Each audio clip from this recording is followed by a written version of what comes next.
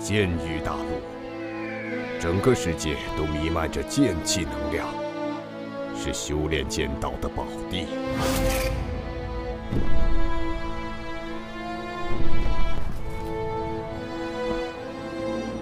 武者修炼剑道，经过明剑心、铸剑体、凝剑魂、铸剑功、悟剑意、长剑道、开剑域7大境界，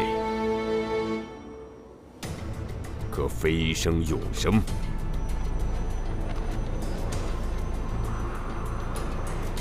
世间留存着10大神剑：天虹、桃神、水寒、星火、震月、逐风、雷祭、荧光、暗灵、血煞，分别代表金木水火土、风雷光暗血的极致力量。时过境迁，如今只流传下的5大圣级势力。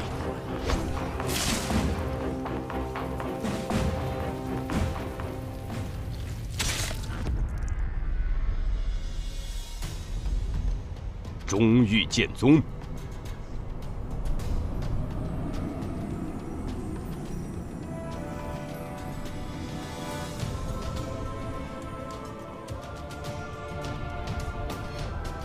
东域画家、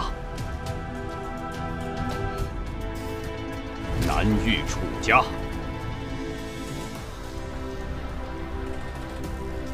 北域骆家。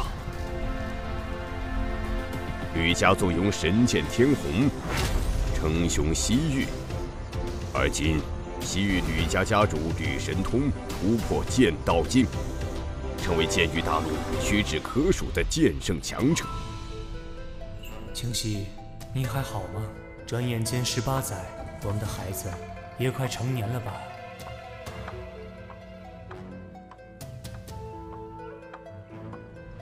家主，吕思明到。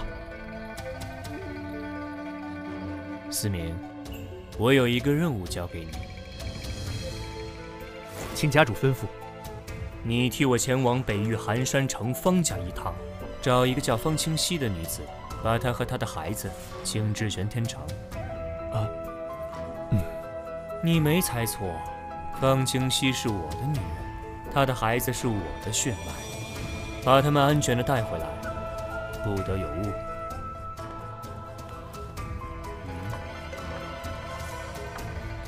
将这个带上，玉佩相合才会信你。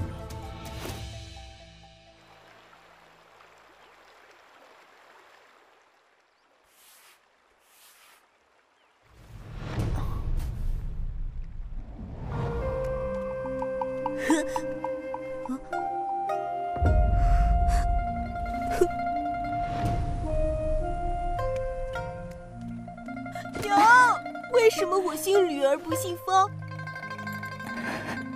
小杨，小杨！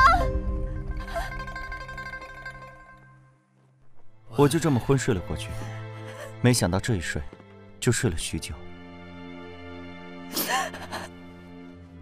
实在不行，我亲自去魔物森林为杨儿寻药。可爹你是方家家主，这一走，家主就比得上我孙儿的命吗？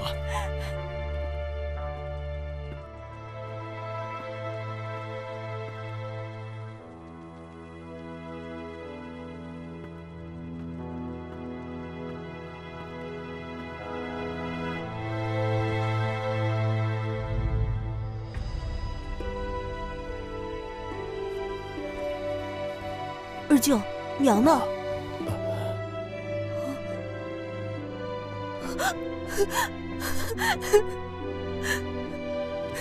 在外公寻药的日子里，方清红夺取了家主之位。为了打压本家，方清红不仅驱逐了娘的牌位，还要置我于死地。二舅为了保住我的性命，自愿退出家族，而我则被贬为奴仆，成了方里处的马奴。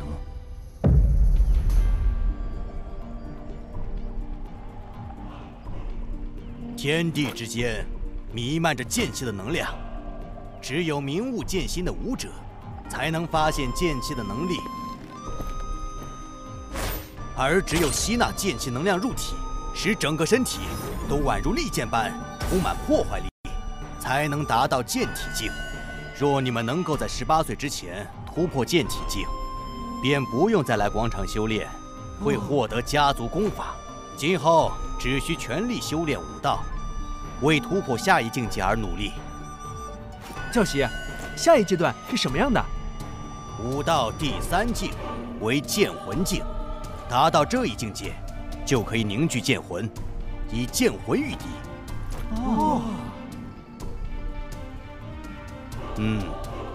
我还没有踏入此境界，但我们方家的长老都是剑魂境的强者。你们是家族未来的栋梁，我希望你们将来都能成为剑魂境的强者，成为家族长老。剑魂境吗？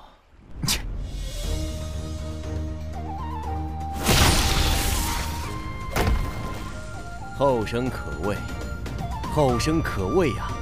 木秀于林，风必摧之。小杨，你剑体境界的事情，千万不能让家族中的人知晓，否则会有杀身之祸。按照目前的进展，想必突破剑魂境也用不了几年。到那时，我的苦日子就到头了。恭喜二公子突破剑体境！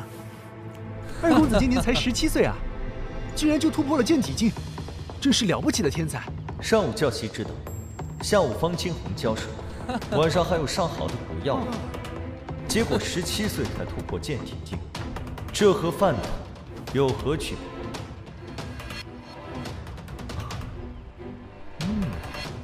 嘿！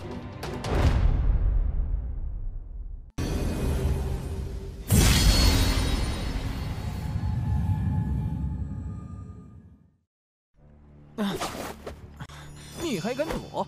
本少突破剑体境，所有人都向我恭贺，就你跟木柴似的一言不发。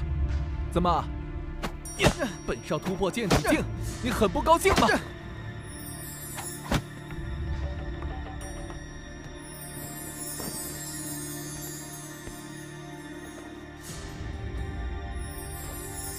恭喜二公子突破剑体境，现在二公子想去哪里？哼，打了才知道规矩。去回龙国，本少现在是剑体境的武者，我要去跟他们切磋切磋。是。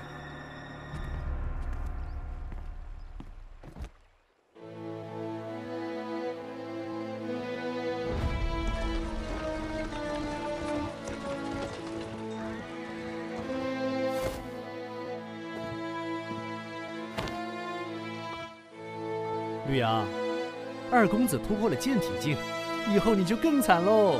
哈哈，剑体境强化身体，力量可比剑行境强大的多。绿阳，哪一天二公子下手重了，有你好受的。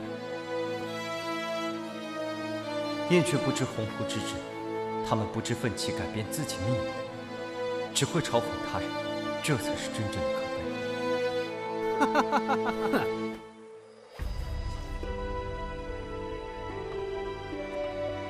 二姐，我突破剑体境了。好，三弟，你总算没给父亲丢人。恭喜二公子。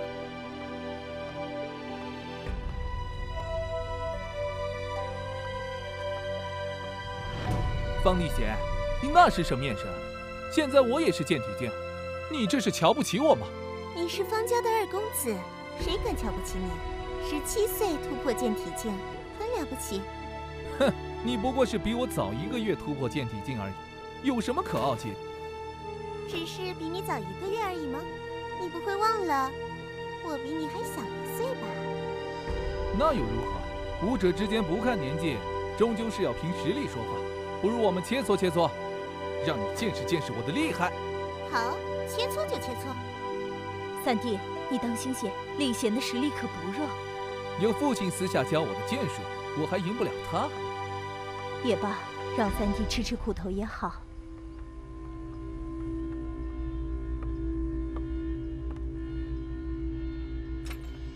呀！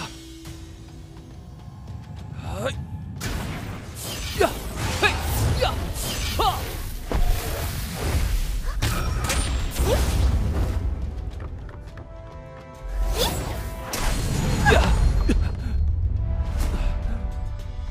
冲浪剑法！呀呀！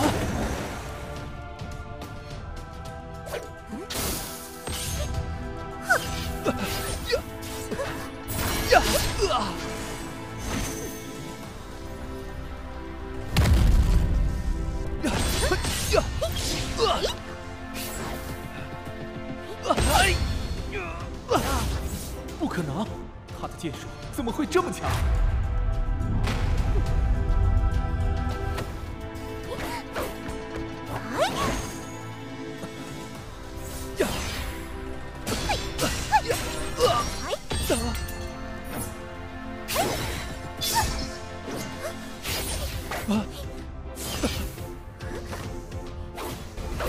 方立初，你要学的还多着呢，以后继续努力，好好做人。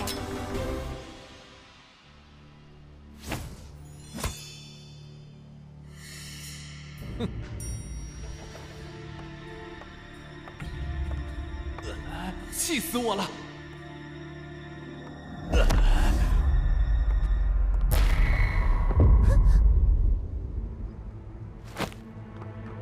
方立初，你要做什么？哼，方立贤，我承认我现在是打不过你，但我可以打得过吕阳。现在我就去揍他，让他好好感受剑体境的实力。你敢？哼，我自己的马奴，我想怎么打就怎么打，他的生死也都无所谓。方立雪，你还不管管你弟弟？我三弟的马奴，自然是他想教训就教训。三弟，消消气就好，下手别太重了，闹出人命可不好。哼，知道了，二姐，我不打死他，哼，顶多废了他。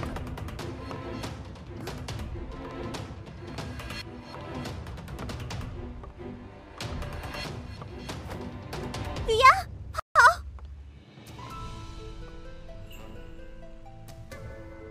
逃！如今我的实力根本无力抗衡方家，一旦逃跑就是死路一条，不如挨着疯子几下罢了。反正我已剑体之境，还是扛得住的。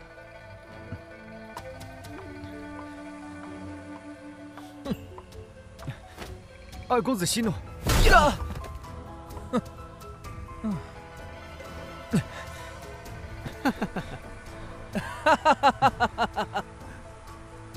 看好了，这就是你小瞧我的代价。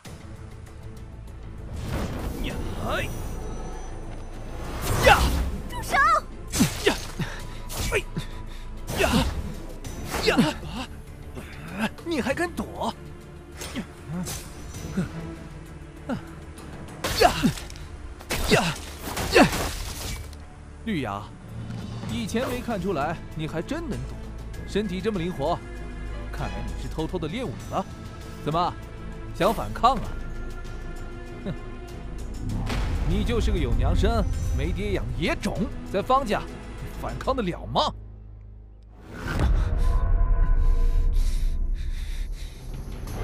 哼，杂种，没人要的野孩子，你个小杂种！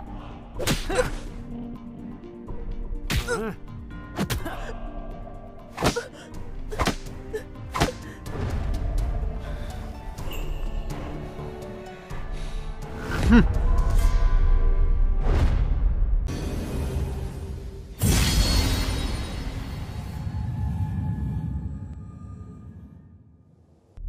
方立初，你要知道，就算是兔子被逼急了，也是会咬人的。何况我还不是一只兔子。哟吼！你在我方家白吃白喝了这么多年，现在终于要咬人了。你不是兔子，那就是只白眼狼喽！大家看见没有？就是只白眼狼，还是一只野种白眼狼。立贤，这事你管不了。吕阳，我倒要看看你这只白眼狼究竟有什么能耐。冲浪剑法！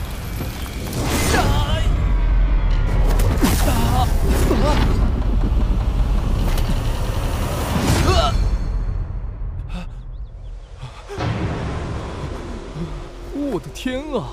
吕阳的实力竟然如此强大！住手！吕阳，有话好商量，你快把剑放下。站住！哼，方丽雪，我可不是3岁小孩，现在方家由你爹说了算。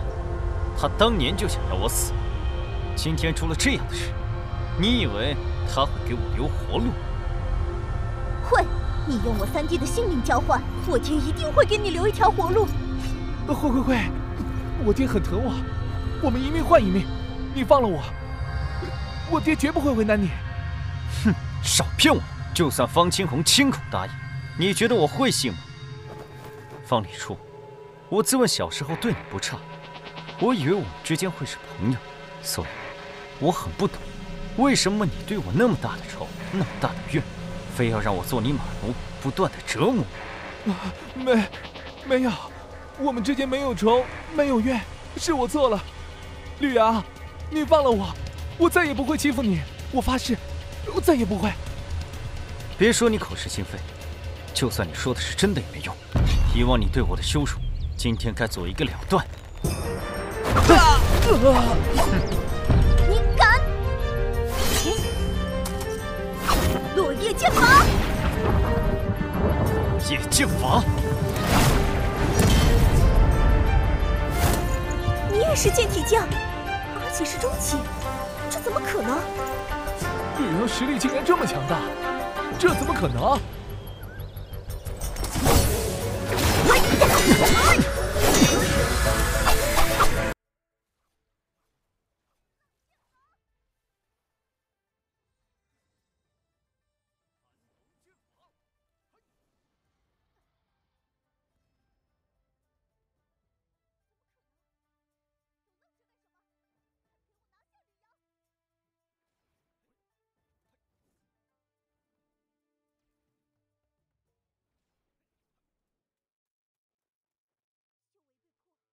人受损，还不过来，将我3弟抬上马车！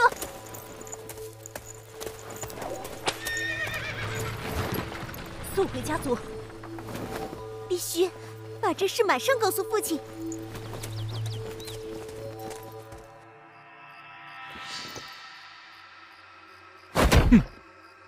清月，你带领1队人马前往山林中追捕吕阳，一定要活捉回来。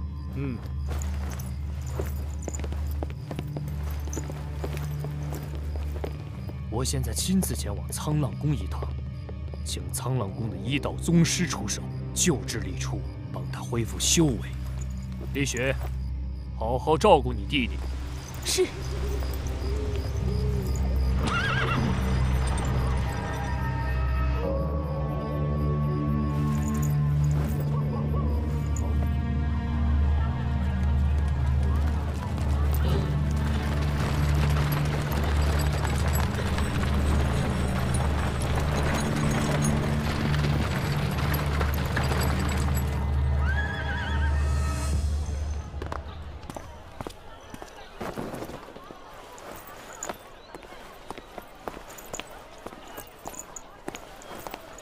那小野种抓回来没有？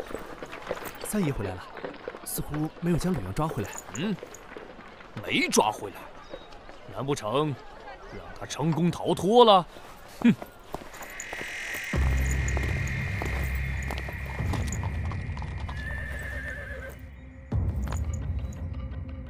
二哥，我没能将吕阳抓回来。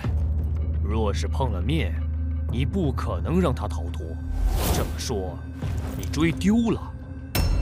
追倒是没追丢，只是这小子狡猾得很。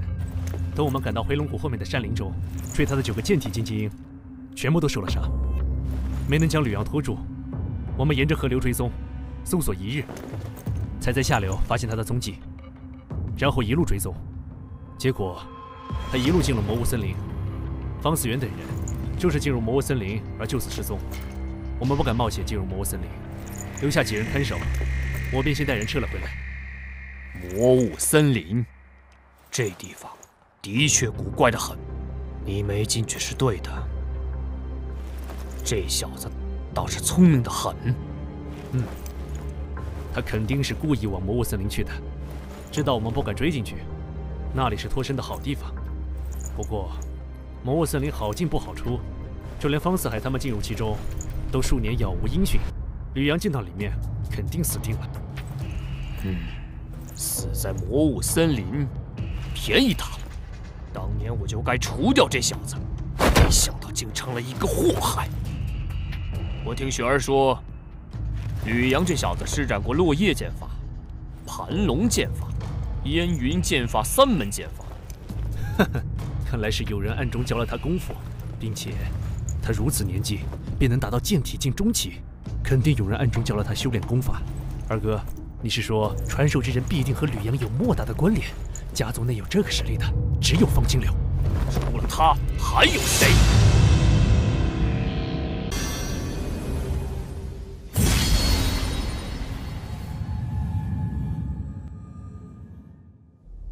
除了他，还有谁？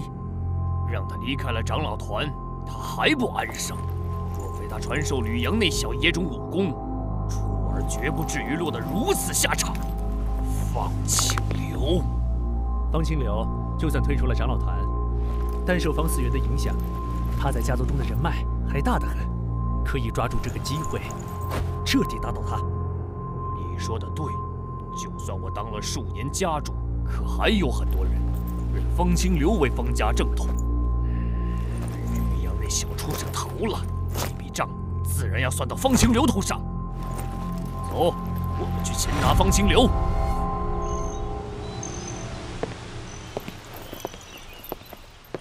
方清红，你们要做什么？方清流，吕阳的武功是你暗中教的吧？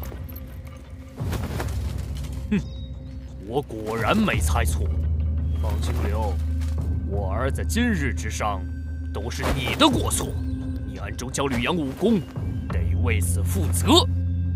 这事我听贤儿说了，若不是你儿子嚣张跋扈，将吕阳逼至绝路，他怎会受到重伤？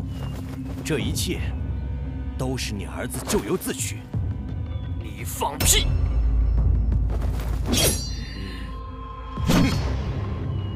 斩！天！无自量力，去，将他拿下！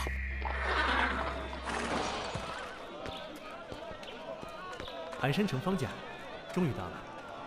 什么人？别挡在大门口！朋友，我跟你们打听一个人。说，你们寒山城方家是不是有个叫方清溪的女子？她已经死了很多年了，你确定是找她？已经死了很多年。方清溪有一个孩子，你可知道？当然知道，方家就没人不认识她的。她在哪里？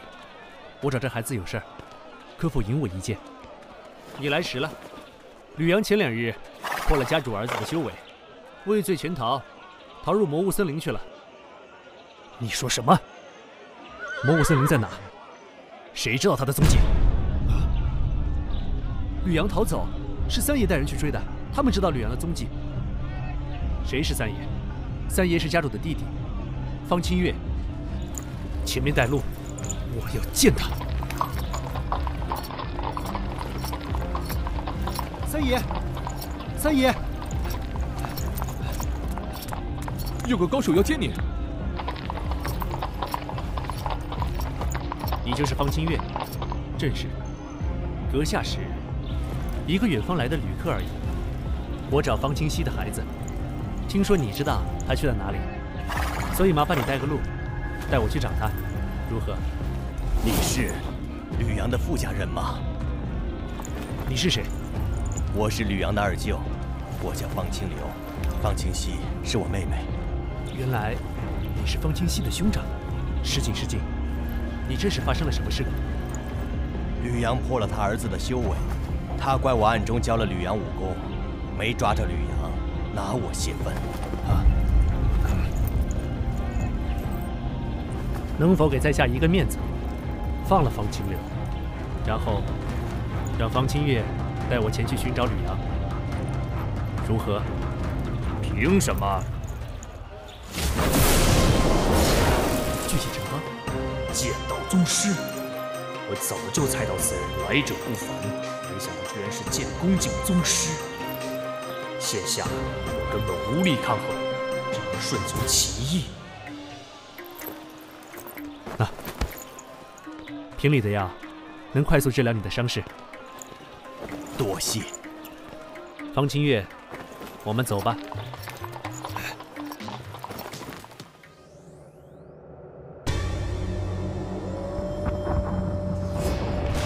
前方是魔物森林，吕阳就是从这里进入的其中。魔物森林是一处危险之地，里面有剑煞出没，并且时常有雾气笼罩，让人迷失方向。进入其中的人10个有9个出不来。我只敢追踪到这里，不敢前进了。你不怕死吗？你们叫这里魔物森林，实际上应该叫雪域蛮荒才对。这里是连接北域、中域、东域的一大片地域。10大神剑之一的雪煞剑第一次出现，便是在这雪域蛮荒中，由雪煞老祖代述。后来雪煞老祖成为剑神，飞身永生，神剑雪煞便留了下来。虽然雪域蛮荒是一处危险境地，但仅限于中心区域。好了，你可以回去了。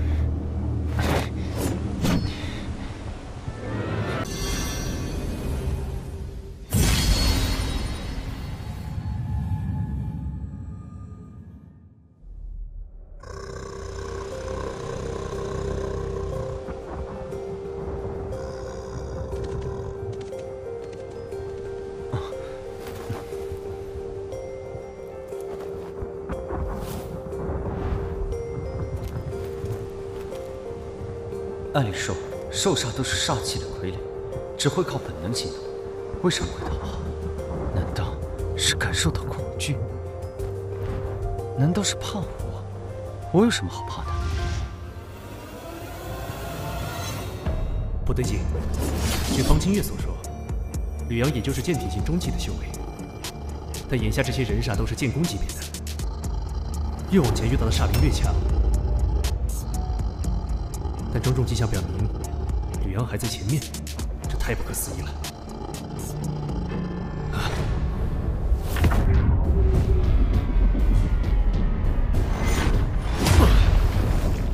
不行，得赶快找到吕阳。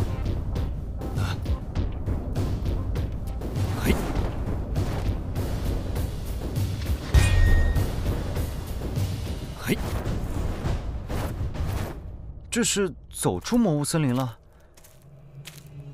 怎么感觉前方古怪的很？那是能够在天空中飞行，是剑王境高手吗？剑王可都是传说中的存在。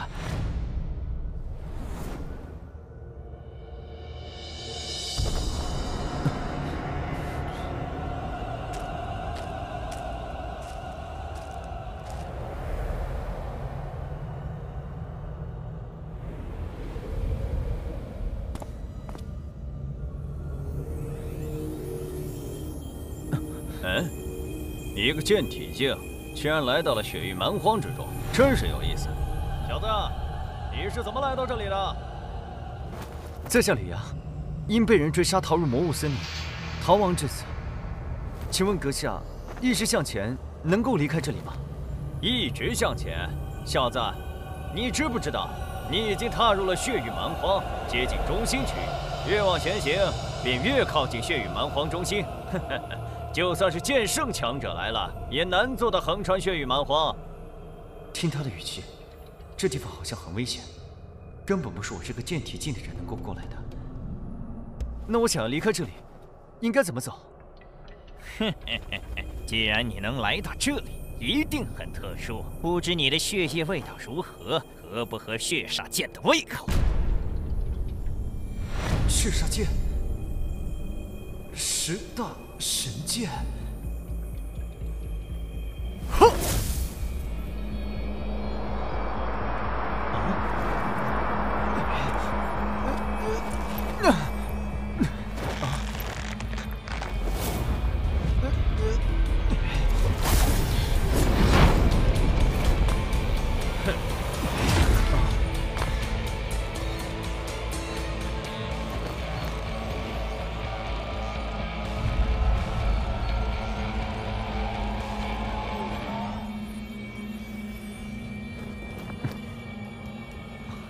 又来了一个凌空飞行的高手，是来帮我的吗？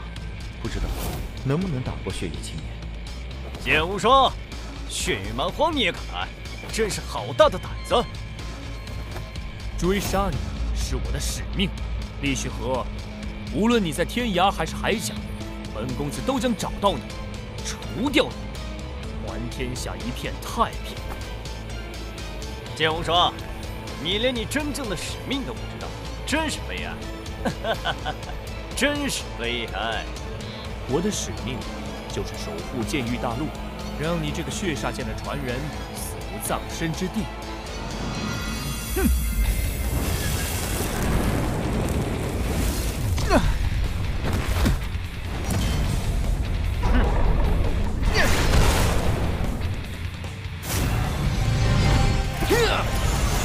剑无双刚才将我扔至这里，显然是在救我。否则，现在这些剑术施展而出，我还在保中的话，必定与你敌。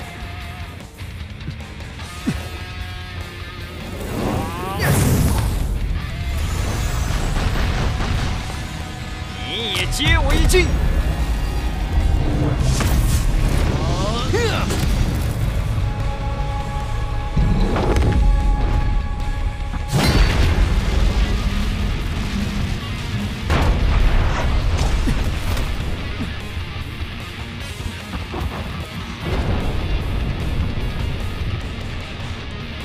还好不能。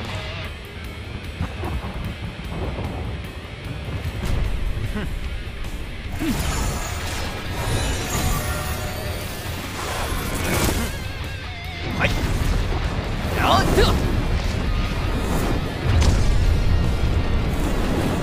呀好，呀呀。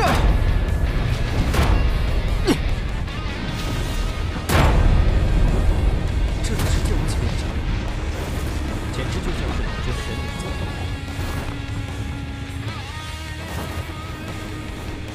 哼，哎，哼，哎，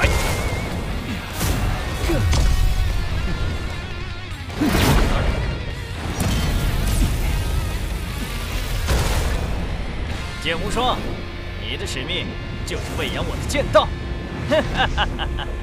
我让你再成长成长，终有一日，我的血煞剑会痛饮你的鲜血。嘿，懦夫！你若真有种，现在就别逃，再与本公子大战300回合。这才是真正的剑道强者，我与之相比，简直就像是蝼蚁。我若成剑王，定要教训教训厉雪河这个混蛋。你是吕阳吗？他是谁？怎么会认识我？你竟然深入了血域蛮荒，这里危险，快走！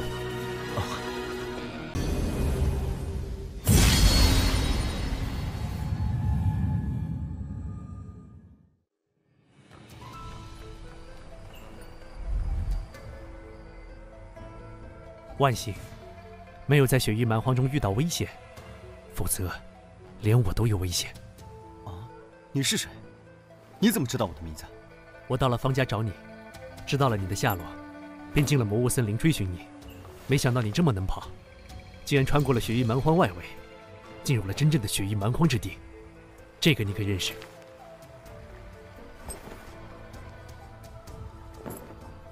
啊，你是？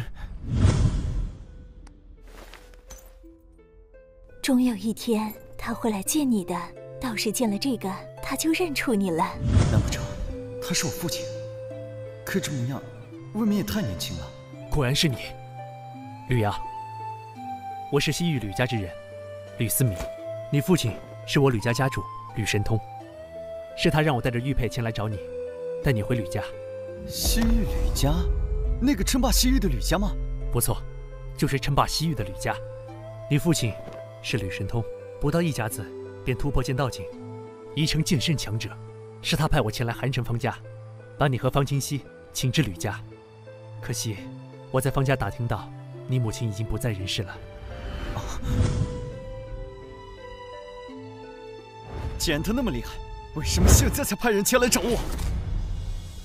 也许他有别的苦衷，我也不清楚其中的原因，只是负责请你回去。方家容不下你，你跟我走吧。回到吕家，有你父亲的庇护，再也没人能够伤害你。如果我不愿意回吕家，你要抓我回去吗？吕家是西域霸主，你为什么不愿意回去？不知道，就是不愿意。以前我不知道我父亲是谁，我心里很期盼的想知道。现在知道，只想问他为何抛弃我们母子10几年不闻不问。这个问题我回答不了。也许你应该回吕家后当面问他。我可以跟你回吕家，但不是现在。我与方家还有心愿没了，不完成心愿，我不离开。什么心愿？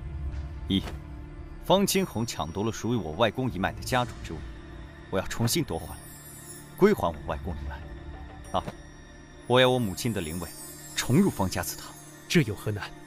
我帮你做，轻而易举。不，我自己的事，我要自己做。你自己做？那得等到什么时候？你现在才是剑体境的修为，没有我的帮忙，你根本不可能做到。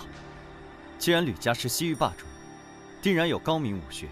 你教我吕家的高明武学，我完成心愿不难，用不了多久时间。越是高明的武学，越是难以修炼。你才剑体境中期，学会吕家武功都需要很久的时间。就算学会了，从剑体境修炼至剑魂境，没个几年时间也不可能。这你不用担心，不完成心愿，我不回吕家。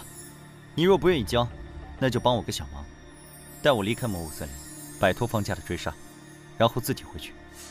我凭方家的武学也能完成心愿，只是时间久一些罢了。待我完成心愿，自会前往西域吕家找他。唉，这怎么可以？好，你是吕神通的儿子，学吕家武功自然可以。我教你，我倒要瞧瞧，你究竟能不能学会。一定能。我不能拖延太久的时间，不如我们做个约定，如果1个月你还没学会，那就先跟我回吕家，等你在吕家修炼成强者，再回方家完成心愿，如何？1个月，这倒是个挑战。一言为定。我们先离开魔物森林。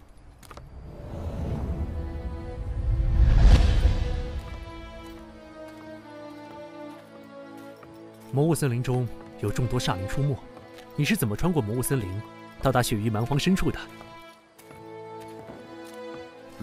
我也不知道。我在魔物森林中是遇到了一些煞灵，但他们看到我，吓得都跑了。什么？这怎么可能？我也不知道为什么。这可真是奇了怪了。煞灵竟然会被吓跑，简直闻所未闻。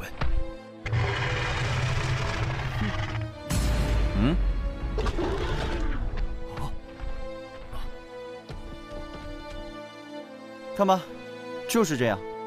真是匪夷所思。我在那片血光笼罩天空的荒芜之地中，遇到了2个剑王强者，他们在天空中飞行战斗，当真是厉害。剑王强者已经延年益寿，不是凡人之躯，当然厉害。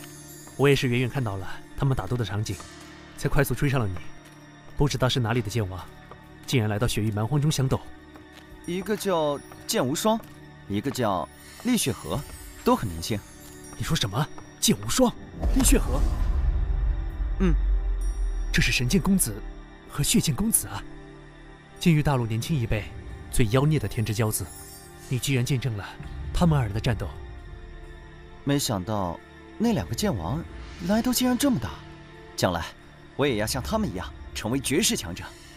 若非剑无双出手相救，刚才我已经死于厉血河手中。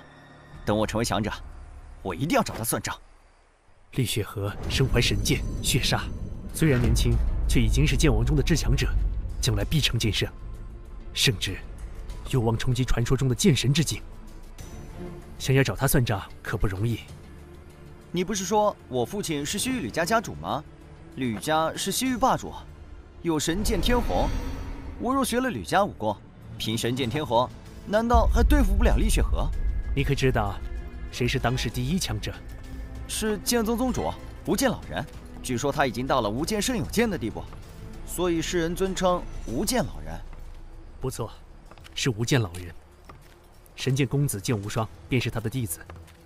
剑宗与4大剑圣世家，没人是无剑老人的对手，但世间却有一人能与无剑老人抗衡。是谁？血煞剑上一任主人，血剑老人。血剑公子厉血河是他的弟子。血剑老人，没听说过。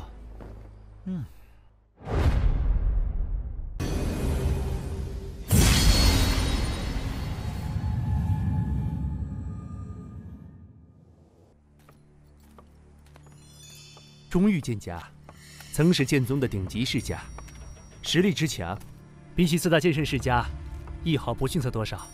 族中的剑圣强者剑无异，是剑宗大长老。20多年前，血剑老人横空出世，灭了剑家，杀死了剑宗大长老。直到无剑老人赶到，与血剑老人大战一场，血剑老人正面对抗无剑老人，成功逃脱，名震天下。后来血剑老人销声匿迹，最近几年，他的弟子厉血河身怀神剑血煞现世，可与神剑公子剑无双争锋，其名才再度流传。寒山城乃偏僻之地，你没听说过倒也正常。血剑老人如此厉害，可见所学武道不比西域吕家逊色。你是说我即便学了吕家武学，获得神剑天虹，也很难对付厉血河？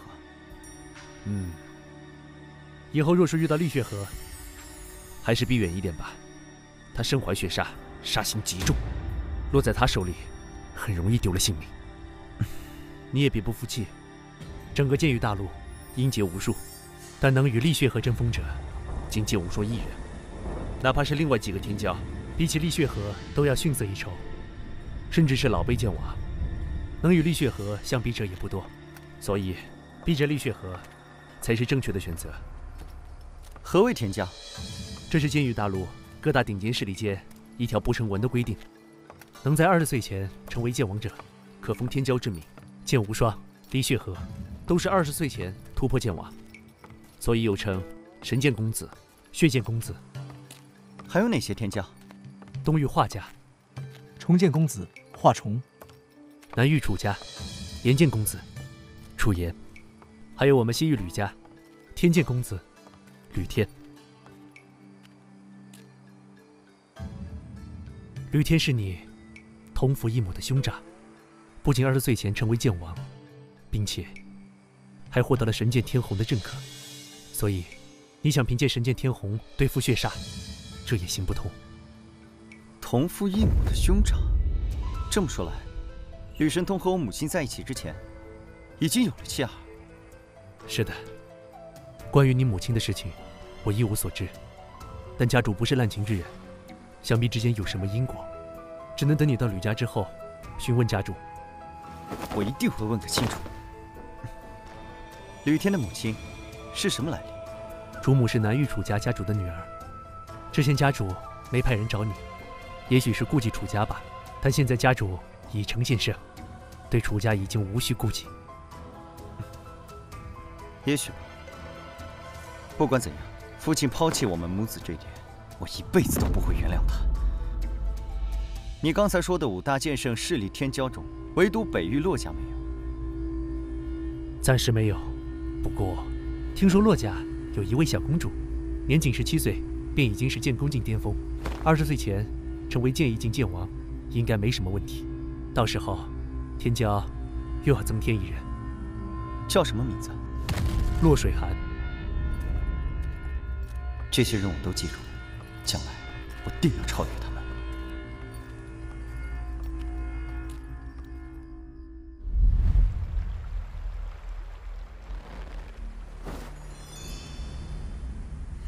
我吕家的神剑天虹是一柄金属性神剑，因此我吕家的武学也多为金属性武学，主要分为3大类：剑经、剑法、剑体。剑经是吸收剑气能量，凝练自身剑气的功法；剑法是运气自身剑气的剑技法；剑体是通过剑气能量强化身体的体术。吕家的至强武学是白虎圣剑经，不过白虎圣剑经只有吕家最核心的人员才能修炼，我也不会，只能教你金虎剑王经。金虎剑王经，金虎剑王经可修成金虎剑气，虽然不是吕家至强武学，但放眼剑域大陆，那也是1等1的绝学，可修炼这剑意境的剑王级功法。那我到了吕家，能不能学白虎圣剑经？你是家主之子，当然能学。我先教你金虎剑王经，若你1个月内能够修炼有成，能将修为提升至剑体境巅峰，我就教你剑法和剑体，等你解决方家事务。金虎剑王经要求天赋极高，想必吕阳1个月内也练不出成果。这样一来也好，能早点带他回去复命。好，那我就先学金虎剑王经，看看吕家武学相比方家的小沧浪诀有何出众之处。这小鬼，方家武学也配和我们吕家金虎剑王经相比？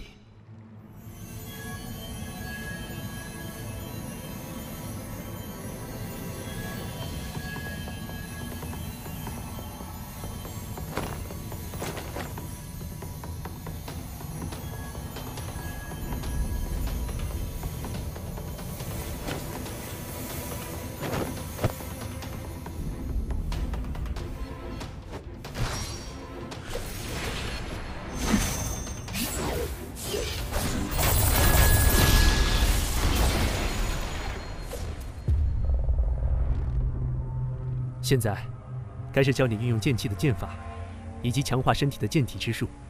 我能教你最强的剑法，是飞鸿剑法；最强剑体是赤瞳剑体，都是剑王级武学。飞鸿剑法，剑气化飞鸿，若是剑王施展，剑虹可飞天3000丈。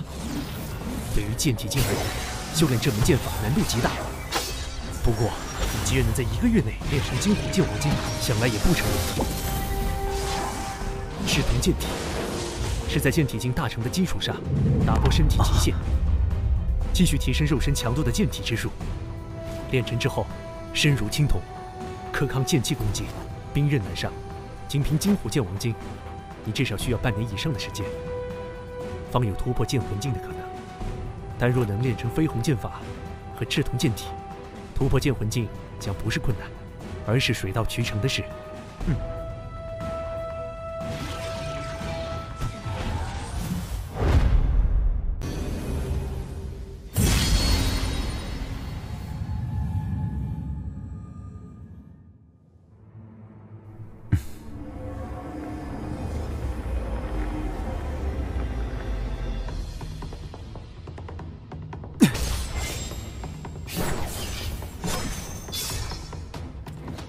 现在可以解决方家的事务了。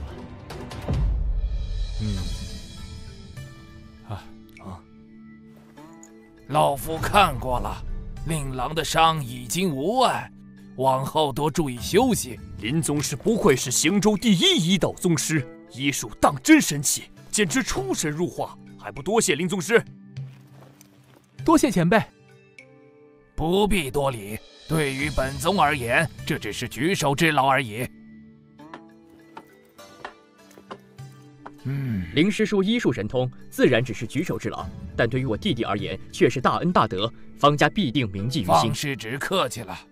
林宗师，方家已在迎宾阁设下宴席，还请移步一尝方家酒水。林师叔请。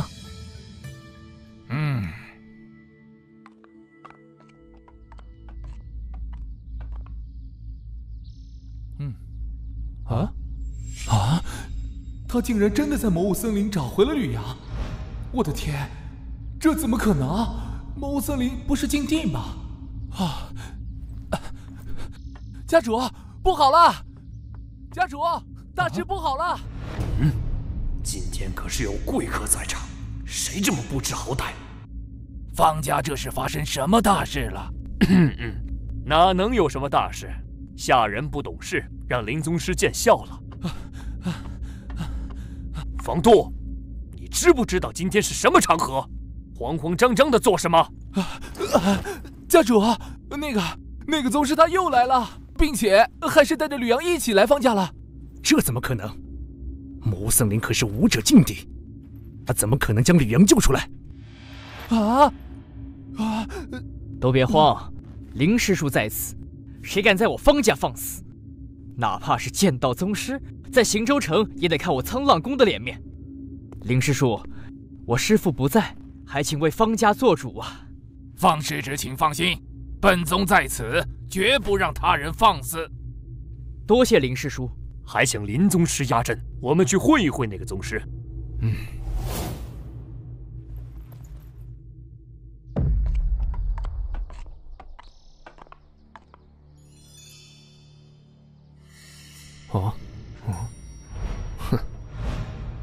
剑宫境初期，奇怪，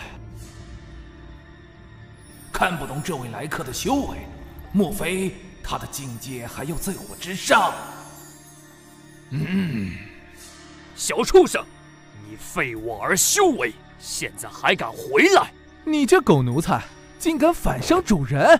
今天我要将你碎尸万段，方解我心头之恨。此人实力不知深浅，林师叔虽能看在我的面子上为方家出头，但绝不可能为了方家与人生死相斗，所以今日还是尽量休战为妙。住口！吕阳，袁家一解不易结，往昔之日，方家会有对不住你之处，但你废了我弟修为，以消仇怨。今后我们就此别过，井水不犯河水，如何？第一，方家没有对不起我，对不起我的是你们方四海一脉，鸠占鹊巢。第二，你们待我如何，心中清楚。你想怎样？很简单，将方家家主之位归还我外公一脉，如此，我们恩怨两清。不可能！吕阳，你这是不知好歹！不要以为有宗师撑腰，就能在方家为所欲为。我乃沧浪宫弟子，哼，剑道宗师，我沧浪宫多的是。本宗林道平，沧浪宫剑道一道双宗师，在行州附近也算有些名声。阁下前来行州，应该知道本宗名号，能否给本宗一份薄面，让此子收手，就此离开，我们相安无事。吕阳的事，他自己的决定，我不管，也不插手。啊？此言当真？哼！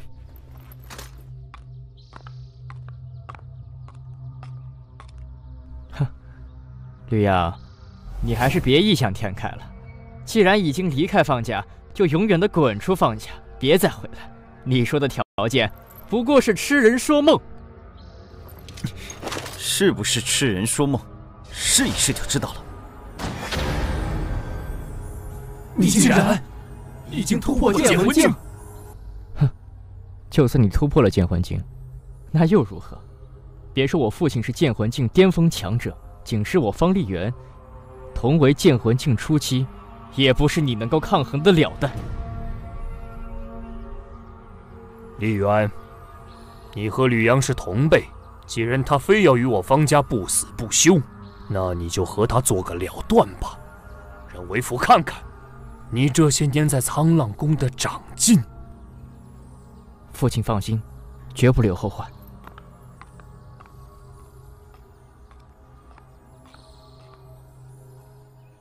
杀！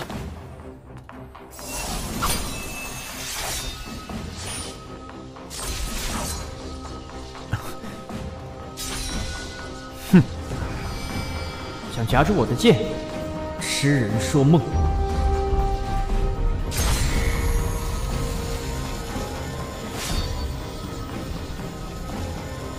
啊！你的剑太弱，不如你来接我一剑。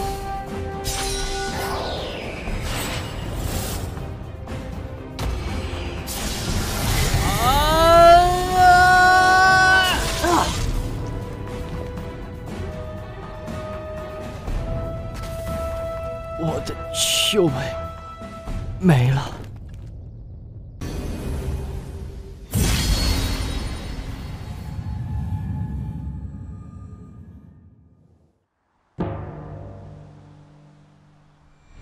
绿源，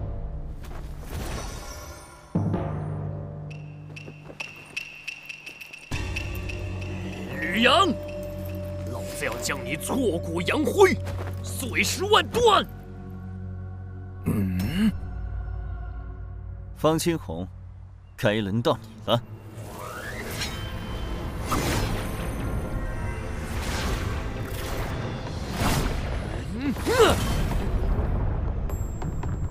这不正常！剑魂境初期，怎么可能遇见与剑魂境巅峰分庭抗礼？啊！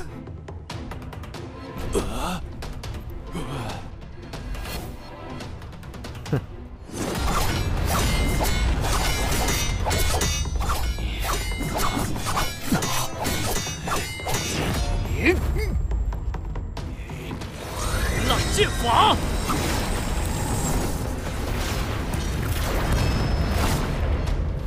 飞鸿剑法！什么？这不可能！吕阳，吕阳，难不成会是那个吕家？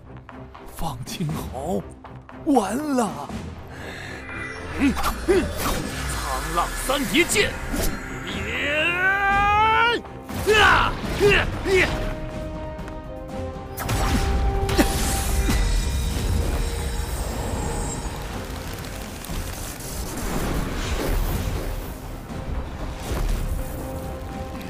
林宗师，对方宗师不动手，本宗岂能不讲规矩，以大欺小？方清红，你们方家之事，自行解决吧。林师叔，你答应帮我放下他。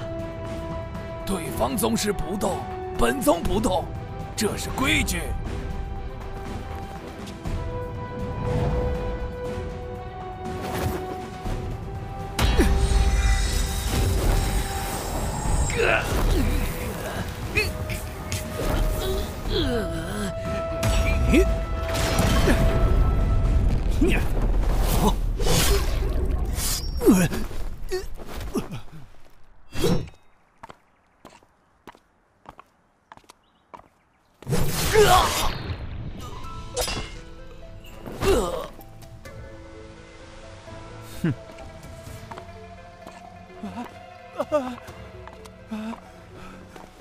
吕阳，求求你，我求求你，不要伤害我，我给你做牛做马。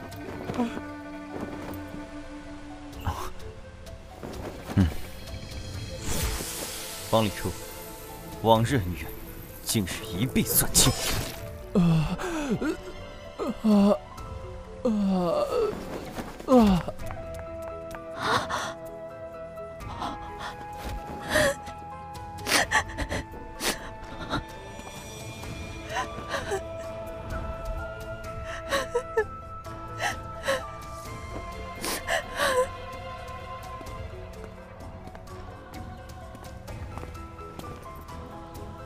舅舅，方家的家主，今后就由你来做，我娘的牌位就麻烦你了。啊！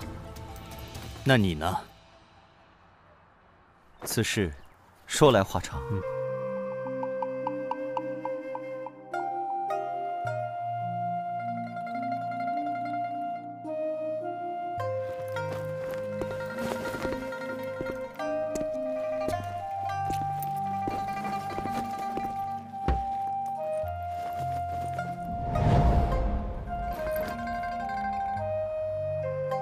娘，孩儿要走了，要去西域吕家，一来认祖归宗，二来要找吕神通问个明白，当年为何弃你不顾。您在地下好好安息，保佑孩儿平安。此去西域，山高路远，三妹啊三妹，你一定要好好保佑吕阳，让他一路平安。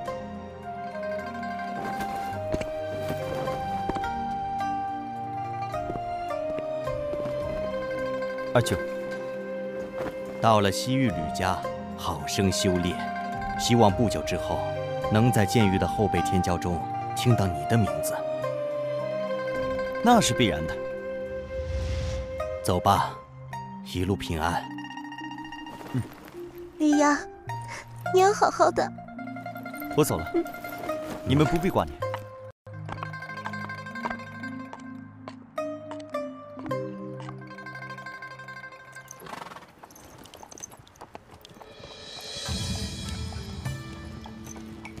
10大神剑的威力都一样吗？每一柄神剑的特点都不一样，难以比较。10大神剑之间没有排名之分，只是什么？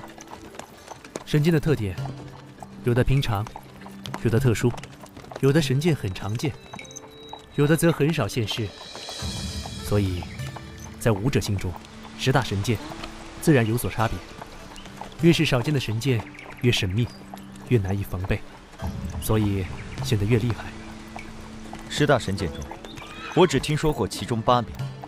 我们西域吕家的神剑是天虹，金属性；南域楚家的神剑是星炎，火属性；北域陆家的神剑是水寒，水属性；东域华家的神剑是巨月，土属性；中域剑宗的神剑是雷寂、逐风、明光，分别是雷属性、风属性、光属性。这7柄神剑与5大至强势力连在一起，最广为人知。血煞剑虽然很少现世，但因血煞老祖曾持此剑突遍天下，凶名赫赫，天下知道者也甚多。这8柄神剑之名流传的最广。那另外2柄神剑呢？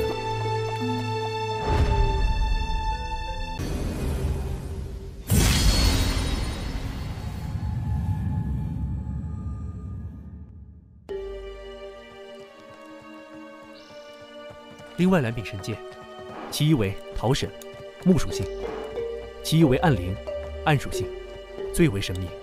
出现的年代非常古老，还在血煞剑之前，之后又从未现世，知道的人自然不多。这2柄神剑有何特点？这只在古籍上有记载。桃神剑可斩魂煞，暗灵剑有黑暗领域，具体如何，谁也没见识过。魂煞是什么？我只听过人煞和兽煞。魂是指灵魂，煞是指煞灵。武者生前达到了剑魂境，因为凝聚了剑魂，神魂十分强大，死后魂力不散，便会形成魂煞。正常情况下，失去了身体依托，魂力再强也会逐渐消散。当魂力未散时，与煞灵融合在一起。人煞、兽煞虽然可怕，但还能够摧毁形体，而魂煞几乎无法摧毁，只有极少数的手段才能对魂煞造成伤害，十分棘手。那都有哪些手段能够对付魂煞？魂煞属阴，至刚至阳的攻击，比如极致的雷电、极致的火焰、极致的气血也可以，但至少要是剑王气血，才能伤害魂煞。除了这些之外，其他攻击对于魂煞的伤害都很小。这万一要是遇到了，那可怎么办？煞灵数量不多，天然生成的魂煞非常稀少，所以魂煞往往是有人故意炼制，炼制魂煞十分困难，也是剑域所有势力共同禁止的事。属于禁术，绝大多数武者一生都难遇到一次魂煞，这点你不必担心。这。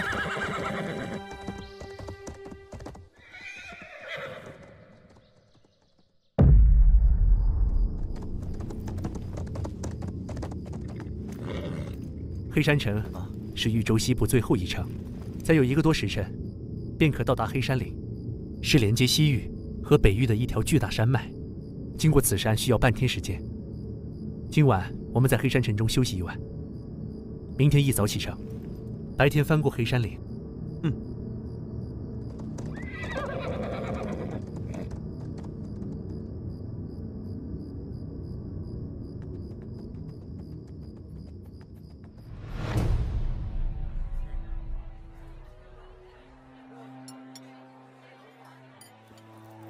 明天翻过了黑山岭，我们便转向西南，再有5、6天的功夫，便可到达西域玄天城。我们吕家便在城中。也是，你从来没有到过吕家，自然有些陌生。吕家作为西域大家，大大小小脉系足有数百支，总人数多达几10万人，其中拥有剑王的脉系足有10数个。其中一些强大的脉系，甚至拥有多名剑王，剑王总的数量多达数10人。天哪，和吕家相比，行舟苍浪宫也只是微不足道的小势力。真期待能亲眼见到这么强大的武道世家会是什么样子。等过几天你见了就知道了。来，先吃菜。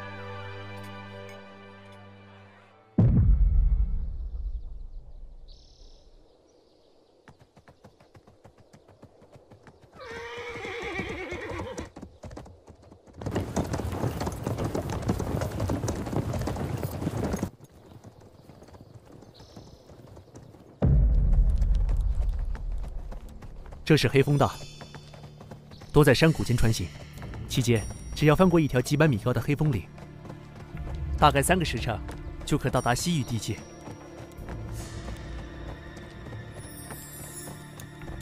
山高林密又处要道，这黑山岭中会不会有劫道的匪贼？哈哈，还真有，有一座金刚寨藏在黑山岭中，常常劫掠往来商队，需要给通行费才可通行。不过这金刚寨也就是一个剑宫级势力，大寨主是名剑宫境护气宗师。上次我从西域而来，金刚寨不长眼睛，途中劫我的道，被我杀了不少匪贼。金刚寨大寨主出手，也被我断了一臂，借着黑风岭的地形才逃走。现在也不知道还在不在黑山岭中，对我们没有威胁。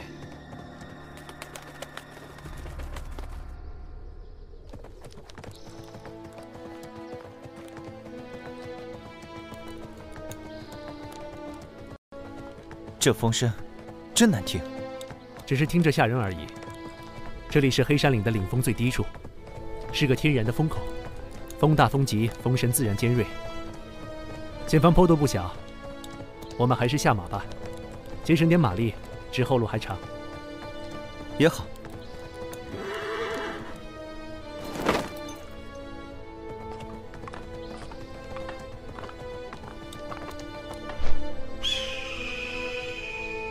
等等，有股不正常的气息。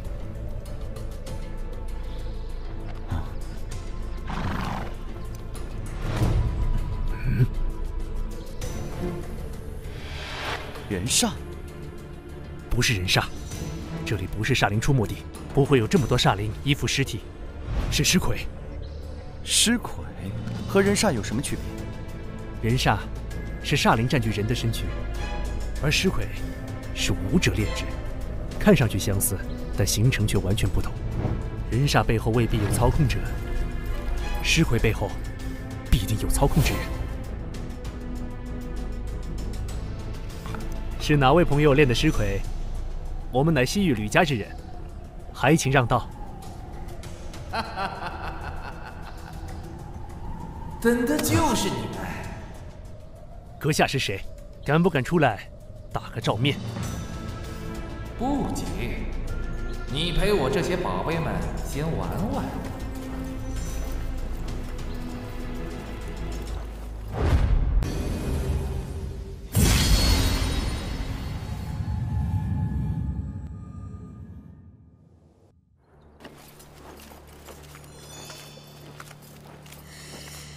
只要不是剑王、剑圣强者，当是他人，我无人可惧。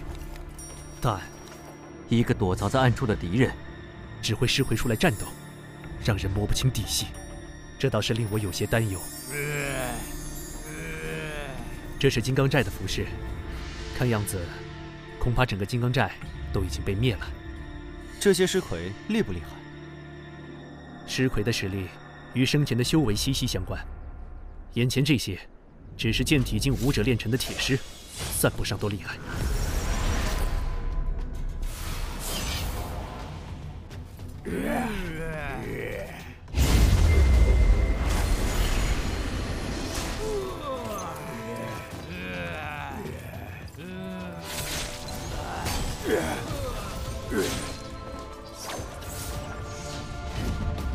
剑魂境武者多被炼成铜甲尸。剑弓境武者都被炼成银甲尸将，绿芽，你小心一点，请随我身后。银甲尸将很不好对付。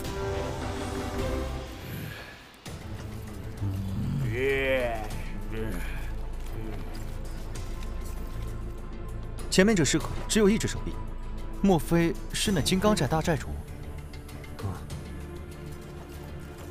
没错，他就是金刚寨大寨主。与西域吕家为敌，阁下可知道是什么后果？杀的就是你们西域吕家的人，吕家能奈我何？你是专门为我而来，怎么知我什么时候经过这里？反正你们都是将死之人，告诉你们也无妨。嘿嘿嘿嘿嘿嘿。有人不想你们回去？谁不想我们回去？家主派我这北域寻人，没告诉过任何人，是一件非常隐秘的事。他是怎么知道的？有人不想我回到吕家，看来这场劫杀不是冲着吕思明，而是冲我来的。哈哈，你们知道的够多了，可以死了。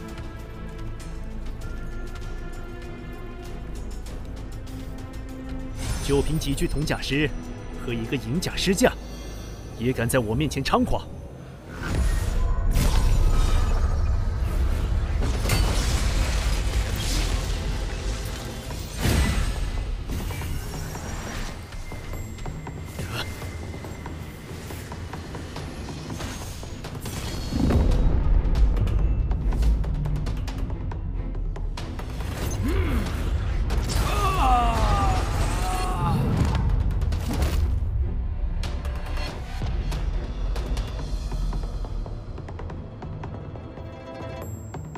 看来这里就是控制尸体的命门。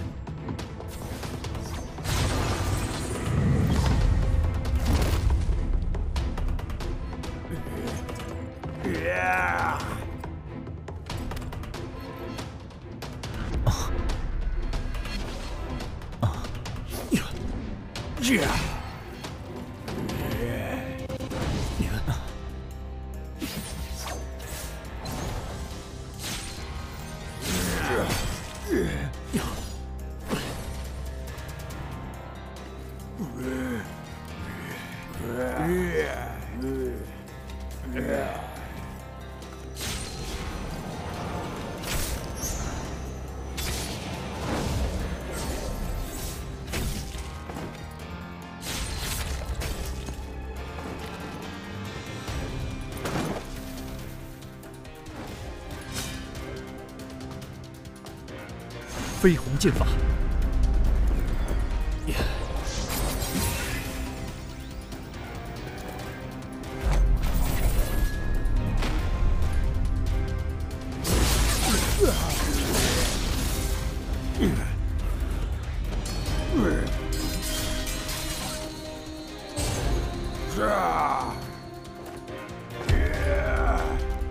同等修为下，石魁的防御实在是太高，并且不惧生死，不知疼痛。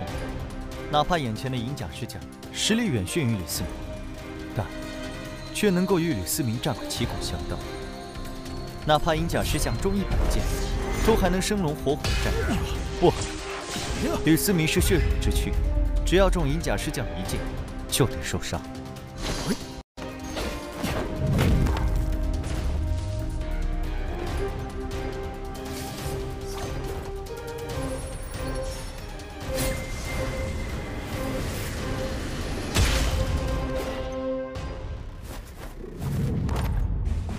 这银甲石匠只是尸鬼，最麻烦的是隐藏在树林里的家伙。不过，一般炼尸者的实力通常没有尸魁那么强大。阁下还打算继续藏头缩尾吗？有什么手段，尽管使出来吧。吕思明，你不要得意的太早。我早就知道，仅凭这些废物，根本奈何不了你。之前只不过是陪你玩玩罢了，现在才是动真格的时候。刚才的银甲石匠已经非常难缠，还只是玩玩。那么，动真格的又会是什么层次的力量？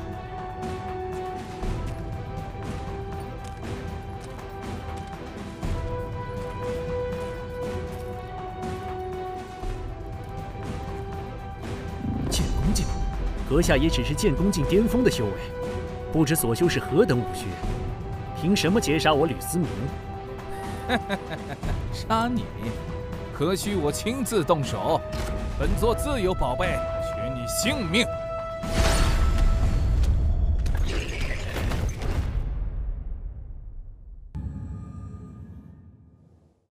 金刚寨大寨主。啊，绿阳，快走，马上走，不要回头，离开黑山岭，有多远跑多远，不要回头。这不像人，难道他是鬼煞？不错，就是鬼煞，你赶紧走。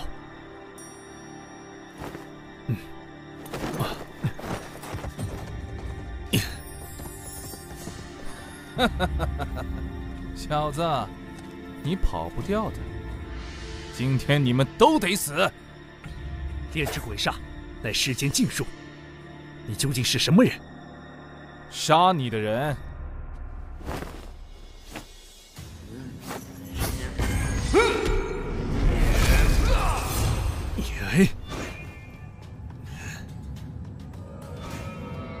金湖剑气呀！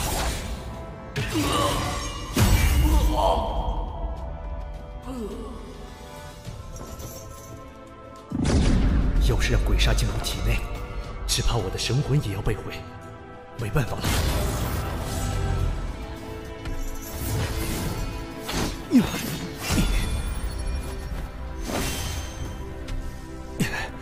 只怪我实力有限，只能为吕阳多争取点时间了。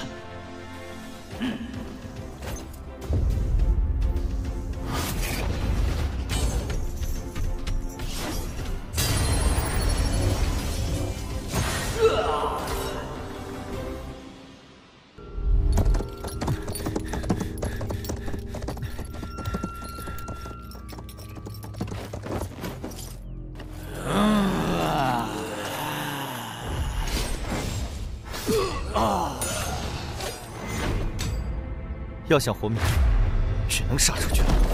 金虎剑劲，赤铜剑体，绯红剑法。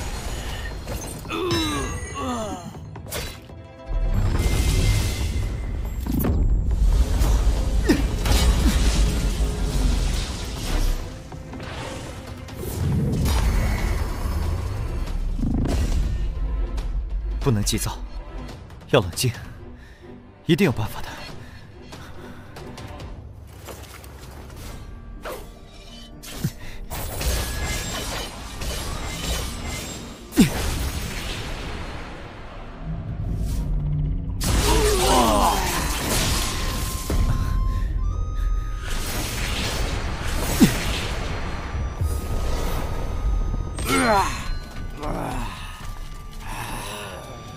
按照这个威力，至少得刺上30剑，才能解决一个铜甲师。要是这把剑能削铁如泥，也不用这么麻烦了。眼下，只有浩然。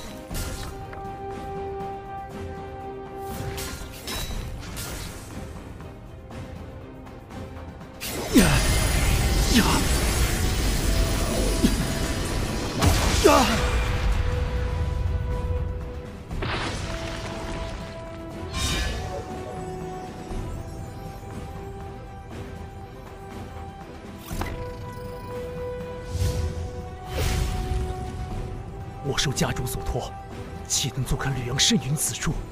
看样子，只能拼死一搏了。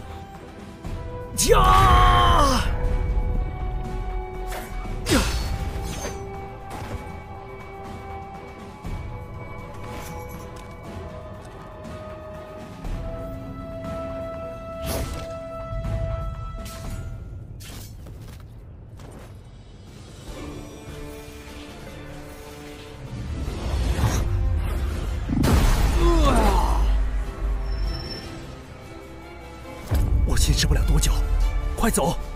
先不要回西域，保住自己，提升实力。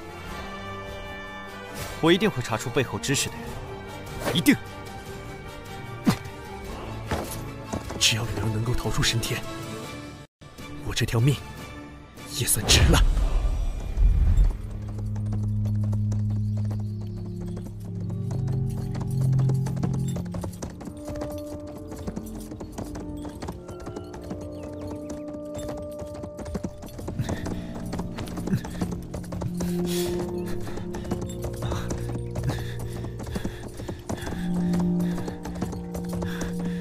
快了，就快逃出黑山岭了。出了黑山岭，便不再是黑风道一条路。天高地阔任我去，对方想追到我就难了。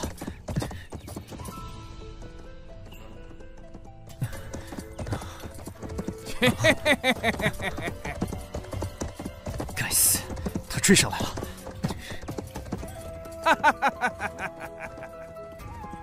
连吕大哥都不是对手，我该如何是好？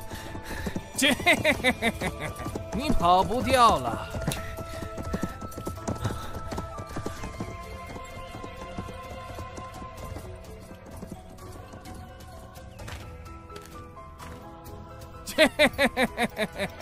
小子，你逃不出我的手掌心。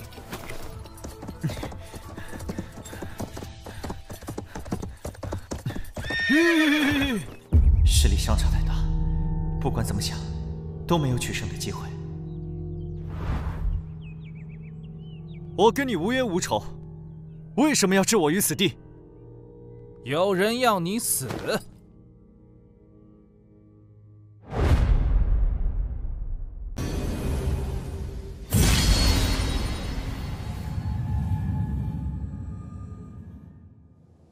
有人要你死。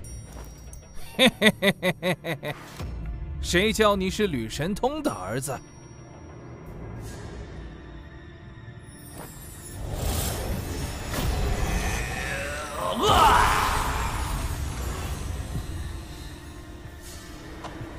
这，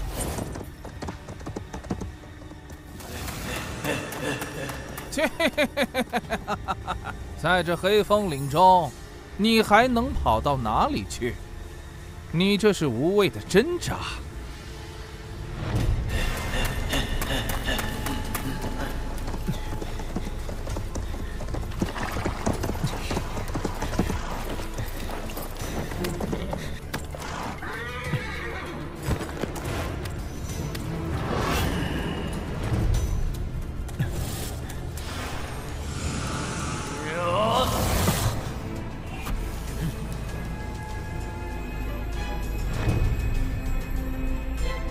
一个剑魂境武者，鬼煞入体，最多3个呼吸，便能取其性命。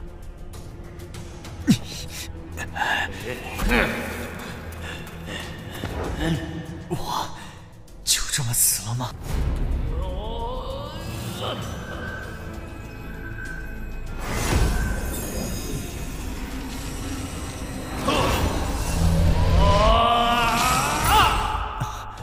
这不是我的剑魂，为何我的剑魂中还藏着一道剑影？这力量是……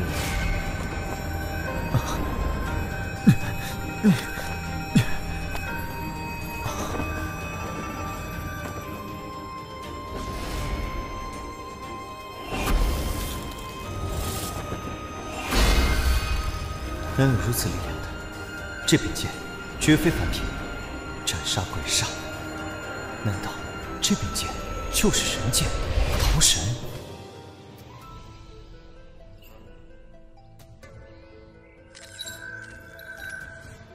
啊！怎么会？鬼煞怎么可能被瞬间消灭？啊！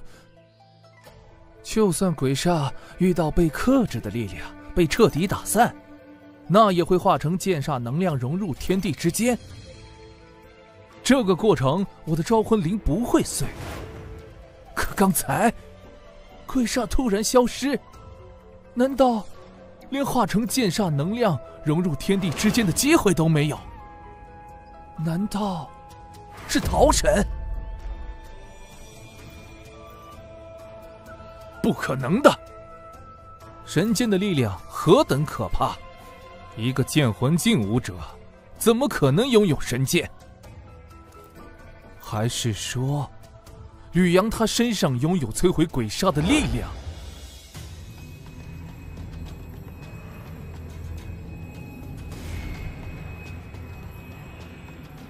御空飞行，这小子难不成是剑王境界？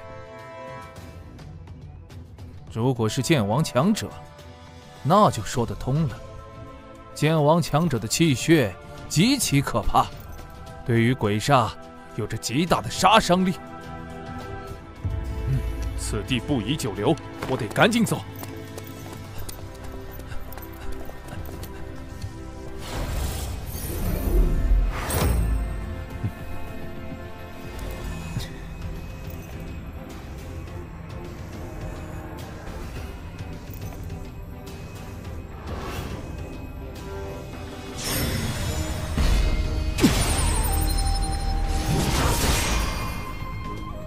这就是神剑的力量吗？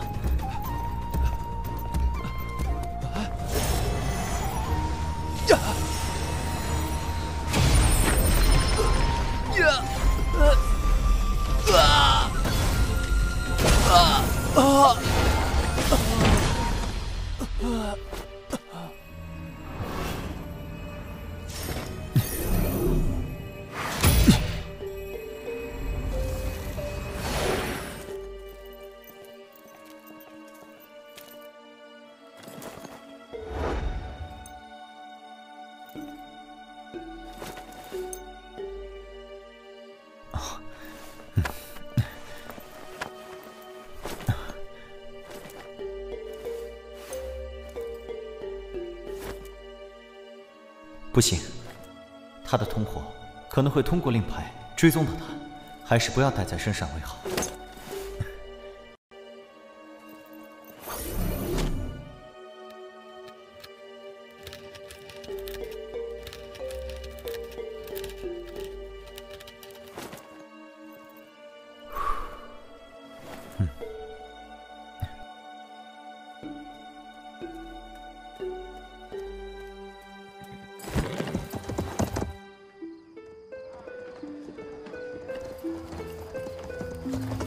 斗篷人拦路劫杀，定是有人指使。眼下西域是没法去了。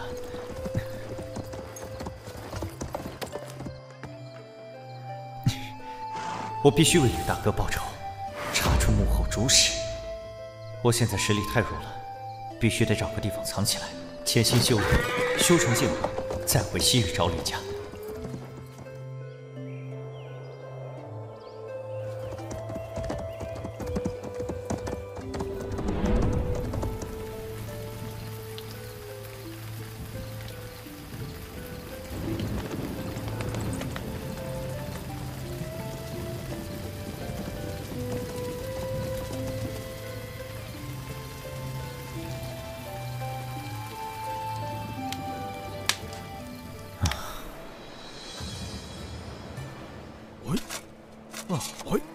灵气浓郁，宛如世外桃源。就这里了。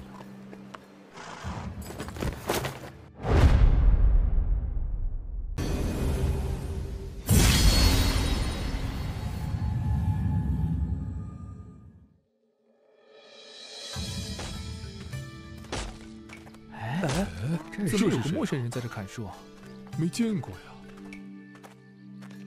家乡蒙难，在下一路逃难至此，见此地山清水秀，所以决定留下来。哦，原来如此啊！我们也来帮帮忙吧。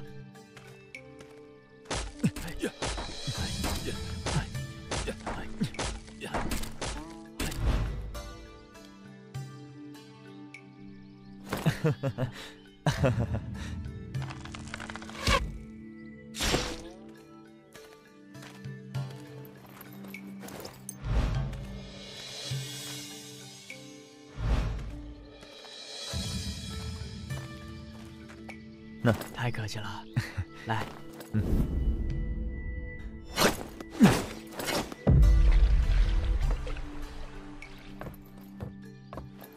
如今我已经达到剑宫境，和吕大哥一样，可这远远不够，我还要再进一步，达到剑王。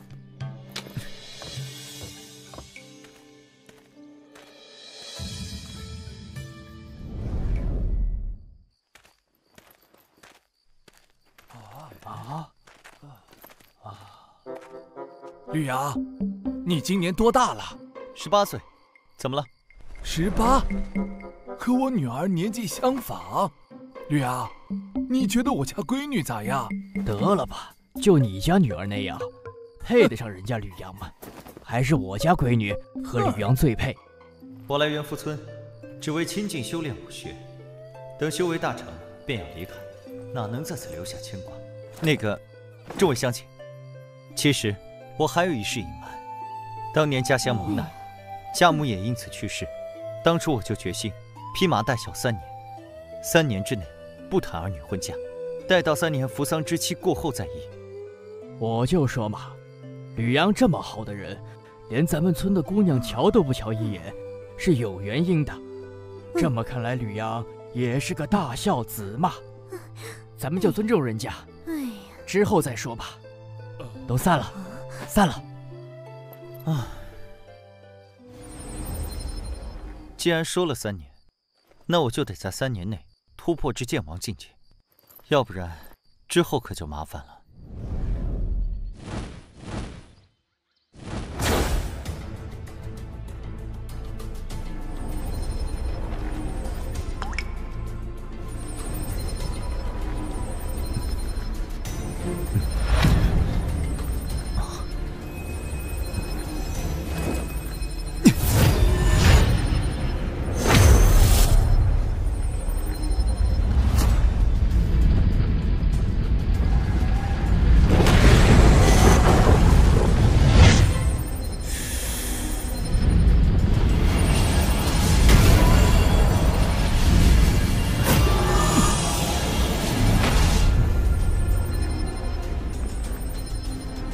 终于成为剑王强者了。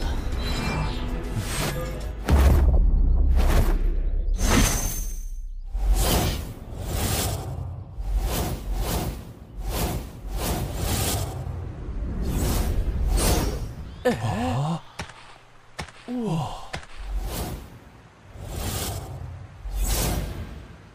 飞了，飞天了！我的天，怎么飞起来了？他究竟是什么人物？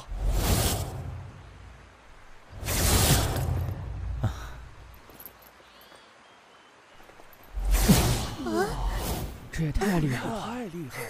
天哪！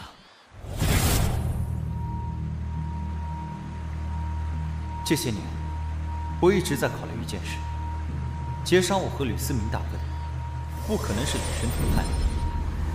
吕思明大哥说过，这是个秘密任务，所以消息外泄几乎不可能。那么，只可能是某个环节暴露了身份，引来了杀机。吕思明大哥只在方家表明过身份，因此还是要从方家开始查起。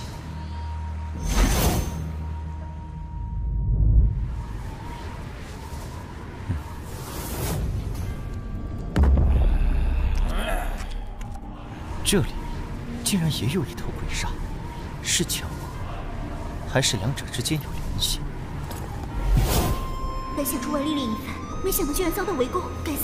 要是我达到剑一境成为剑王，眼前这些家伙又怎么是我的对手？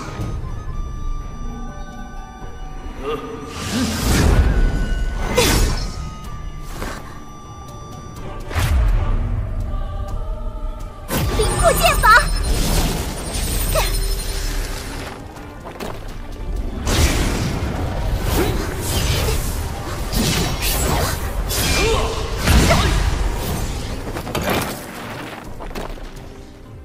我若死，北域洛家哪怕是绝地3尺，也要找出你们！小姑娘，你别挣扎了，就是洛家有人让你死。你天赋如此优秀，未成剑王便行走天下，这可是杀你的难得良机，你就乖乖认命吧。喂，这么多人欺负一个小姑娘，你们还要不要脸？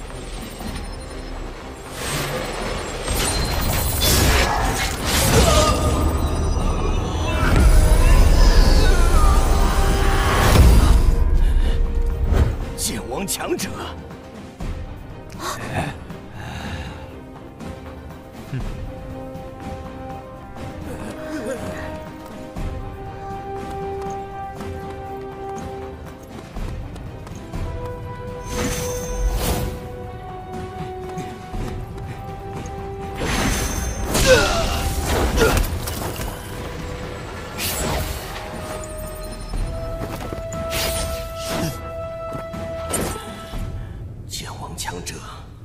任何势力都是名声赫赫，绝非无名之辈。可眼前这人，我却从未见过。你是什么人？你不是洛家剑王。多谢兄台相救。先别管我是谁，说说你是谁？他们应该是煞盟的人。煞盟，这是什么势力？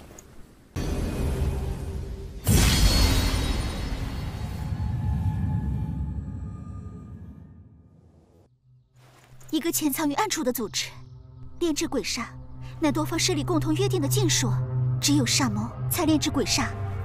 原来是个见不得光的组织。你如果想活命，我问什么，你最好答什么，否则休怪我心狠手辣。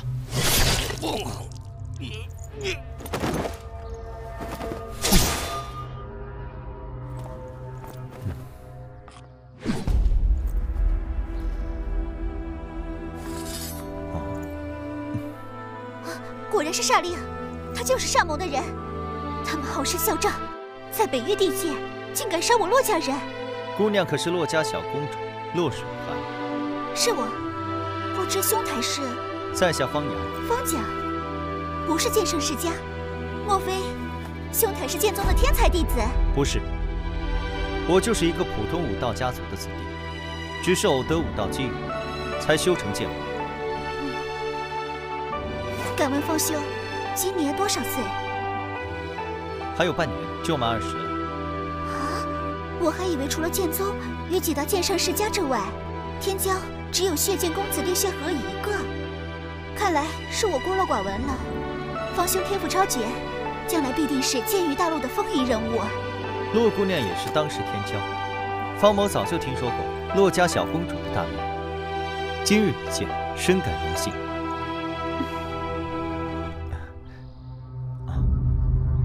洛姑娘，你对于这个煞盟知道多少？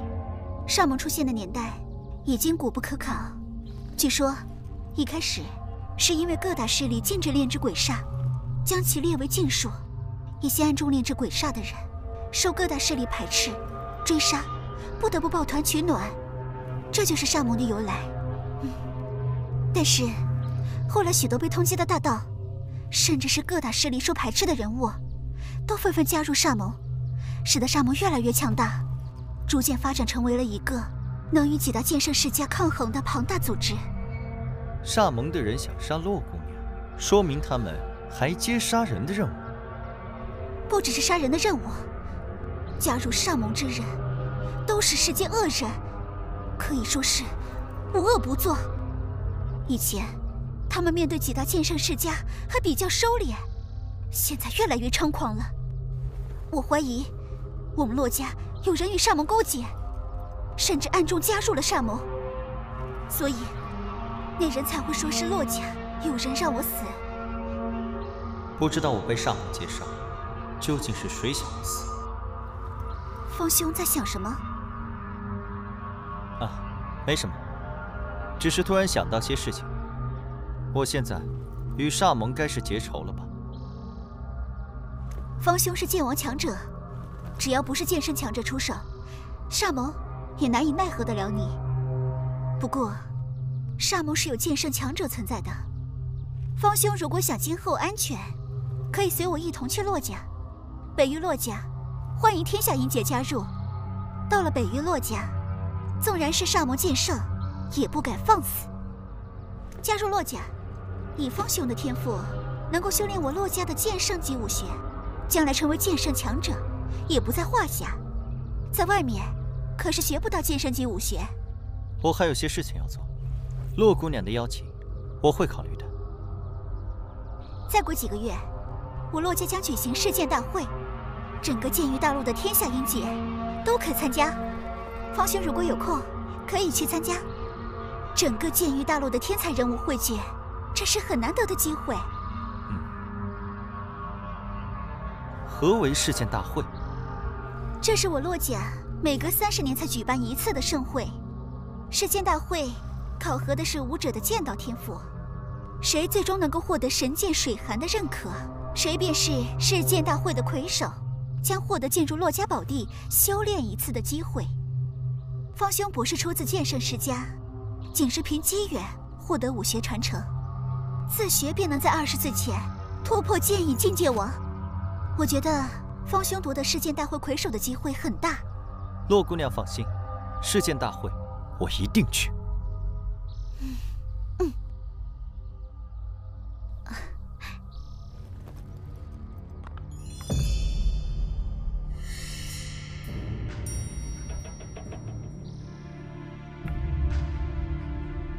杨儿，没想到几年不见，你的修为连我都看不透了。看来这次你去吕家修为大涨啊！啊，对了，吕思明怎么没和你一起来？舅舅，吕家事务繁多，吕大哥有别的事要处理。对了，我刚来之时，听门人说你辞去了家主之位。哎，我老了，实力也不如从前了。正好你堂哥方力行从苍浪宫学成归来，为人正直，我便退位让贤了。那方金红等人再有姿势吗？老实多了。样儿，你此次来是有事吧？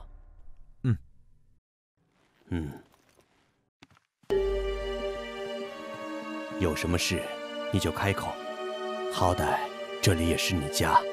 娟儿此次前来，就是要问一事：舅舅和妹妹可曾把吕大哥的身份告知其他人等？我和贤儿从未对外人透露过此事。方青红等人大战过后，就被支去家族偏远之地，想必也无法泄露。不过，要说还有知晓，那就只可能是他了。何人？苍浪宫林道平。那日决斗，你的招式他都看在眼里，一般人看不出，但苍浪宫的林道平不可能看不出你的招式出自西域吕家。你许久未曾回家，这次回来怎么说也得住一晚再走。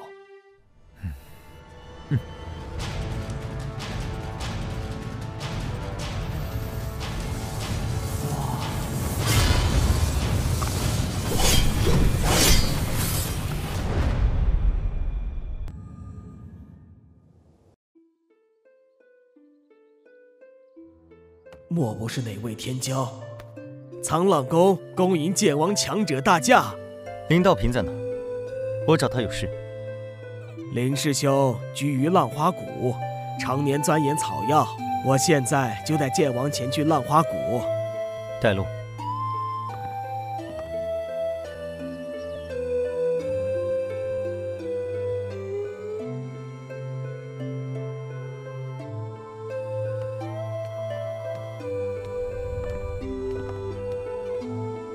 怎么是你？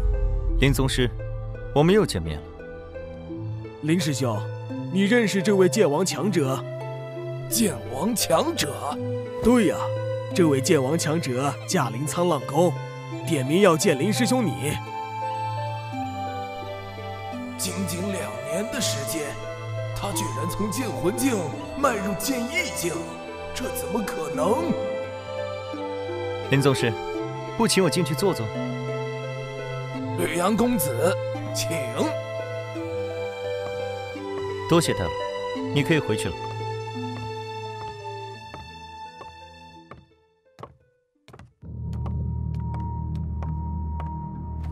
不知吕阳公子找林某何事？请坐。看到我，你很意外？是，没想到公子还会回来行州，也没想到公子还会前来找我林道平，更没想到短短2年，公子已经是剑域境的剑王强者，林某确实意外。明人不说暗话，2年前你没有帮助方丽媛，是从我的武功猜出了我的身份，所以选择了避让。现在，我郑重地问你，关于本王的身份，你都告诉过谁？除了我师兄彭旺，没向任何人提起过。你确定？确定。有什么问题吗？我有点事情要问问他。彭旺在哪？我师兄年岁已高，久不行走江湖，近几年一直隐居在飞浪峰，教弟子。方丽媛是我师兄的弟子，他武功被废，我怕我师兄动怒，对公子不利，这才向他告知了公子的身份。带我去飞浪峰，找一找你师兄彭旺，他有没有问题，我问问便知。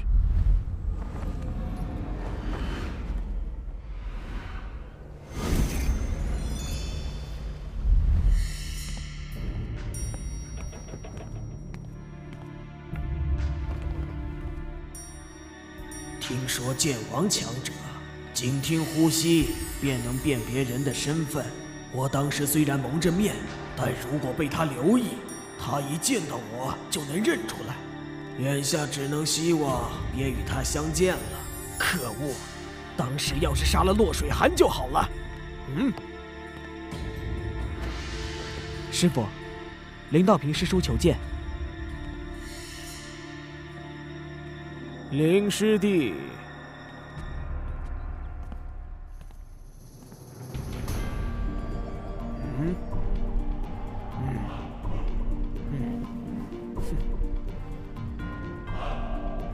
看来这次算是来对了。师兄，林师弟，师兄闲着无事，正想找你聊聊呢。这位公子是？他就是我跟你说过的那位吕阳公子，2年前回了西域吕家，现在又来到行州了。吕阳公子天赋出众，短短2年时间便已是剑王强者了。原来是吕公子，2年前林师弟就跟我说起过你，说你是天下少见的武道天才。当时我还半信半疑，没想到短短2年时间，吕公子已成剑王强者，当真是惊世骇俗，令彭某大开眼界。彭先生，我们又见面了。我有个问题，想请彭先生回答一下。我们见过面吗？吕公子有什么问题，尽管问，彭某知无不言。关于我的身份，彭先生都跟谁说过？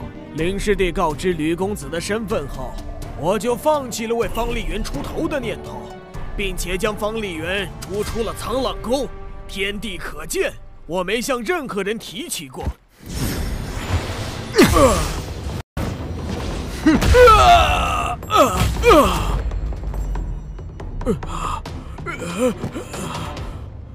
吕公子，洪旺，你这是敬酒不吃吃罚酒。哼！你是上盟的人，你以为我不知道？上盟？不，我不是，吕公子，我也没跟别人说过你的身份，真的没有。公子息怒，我师兄年岁已高，气血开始衰败，经不起打了，请公子手下留情。看来你不知道，我返回西域吕家的途中，遭遇了上盟的劫杀。吕思明为了救我，命丧黑风岭。有人向上盟透露了我的身份，不是彭旺，难道是你不成？不，当然不是我。2天前，我路过元苍山脉时，已经跟彭旺见过面了。当时他蒙着脸，和上盟的鬼煞操纵者一起，但我却记住了他的气息。刚才我一眼便认出是他。你说我在黑风岭遭到劫杀，与他有没有关系？说吧，你将我的消息都透露给了谁？我不能说。敬酒不吃吃罚酒，看来不给你来点狠的，你就不知趣。哼！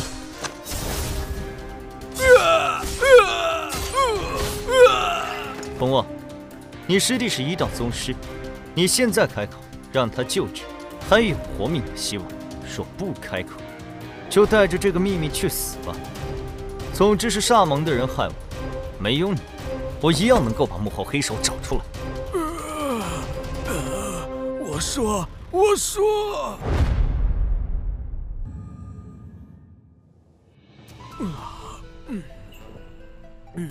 说说吧，你把我的身份告诉了谁？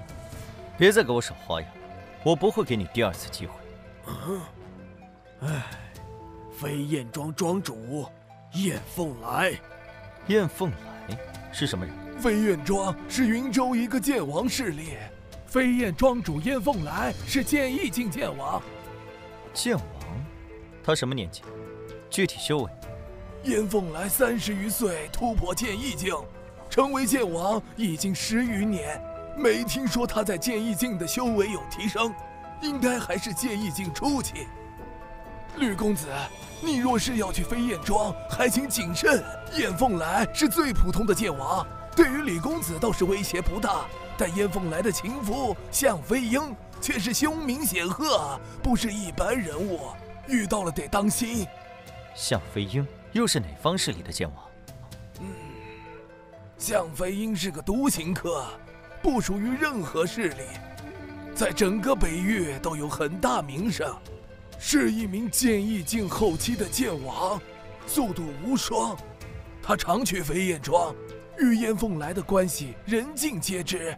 公子初成剑王，遇到向飞鹰，恐怕会有一定的危险。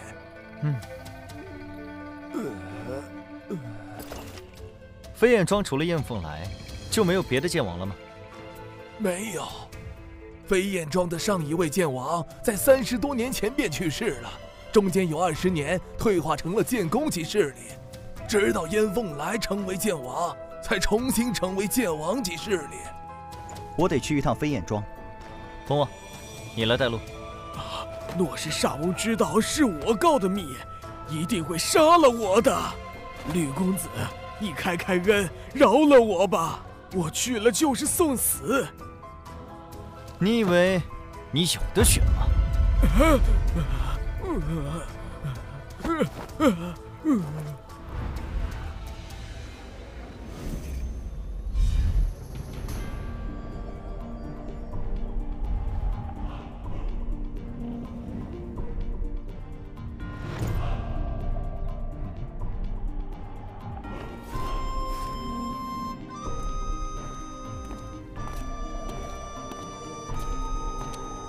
赤血阎罗，雪见公子。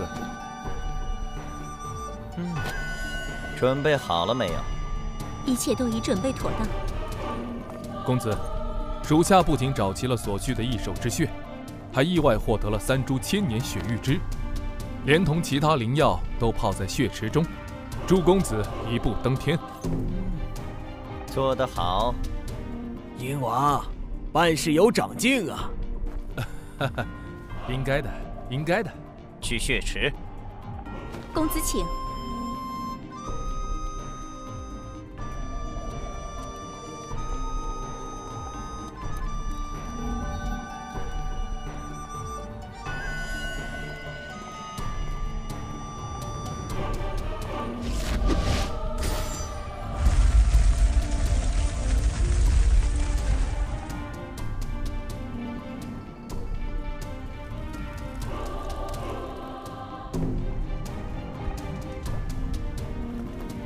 本公子若能一举突破剑圣，你们都是大功臣，将来可以满足你们一个愿望。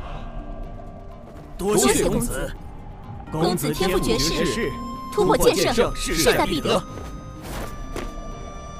突破剑圣，须得参悟大道，不可受任何干扰。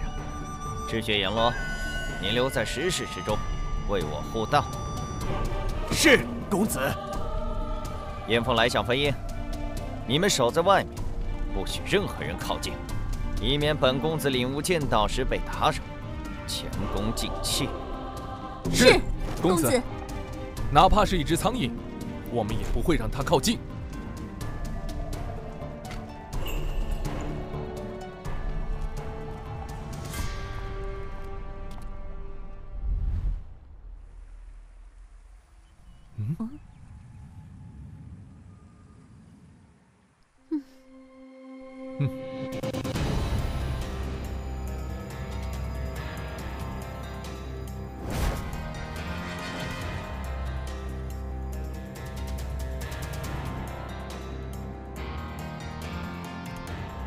这位公子直奔我飞燕庄而来，有何贵干？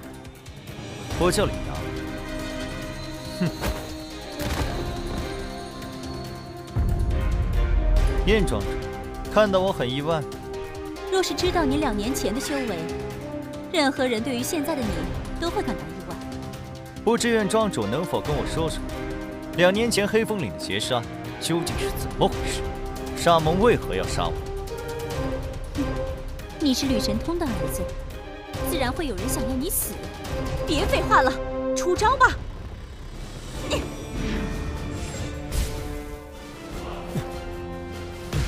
不见棺材不落泪。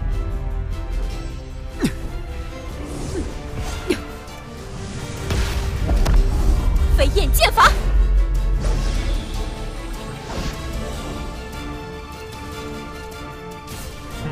飞鸿剑法。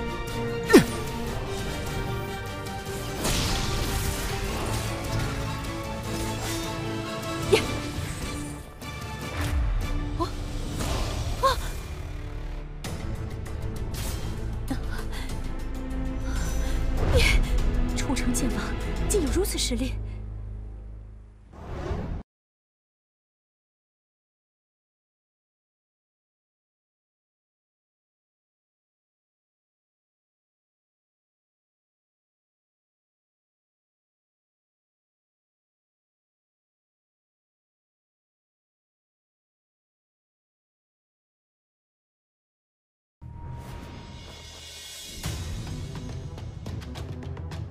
我听到的倒不是你的大名，只是听说飞天鹰王向飞鹰与燕凤来狼狈苟合。哼，你们的风流韵事的确是大名远播。小子，别以为成为剑王就可以嚣张狂妄。剑意境初期的剑王，本王又不是没杀过。2年前你就该死，侥幸逃过一劫。现在本王送你下黄泉，看看谁还能救你！哈哈哈哈！本王的飞鹰13击，看看你小子能够接住几剑！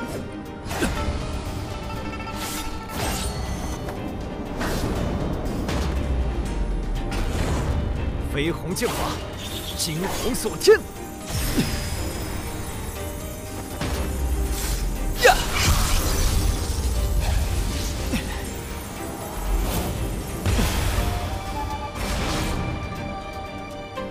第2剑！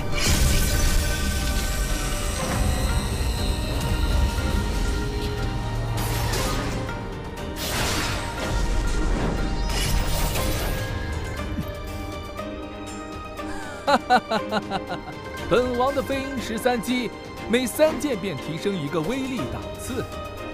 前3剑只是开胃菜，第4剑开始才是正戏。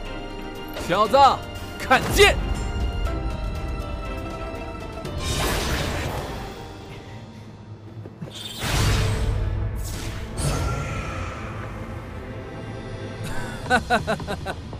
看你能夺几剑？第5剑，第6剑。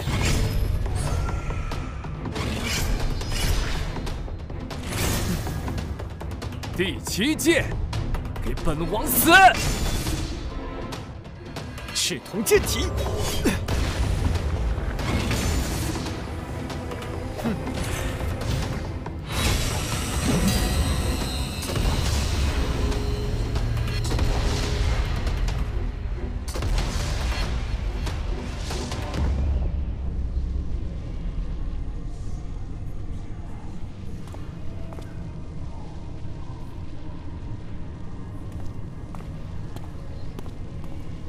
公子，我出去看看。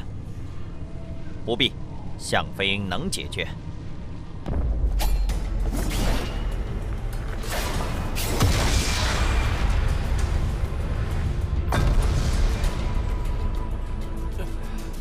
好小子，竟然同时将3门剑王级武学修炼到了如此境界，你的天赋倒真是令人震惊。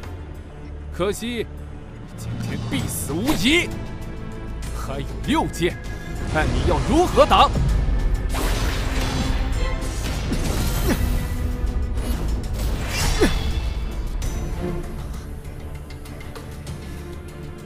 小子，你离死不远了。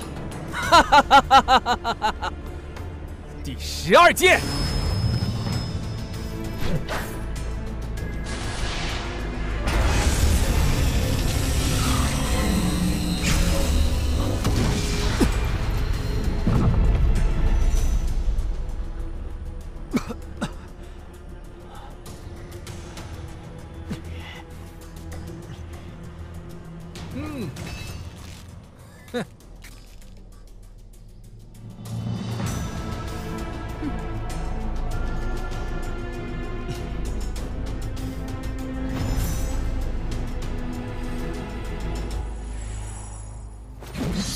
第13剑，小子，受死！小飞鹰，看剑！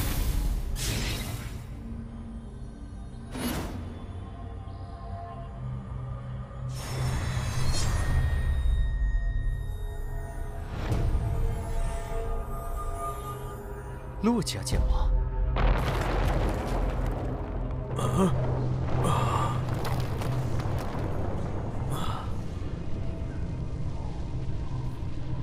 赤血阎罗，把他们全部都杀了。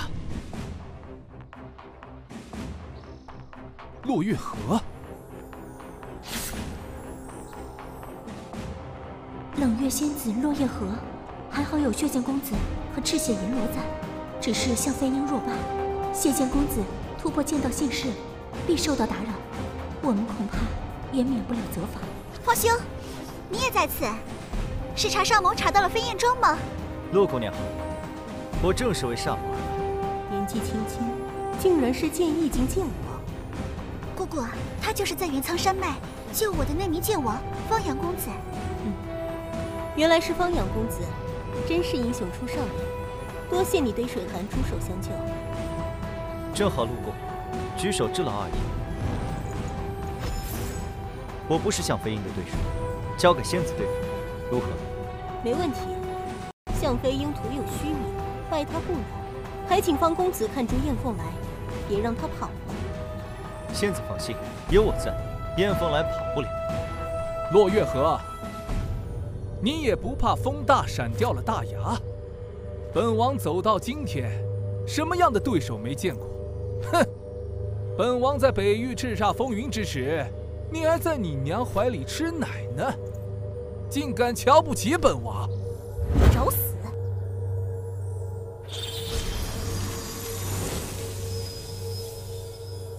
本王的飞鹰13击还剩最后一剑，也是至强一剑，落月河，我倒要瞧瞧你能不能接本王这一剑。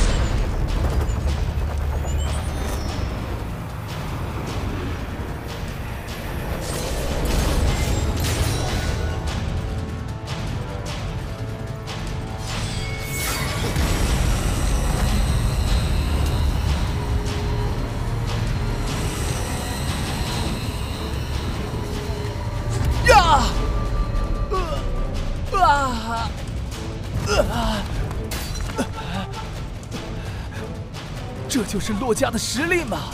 只一招就破了我的飞鹰13击。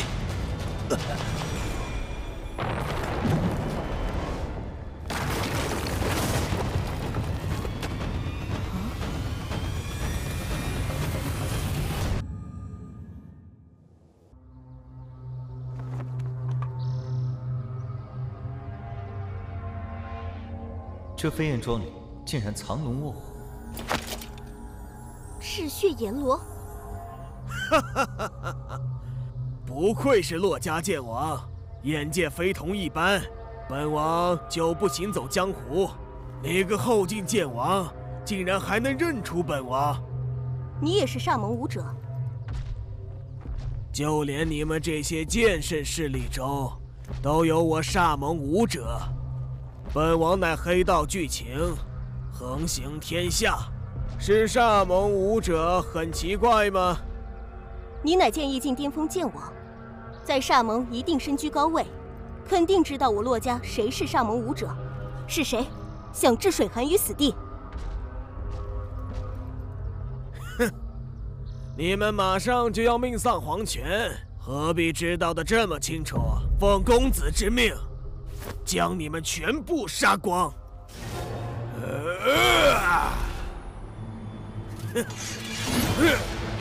公子，这世上能命令赤血阎罗切除黑道，莫非血剑公子厉血河也在这里？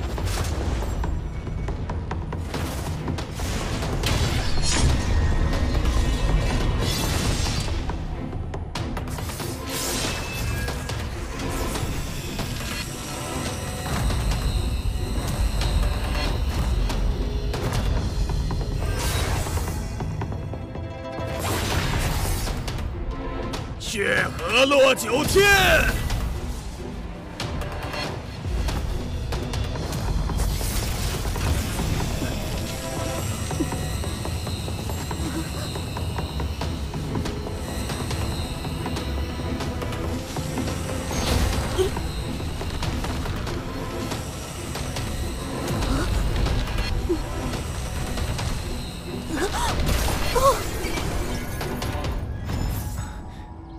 没办法了，只能用它了。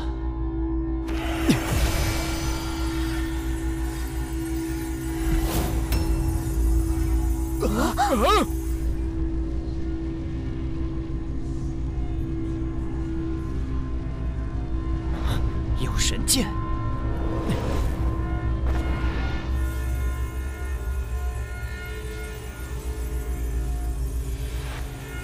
赤血阎罗是吧？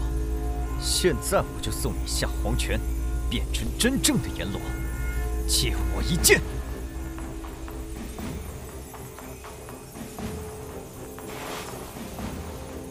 哼！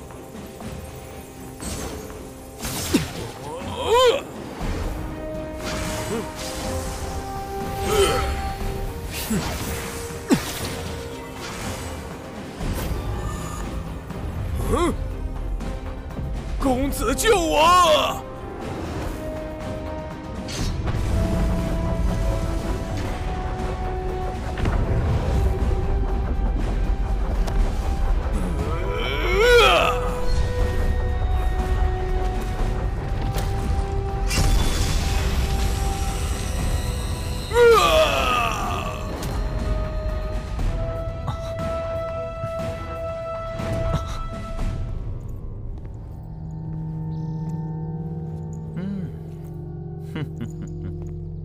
血剑公子厉血河，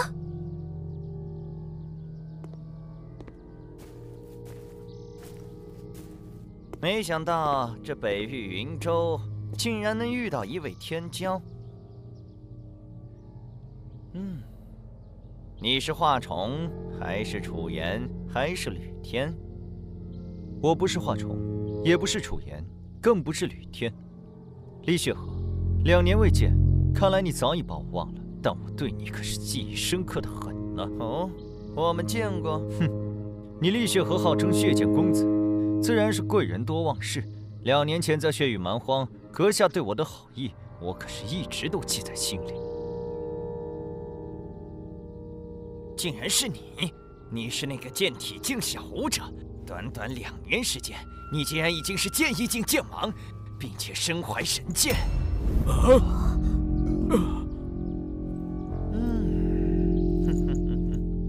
没想到之前遇到的一只小蚂蚁，今天却成长成了一名剑王，的确是令本公子意外。不过这又能如何？即便你已成剑王，本公子要杀你，依然只有死路一条。2年前有剑无双救，今天看谁还能救你！哼！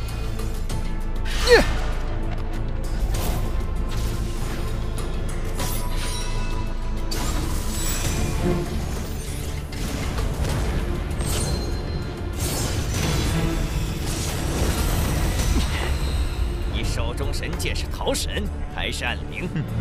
桃神剑是也，我有神剑在手，李雪河，你奈何不了我。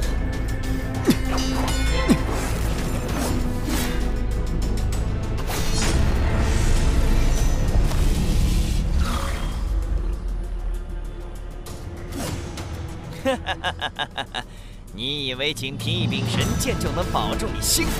今天就让你好好瞧瞧神剑的正确使用方法。血煞剑，脱离！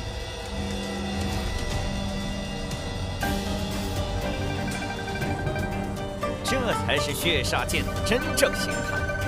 小子，你要么与桃神剑脱离，让桃神剑现出真正形态，与之对决；要么就与桃神剑融为一体，在2柄神剑的交锋中活活震死。血煞剑，给我斩！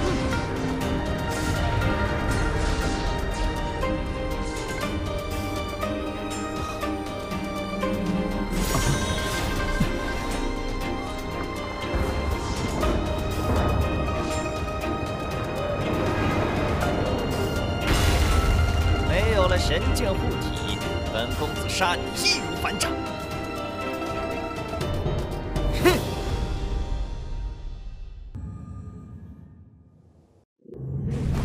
哼！绯红剑法，剑气化红，赤剑同体。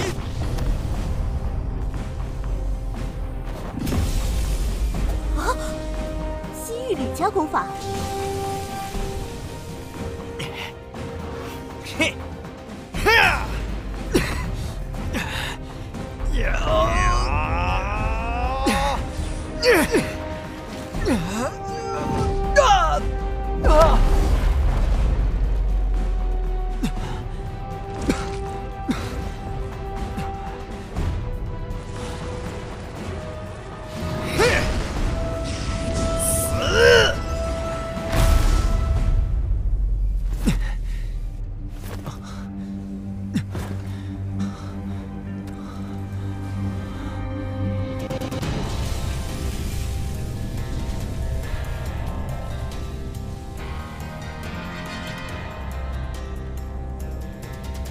陆姑娘，危险！方兄上次救我一次，这次我也救方兄一次。剑宫境的蝼蚁也敢阻我？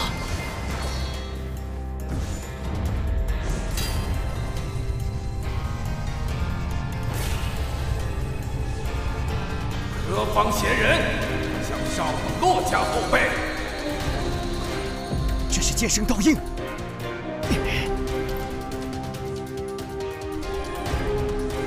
啊！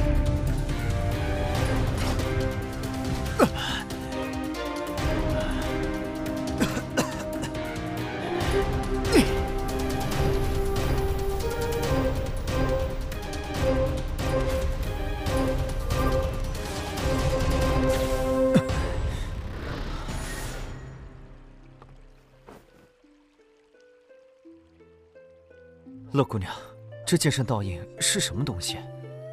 是剑圣强者用自身剑道本源凝练出来的一道印记，里面有着剑圣强者的剑道力量。我身上的剑圣烙印是我洛家剑圣洛宏远老祖所留。难怪厉雪河连一个照面都挡不住，可惜没能将厉雪河击杀。厉雪河哪那么容易死？不说血剑老人，也可能在厉雪河身上留下剑圣烙印。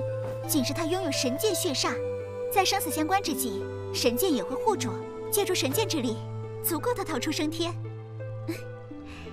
其实你也没那么容易死。刚才我若没有阻拦厉雪河的攻击，你遇到生死危险，逃神剑也会护主。我刚才算不上救你，只是让你少受点伤罢了。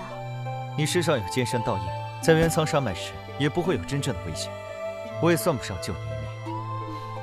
你不懂剑圣烙印的珍贵。剑圣强者每分出一份剑圣烙印，就是一次修为的退步，而且每动用一次，消耗都极大。对我而言，剑圣烙印就像性命一样宝贵。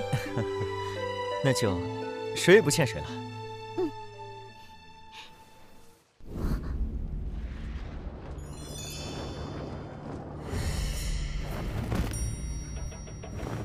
方公子，不知你与此人是何关系？没关系，只是通过他查到飞眼庄，然后让他带路来此而已。饶命啊！饶命！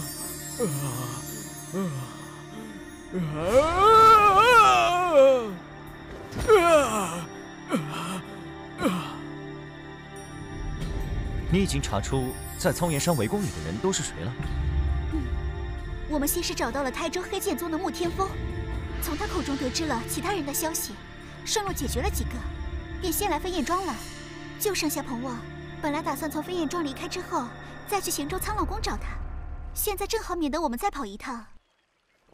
说吧，洛家是谁与煞盟有勾结？谁想置水寒于死地？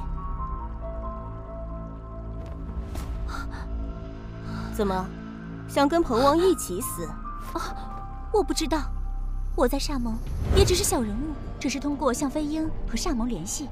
你们洛家若有煞盟之人，必然在煞盟地位非凡，那是我能够接触。就连向飞鹰，恐怕也未必知晓，除非你刚才将赤血阎罗或者是谢剑公子留下，他们才能接触煞盟的核心人物。不管你所言是真是假，跟我们到洛家走一趟吧。方公子，你来飞燕庄不知有什么事情，随便问吧。我与水寒回避。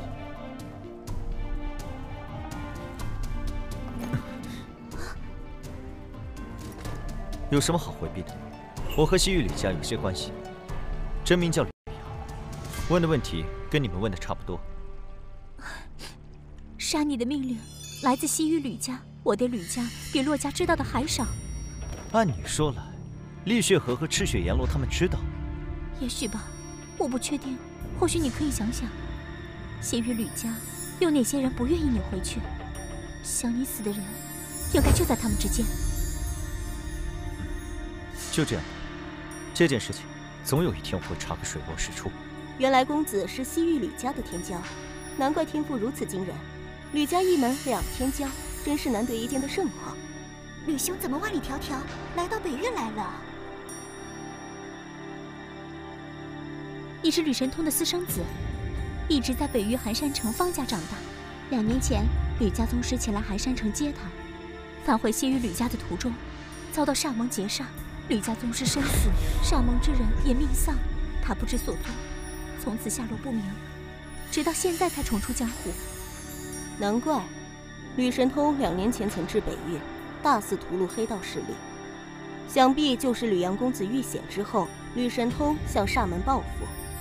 细看起来，你和吕神通年轻时是有几分相像。吕前辈2年前突破剑道境，成就剑圣威名，可是当之无愧的第1人呢。原来你是剑圣之子，难怪剑道天赋如此惊人。我还未回西域吕家认祖归宗，我的身份还请2位不要外传。公子放心，我与水寒都非多舌之人。吕阳，你跟我们回洛家吧。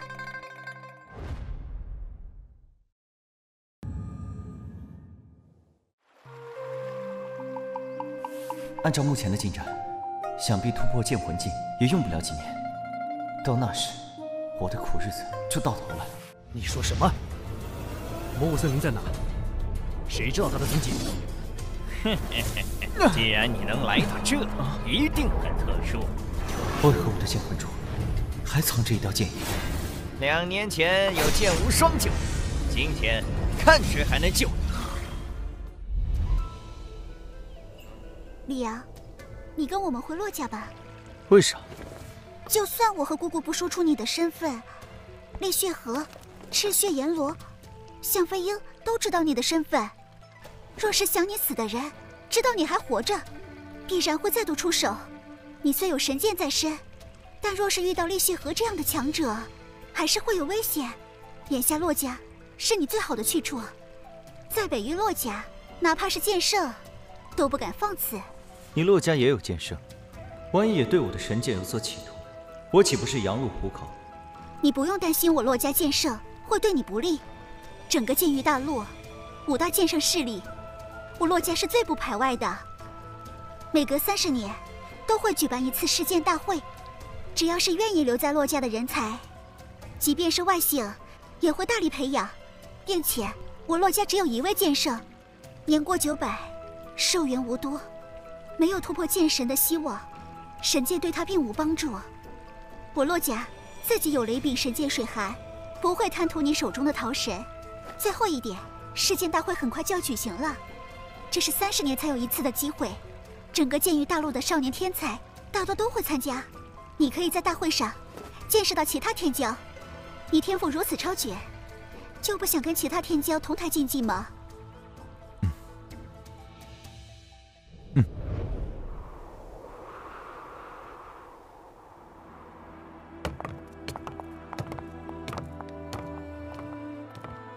世剑大会还有2个月左右便会举行，你就住在这梅园区，那里是天雪阁，我就住在那里，有事随时都可以去找我。那就套上恢复一些时日了。没事，只要你愿意，住多久都可以的。好了，吕公子，今晚洛家会在听雪楼设宴，欢迎公子的到来。你先休息，到了时间我会让人来请公子前往。多谢。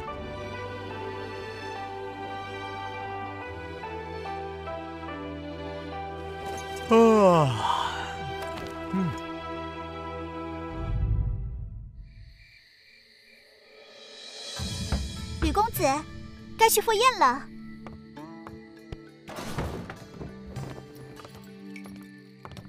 你说要我们别将你的身份外传，我和姑姑没有告诉任何人，就连我父母也不知你是吕神通之子。今天就是我父母还有姑姑为你接风，宴席不大，还请不要介意。你将我带到洛家，供我吃喝，已经是对我极大的帮助，设不设宴都无所谓的，我不在意。那有别人在，我就只能叫你放羊了。当然。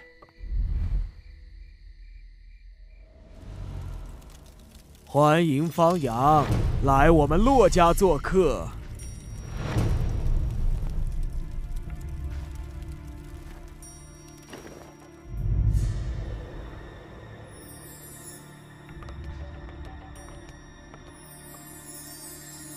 这个方阳的确不错，长得一表人才不说，出身寻常武道家族，竟有如此惊人天赋和机缘，但能单独修成剑王，名列天骄，可见他的天赋比起另外几位天骄有过之而无不及。他不是出身剑圣势力，反而是他的优势，这意味着他可以加入洛家。这些天骄，个个都是剑圣潜力，一位剑圣，客户千年平安。对对对，若能加入洛家，那就再好不过，当属寒儿良配。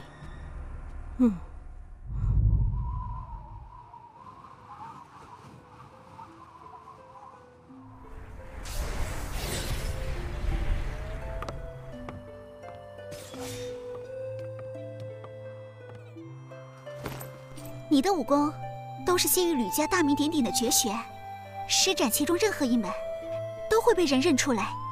这门星横九剑是流传于北域较广的一门剑王级剑法，不少大势力中都有，你可以学学，动手时用星恒九剑，别人自然看不出你的来历。这正是我需要的东西。水寒，太感谢你了。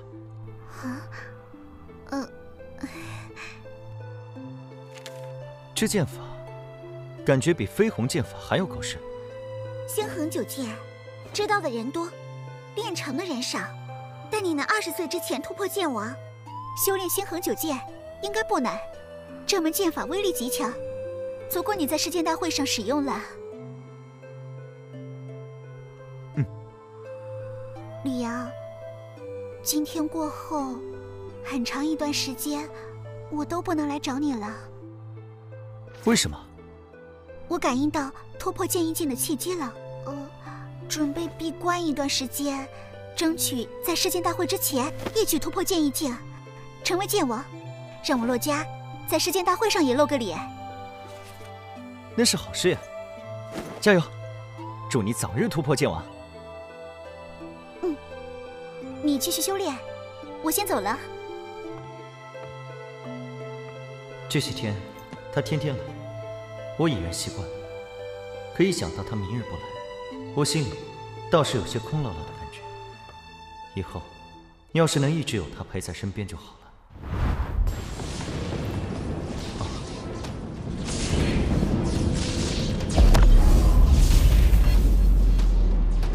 定是水寒突破剑王。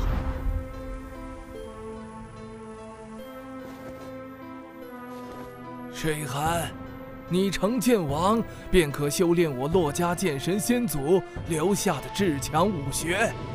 你上前来，我将这3门武学直接烙印于你脑海，日后你认真修炼。多谢老左。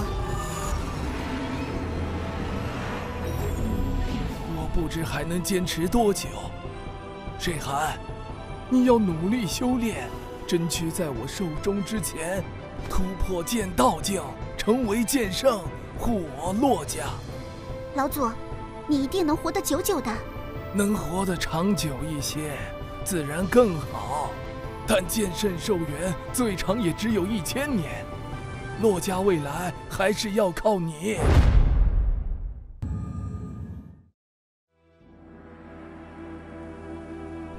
这3天，好好参悟一下冰皇圣剑经，争取在世剑大会上获得水寒剑的认可。水寒告退。在洛家出现新的剑圣强者前，我必须用尽一切方法，活得更长久一些。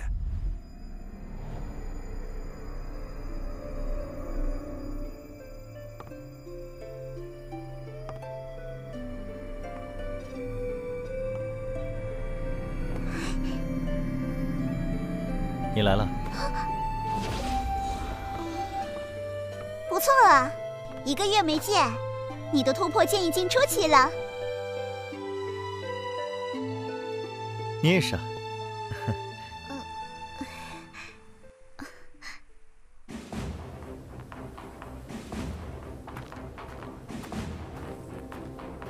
我猜，肯定是神剑公子，年仅18岁便突破剑王。短短10年不到，就已经修炼至巅峰剑王，有望30岁之前突破剑圣，当有剑神之姿。不错，神剑公子乃剑宗弟子，更是无剑老人的高徒，自身天赋妖孽，又有天下第1人之名，谁能与之相比？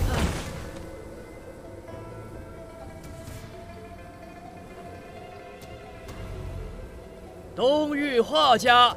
剑圣强者华云海，重剑公子华重道，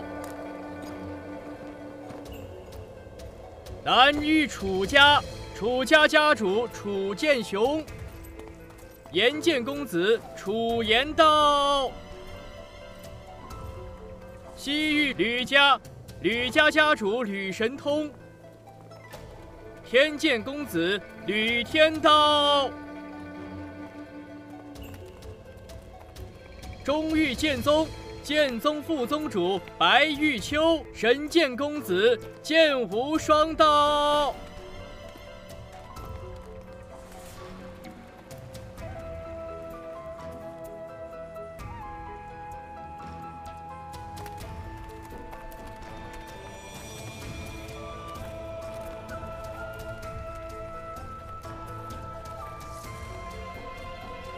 神剑公子，请。重剑公子，请。这天骄宴，宴请的是各方后辈天才。据我所知，洛家天骄只有洛水寒一人。那这一座位是北域洛家，欢迎各位天骄前来赴宴。哎，寒剑仙子旁边的男子是谁呀？竟然也透露着剑王气息。洛家有这么一位年轻剑王吗？若是天骄，早就名扬天下了。当世的天骄，除了血剑公子厉血河之外，都已到场。他不可能是厉血河吧？世剑大会是我正道联盟的盛会，厉血河怎么敢来？肯定不是厉血河。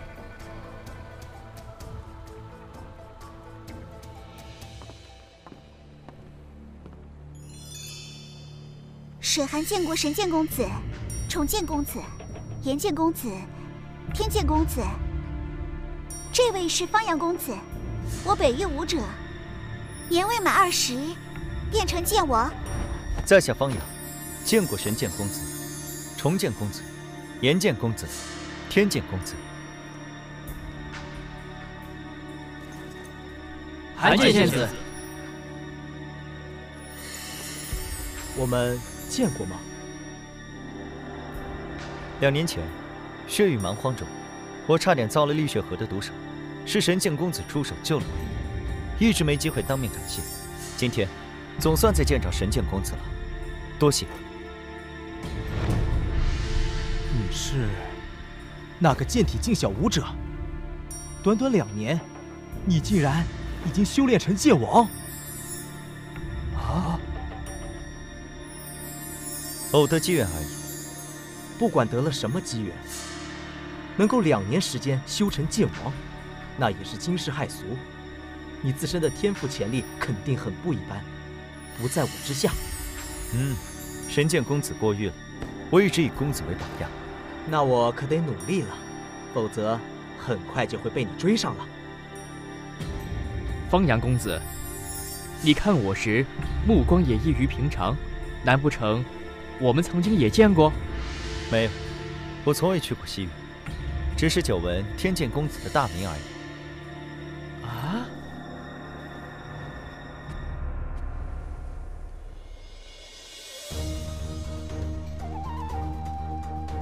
吕神通，你吕家老祖身体可还好？劳洛老祖挂念，我吕家老祖身体还好，只是不愿走动，开始闭门幽居了。你吕家后继有人，吕天桥可以安心当放手掌柜了。哪像我，年纪比他还大，还得为家族操心。洛家有寒剑仙子，突破剑圣，应该用不了太长的时间。唉，等水寒突破剑圣，我还在不在世都是两说喽。千年寿元虽然与飞升永生的剑神强者不可相提并论，但相对于其他武者，已经是十分悠长的岁月。宏远兄，洛家有剑圣种子在，你可无憾了。剑神不可求，哪怕强如无剑老人，亦只能望而生叹。可活千年，亦是大幸啊。初成剑圣，年纪还轻，朝气磅礴，洛老见之心生感慨，也是正常的。哈哈哈，宗主他老人家心比天高，时常对于只拥有千年寿命而苦恼，一心想突破剑神，却无门路。哈哈，若是宗主来了，和洛老定有共同语言。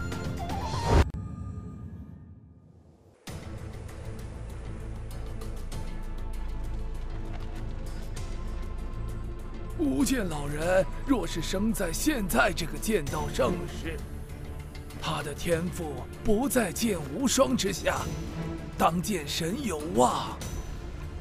是啊，像无剑老人25岁变成剑圣，仅100多岁就达到剑道近巅峰，距离剑神仅1步之遥。如此天赋，即使和现在这些孩子相比，也是不遑多让啊。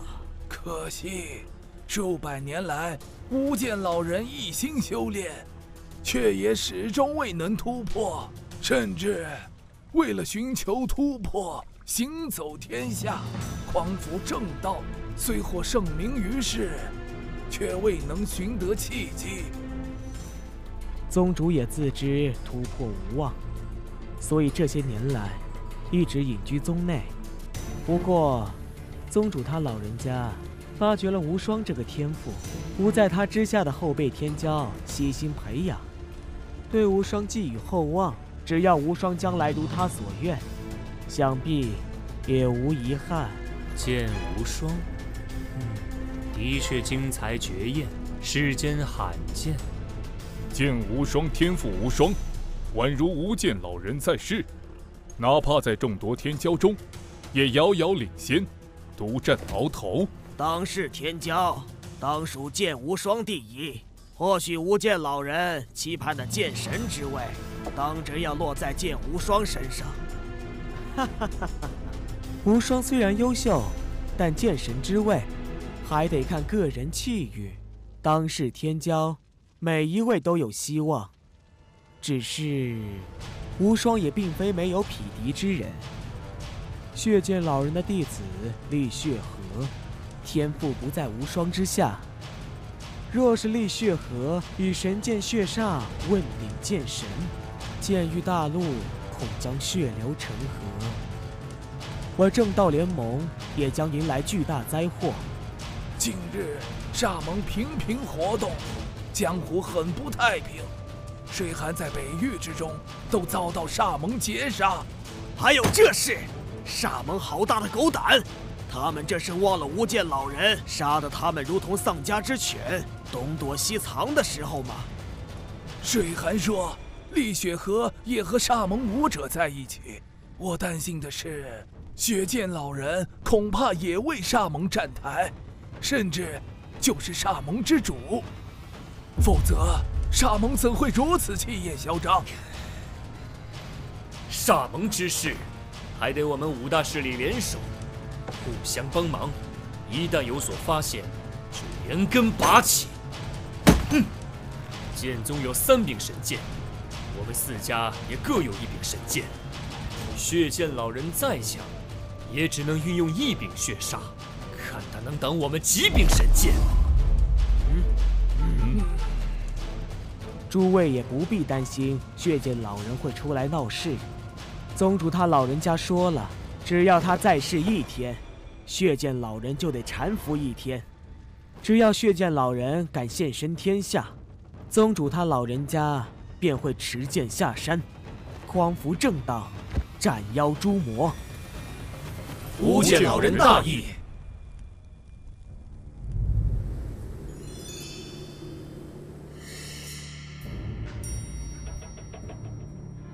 我为了突破剑王，被家独自历练，谁知却遭到煞魔偷袭。提起修炼，大家别觉得我天赋最高，其实当年我在剑宗的修行，现在回看也称得上残酷。无双公子所言极是，我当年修炼也是，我跟无双一样，也在成为剑王之后游历四方，效仿无间老人前辈，匡扶正道，斩妖除魔。这些年来，也有几段颇为凶险的经历。听你们这么说，我倒是最为幸福的那一个了。我爹啊，总是害怕我出事，直到我成为剑王之后，获得了神剑天虹的认可，有了神剑护体，他才注重自己的修炼，一举突破了剑道境，成为剑圣。吕家主成就剑圣，名震天下，没想到还是一位慈父，令人钦佩，令人敬仰。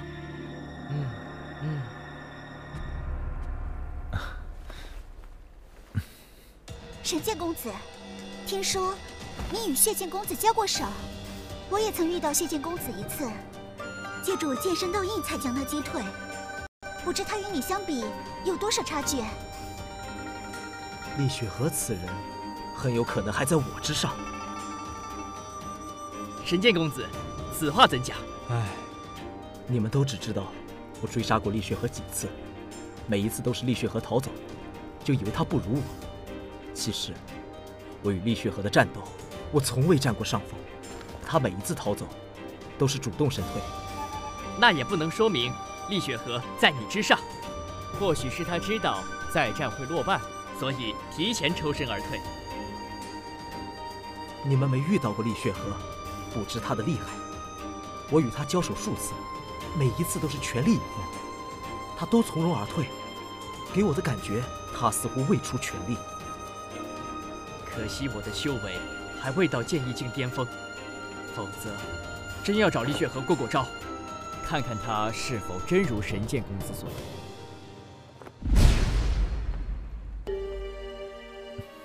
下次再遇到厉血河，方阳啊！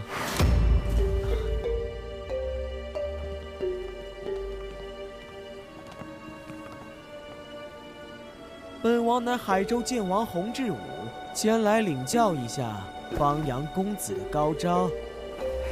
这下可有好戏了。这么好的扬名机会，我怎么没想到？就算击败10个天才剑王，也不如击败一个天骄有影响。看来大家觉得我这个天骄名不符实，这是把我当软柿子。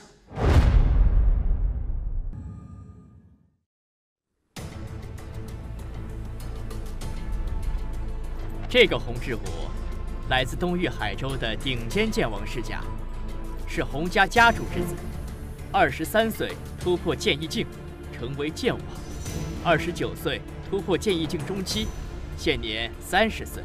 洪家的怒涛剑法很不一般，洪志武的实力在剑意境中期剑王中居于上位。去年曾与我切磋，本公子用了12招才将他击败。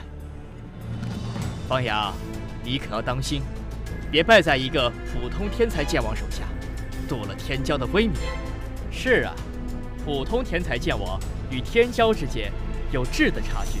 若连一个洪志武都不如，简直让人贻笑大方，怕是没面子再坐在这里喽。天骄代表着未来的潜力，别纠结于一时成败。方公子的实力绝非普通剑王能相提并论，各位尽管瞧好了。我接受你的挑战。哼。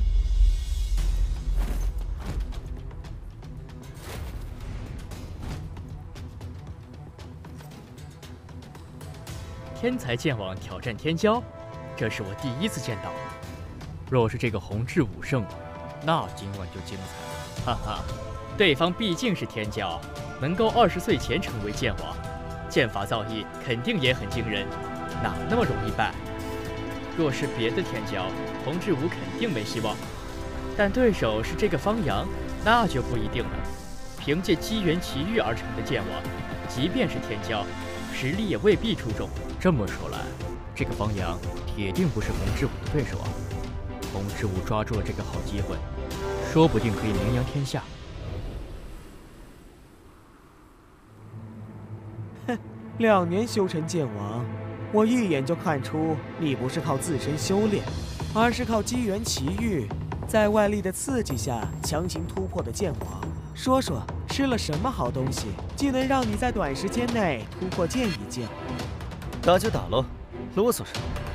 你这么着急落败，我成全你。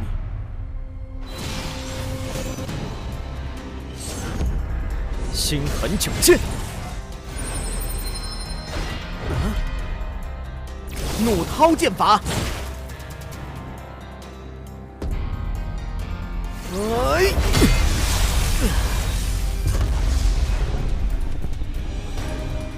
方公子胜了，洪志武远不是他的对手。不错，看来他能成为剑王，也不是全靠机缘，而是有着非同一般的剑道天赋，有资格与我等并列。我早就说过，方公子会赢。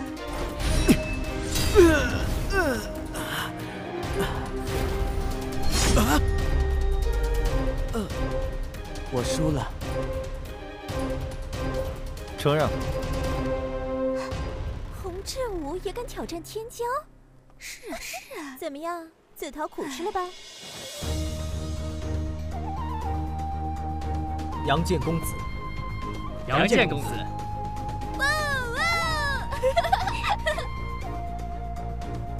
李阳，用不了多久，你的杨建公子之名就要传遍整个剑域大陆了。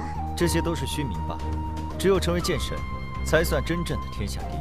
明天的世剑大会，获得水寒剑认可者，真有获得洛家剑圣级武学的机会。这个问题你问过好多遍了。只要能够获得水寒剑认可，便可进入洛家宝地修炼。洛家宝地中不仅有剑圣级武学，听说还有剑神先祖留下的奥秘。只要你运气好，连我洛家剑神先祖留下的好处都能获得。明天我定会全力以赴，看看能不能夺得世剑大会魁首。神剑塔考核的虽然是实力，但并非完全只凭实力高低而排名，关键还要看自身潜力天赋与水寒剑的亲和力。我觉得你的希望很大。这个要到时候才知道。今晚好好休息，我们明天见。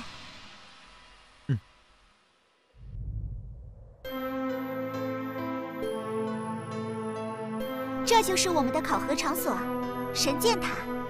稍后我们都要进入，只有完成考验，才能到上一层。时间越早者，排名越靠前。如果登上第9层，就有希望接触到神剑水寒，获得认可者都是魁首。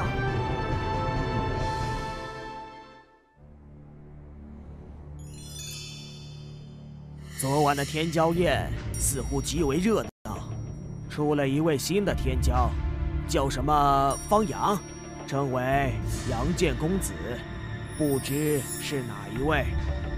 听说这个杨剑公子之前名不见经传，并非出自名门，竟能成为天骄，令人意外啊！不是出自于我们5大势力的天骄，真是罕见。我们5大势力的天骄都有剑圣教导，这个杨剑公子出身于平凡，竟能不声不响成为天骄，纵观历史也是极其罕见。不知他的天赋高到了什么地步，才能够年纪轻轻在20岁以内自学成为剑王。洛老，你们洛家小公主旁边那位就是杨剑公子方阳吧？肯定就是他。洛老，这个方阳与你洛家小公主走得很近，听说他还在洛家住过一段时间，洛家总该知道他的来历吧？听水寒说起过，他出身于北域一个普通武道家族，2年前遇到了机缘奇遇，自学成剑王，最近才出世行走江湖。哈哈哈！什么样的机缘能让他短短2年时间成为剑王？他说了吗？那就不知了，那是他的秘密，不好寻根问短。哼，我不信，一个出身普通的少年，一度默默无闻，会突然间因为机缘奇遇，短短2年时间便成为剑王。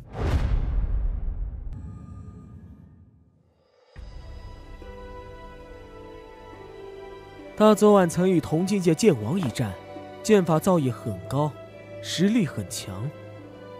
也许他的机缘奇遇只是学到了剑王武学而已，并没有增长修为的奇遇，而是靠自身修炼突破剑王。因为学到剑王武学，2年时间自学修炼成剑王，这可能吗？这得多高的剑道天赋？理论上是可能的。剑域大陆如此广阔，武者数量何等浩瀚，在此剑道盛世，出现1-2个特别妖孽的天才，也不是不可能。反正我是不信他自学能成剑王，我觉得方阳背后定有剑圣教导。如果真有剑圣强者教导方阳，那会是谁呢？如果是我们5大势力的剑圣，不可能一点消息都没有。如果是煞蒙剑圣王，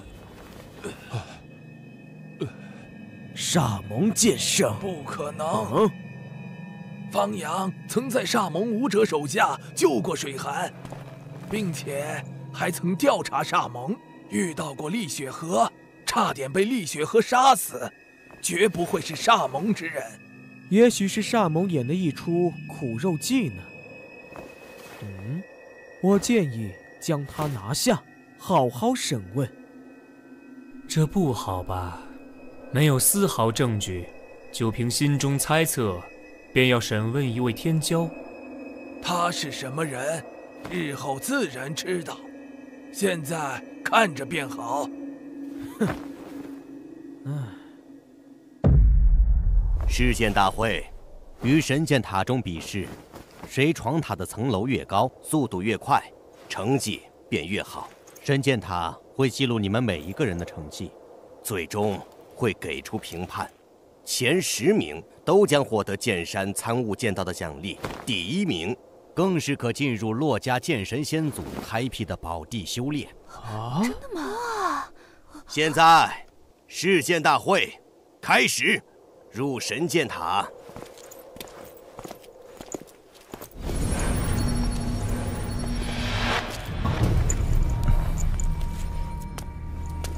不愧是洛家剑神仙祖留下的杰作，真是奇妙。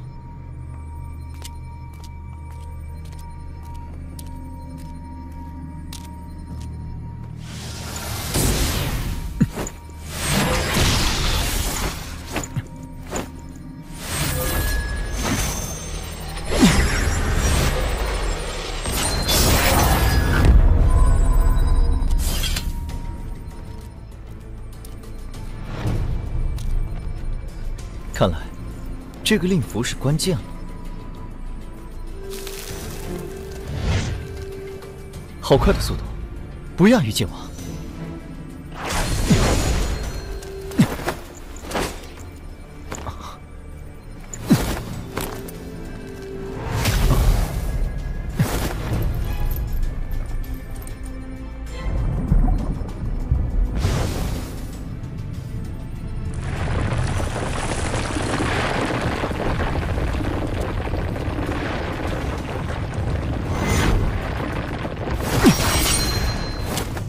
原来如此，之前考验的是攻击力和速度，这一层考验的就是反应。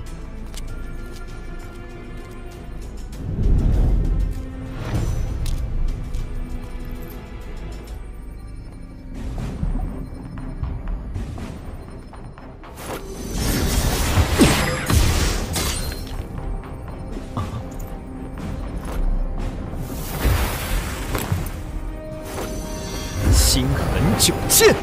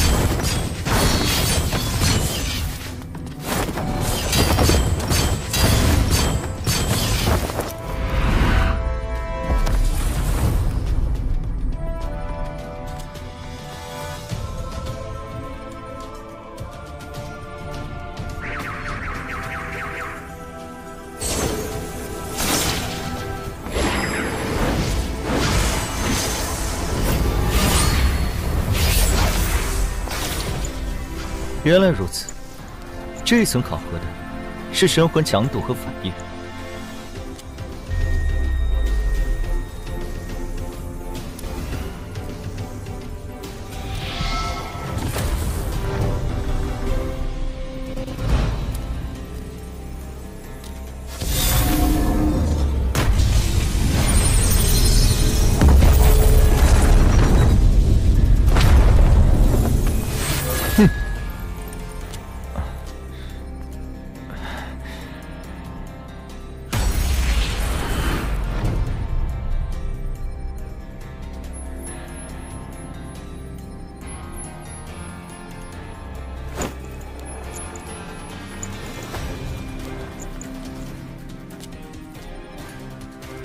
啊！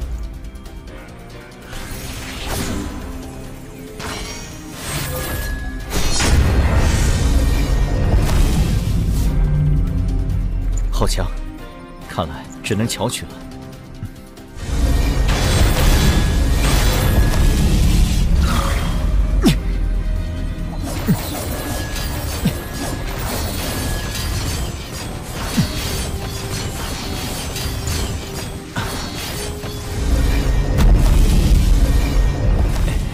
只剩最后一步了，我绝不能就此结束。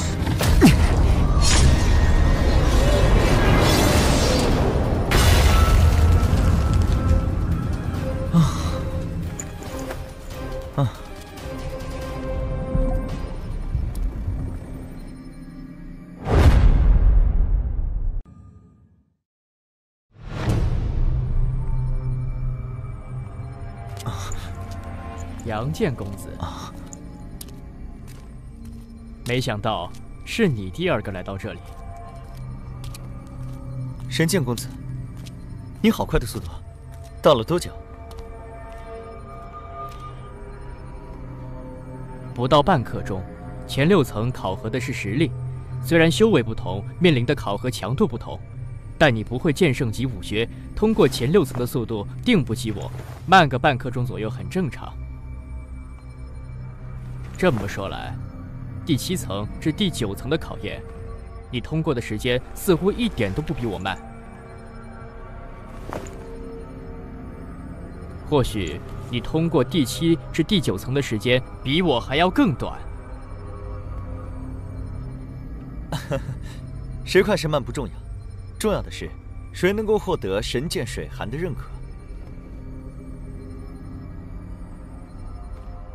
每一次试剑大会，神剑水寒只会认可1人，要等神剑塔中前9层的人全部消失，水寒剑才会选择认可之人。虽然我身上已有神剑凝光，但也渴望能够获得神剑水寒的认可，这是我天赋潜力的肯定。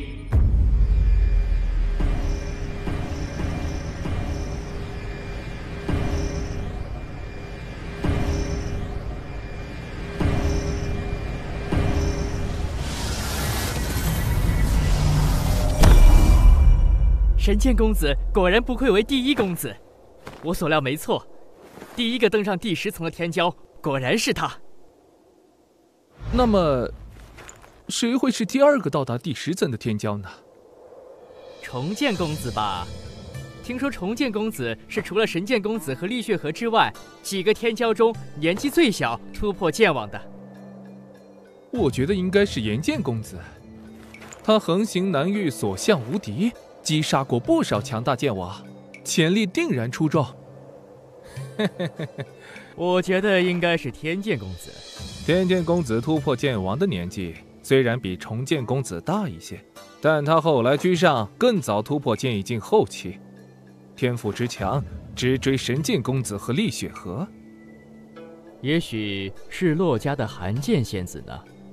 试剑大会考核的又不是实力，而是天赋和潜力。也许寒剑仙子会在试剑大会上一鸣惊人。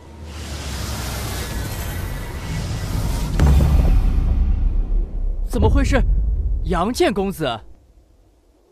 这个杨剑公子，好高的剑道天赋！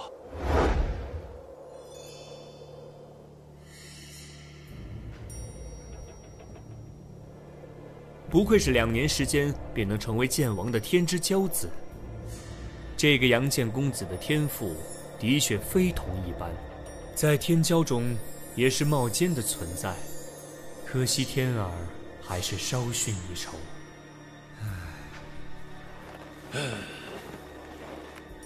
的确是数1数2。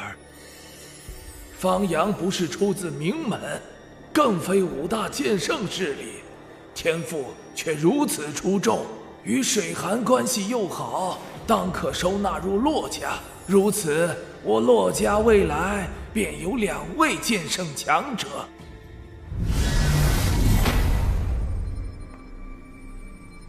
竟然是水寒仙子！好，太好了，太厉害了！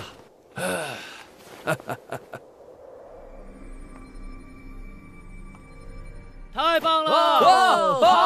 好，唉。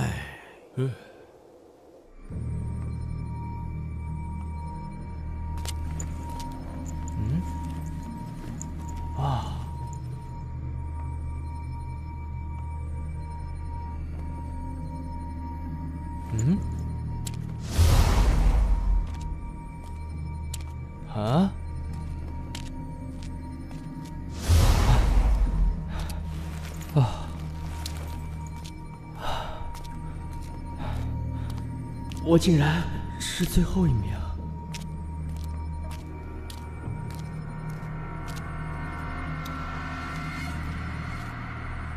他第几？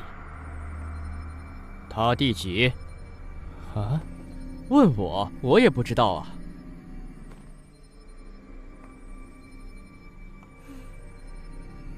我到的时候，他们就已经在了。啊！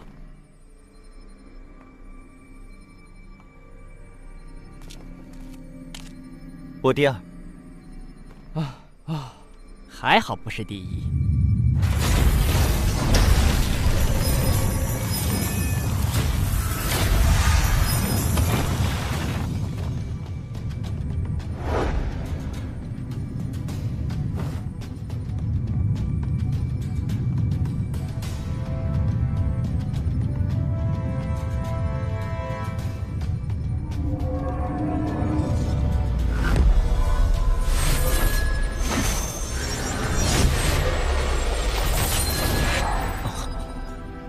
为什么会是他？太好了，水寒剑果然认可了李阳哥哥。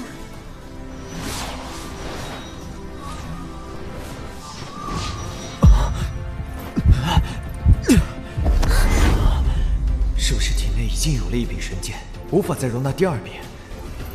还是说，我现在的修为不够，所以无法容纳第二柄？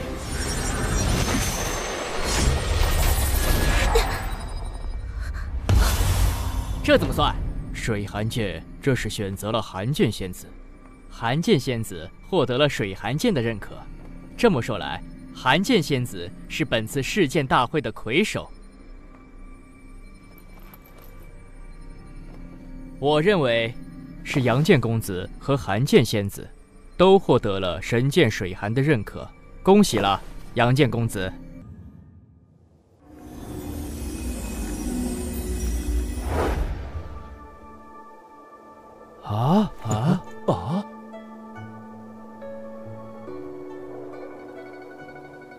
为什么水寒剑选择了杨剑公子后，又改变了目标？也许是水寒剑同时选中了他们两人吧，只是先进入杨剑公子身体而已。也许是一开始水寒剑选择了方阳，但进入他体内，发现他的真实天赋其实不怎么样，这才改变方向。这样的话，方阳还算是世剑大会的魁首吗？当然算，不管什么原因，总之水寒剑的第一选择是他，他就是本次世剑大会的魁首。各位没有意见吧？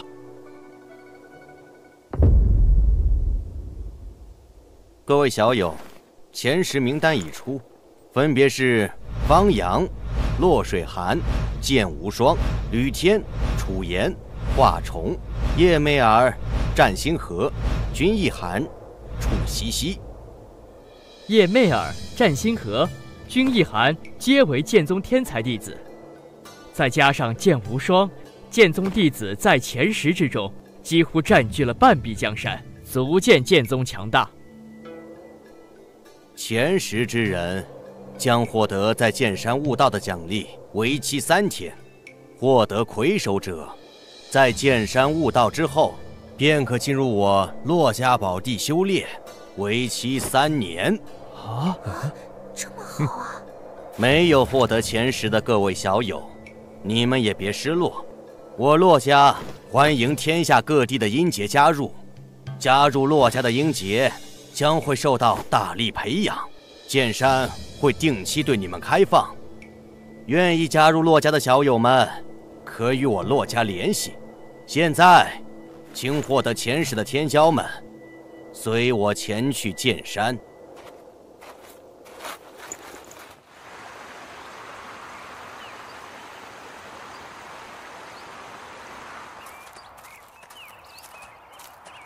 此为剑山，剑气笼罩区域，除了剑圣强者，任何人都不能踏入。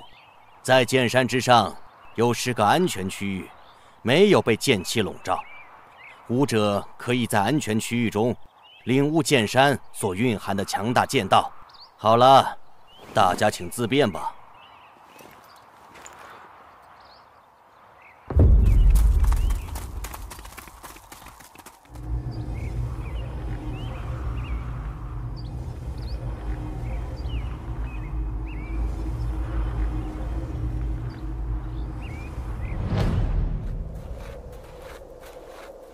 骆老，这几日承蒙骆家招待，多有烦扰之处。我儿幸得贵府健身修炼之机会，不胜感激。他日欢迎骆家之人前去西域吕家做客。现在先走一步。这就是吕神通，西域吕家家主，我的父亲。路途遥远，一路走好。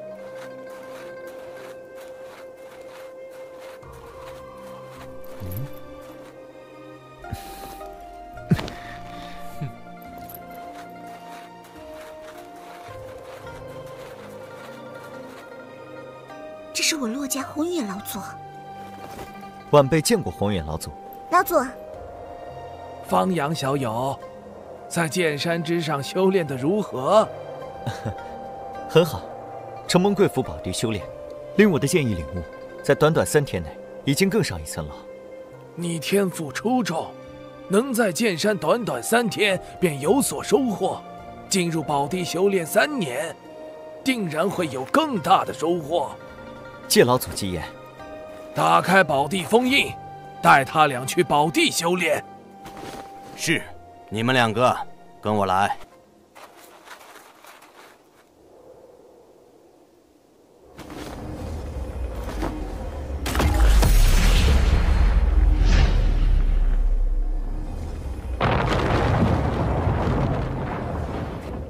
修炼宝地可以进去了。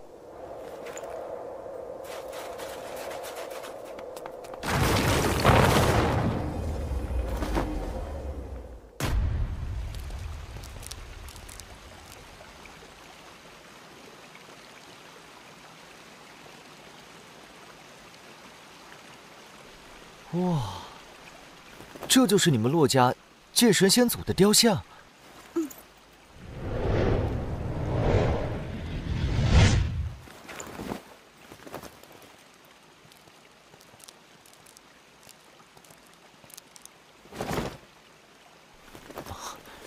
好浓郁的剑气能量。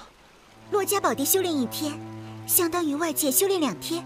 我们在剑意境的修炼时间短，正好在此闭关3年，争取一举追上其他天骄的修为。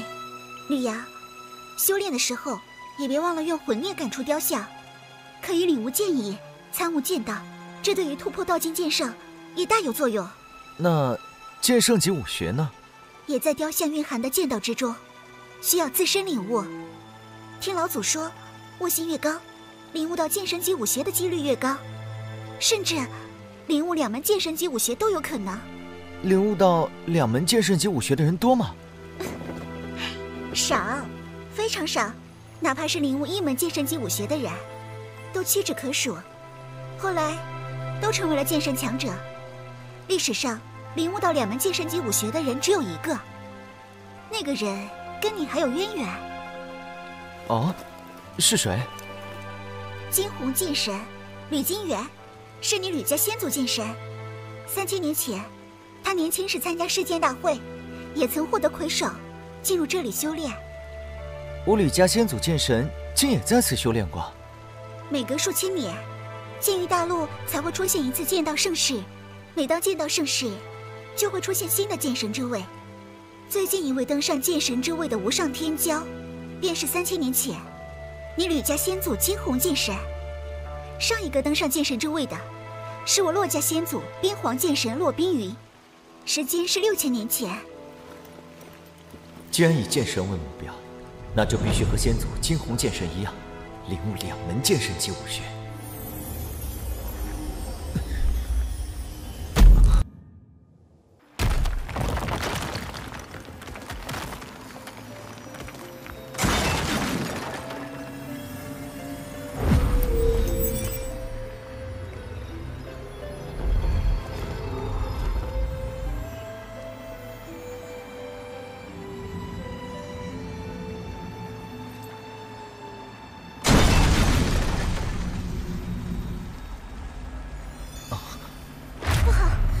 这里的剑阵坏了，被封印在冰雪魔域的妖灵又出来了。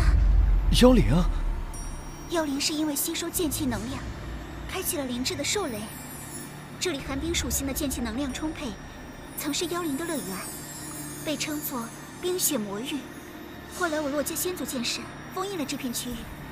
洛家宝地更是直接建在冰雪魔域之上，以他自身雕像为阵眼，镇压着冰雪魔域中的妖灵。洛家宝地之所以能够加快修炼速度，就是吸引了寒冰魔域中的剑气能量。难怪。是不是年代久远，所以阵法禁止，自己破坏？现在我们怎么办？可以离开这里吗？只要心之书用令符打开通道，我们就能离开这里。但是，冰雪魔域中妖灵众多，经过几千年的发展，肯定会有源源不断的妖灵诞生。恐怕连实力强大的圣级妖灵都有。等他们从冰雪魔域中冲出来，这对于整个冰雪城而言，都是一场灾难。这样的事，我们管不了。你洛家乃圣级势力，肯定会有办法应对这样的情况。只有剑圣强者，才可能重新修补先祖剑神留下的封印。希望老祖能够早点发现这里的情况，快点过来。这里面的情况，外面的人会知道吗？平时宝地不会启用，没人关注。但我们修炼期间，会有专人一直关注这里的情况。刚才造成的动静如此之大，外面的人肯定知晓。那就好。也许我们不用离开，等红眼老祖前来，把这里的禁制修补好就行了。希望如此。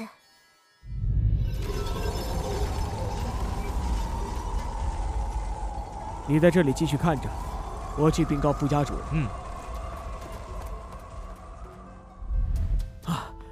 让开！我有要事禀报副家主。宝地禁制被破，小姐有危险。副家主正在外出。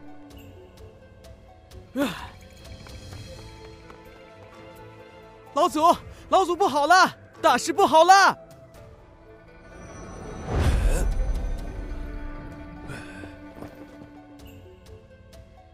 什么事慌慌张张？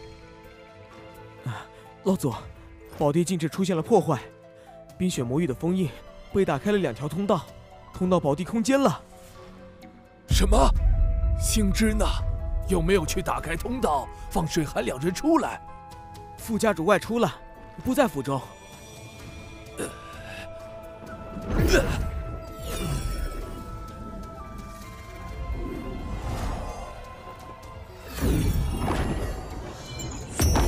开！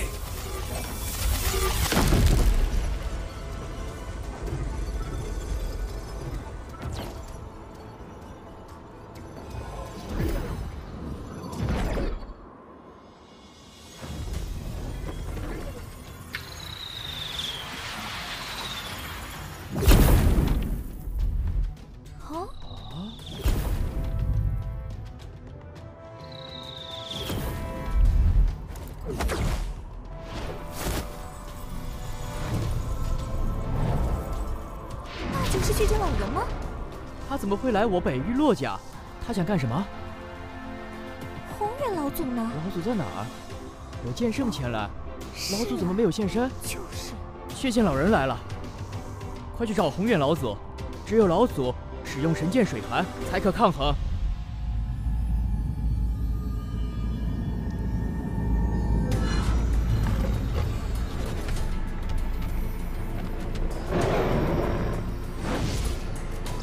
是冰雪魔狼剑王级。我来试试这畜生能有多强的实力。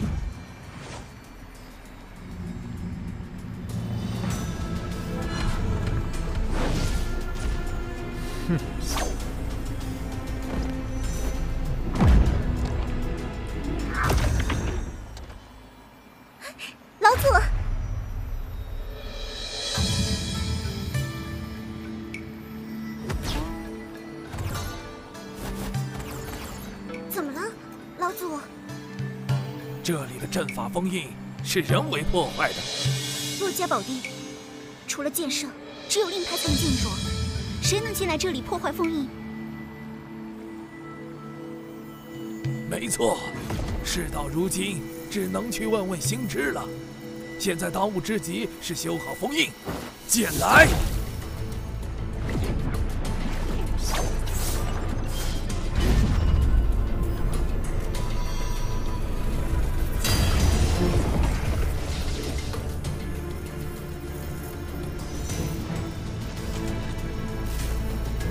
不好，他们的目的是神剑。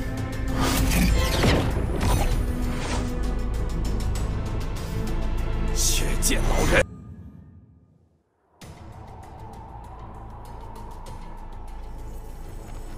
洛宏远，若是冰雪魔域的封印彻底开了，整个冰雪城都将被妖灵淹没，你们洛家会血流成河。不如你告诉本座，神剑水寒的操控之法，本座得了水寒剑就离开，让你放开手脚去修补冰雪魔域的封印，如何？想要我洛家神剑，做梦！本座要的东西，还从来没有失手过。洛宏远，失去神剑水寒，你北域洛家依旧是剑圣势力。若是冰雪魔域的封印彻底解开，那你北域洛家要被除名了。家破人亡，你们洛家也想不辞后尘吗？哼！但在冰雪城的冰天雪地内，你也未必有胜算。你能在中域剑家作威作福，在我北域洛家面前休想讨得好处。或许你的实力更胜于老夫，但在冰雪城这1亩3分地，你也毫无优势。而且你在这里的消息会马上传至剑宗，不到2天，无间老人君神望便可赶到这里。不到2天的时间，你想破我洛家，夺走神剑，简直痴心妄想！你洛家天才凋零，好不容易出了一个洛水寒，有剑圣之姿，你要让他死在冰雪魔域的妖灵手中不成？别说是2天，就算是2个时辰，他都坚持不下去。等到明天，冰雪魔域中的妖灵早就倾巢而出，封印必定全面瓦解，10个洛水寒也得死无全尸。神剑再强，毕竟是死物。你洛家小公主可是天骄，将来必成剑圣，甚至有望冲击剑神。你是保神剑，还是保洛水寒？自己心里好好想想，再做决定。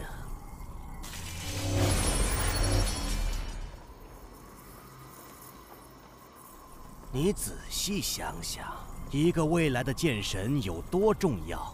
现在，选择权交到你手里。我的选择，就是先杀了你。哼！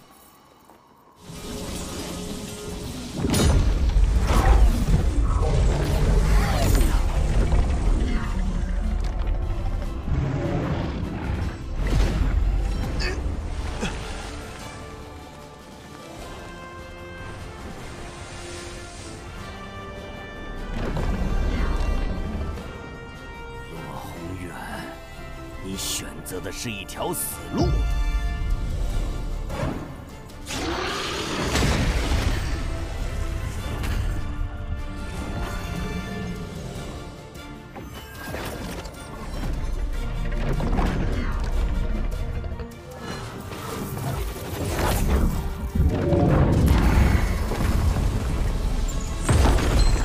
九龙冰级大阵不过如此。若是冰皇剑神在世，本座自然远远不及。但仅凭他留下的一座阵法，还挡不住本座。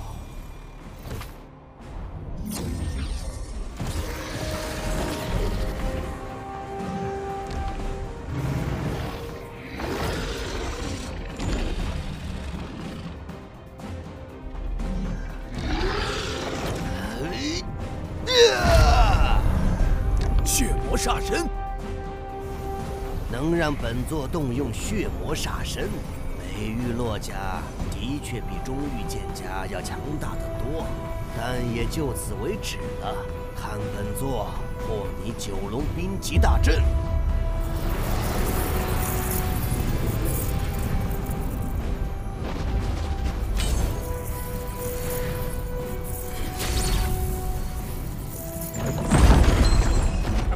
血剑老人这门剑术当真可怕，若仅靠9条冰龙攻击，迟早会被血煞之气进入污染。若是被血剑老人操控了9条冰龙，那么……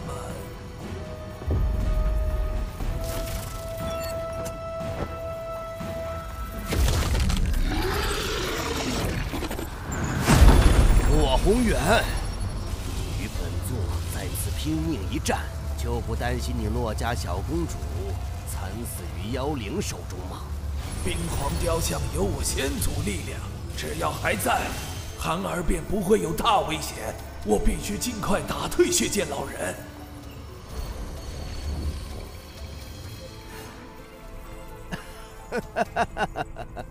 洛宏远，以你我现在的战况，再打上几天几夜都没问题。可你孙女还有时间吗？冰皇道真，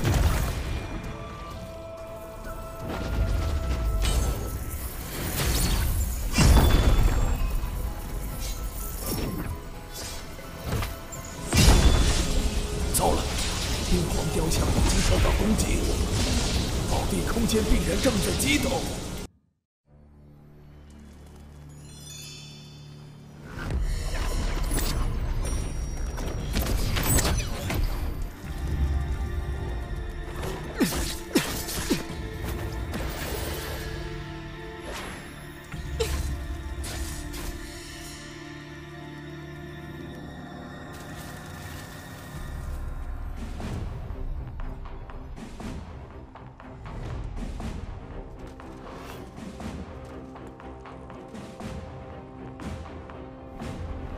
那边有2个剑王，其中一个强大的不可思议，手中拿的好像是神剑，而且冰皇雕像也有着十分强大的力量，所以大家的连续攻击根本没有什么效果。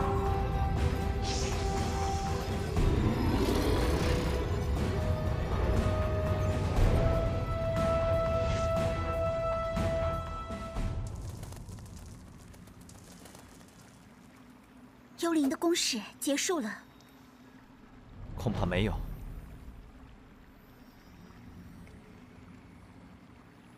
那他们怎么都撤走了？暂时的撤退，恐怕是为了更强大的进攻。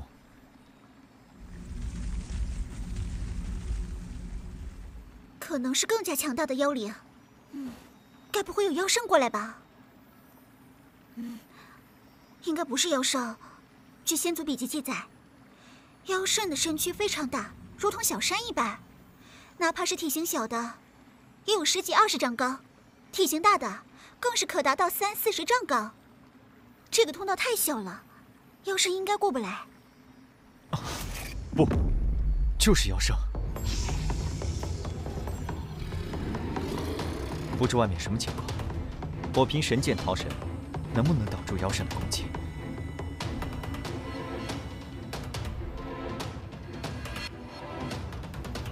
真是妖圣！老祖已经离开了好几个时辰都不见回来，难道我要和吕瑶正面对抗妖圣？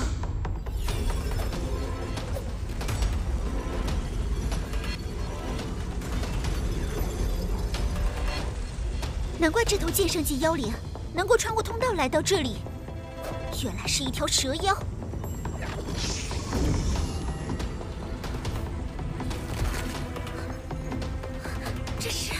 我的速度变慢了。你推着雕像下方，注意自保，我来对付他。你可千万当心！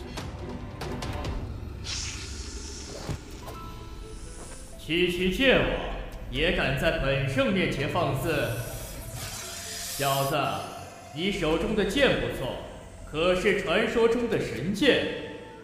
知道我手中的是神剑，还不快退下！以神剑之威，哪怕你是妖中之圣，也可斩之。神剑虽强，可你太弱。小子，凭你还差得远，并且你手中的神剑不是水寒剑。只要不是水寒剑造成的伤，在长生池中都可快速复原。你的神剑对本圣毫无威胁。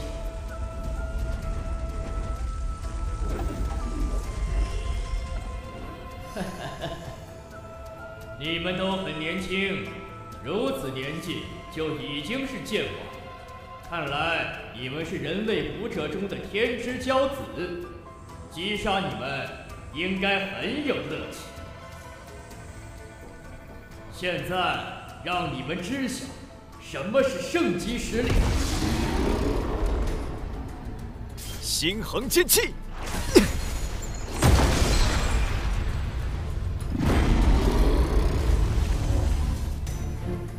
有点意思啊！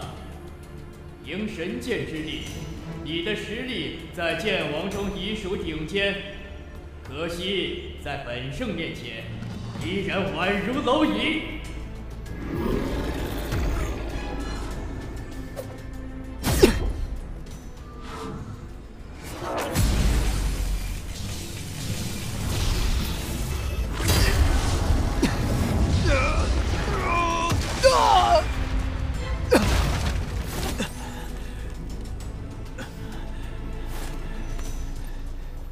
你怎么样？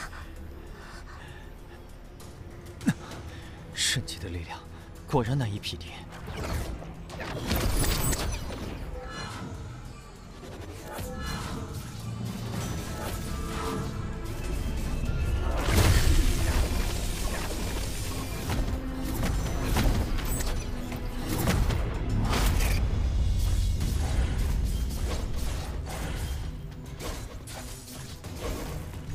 这是先祖的边皇绝身斩。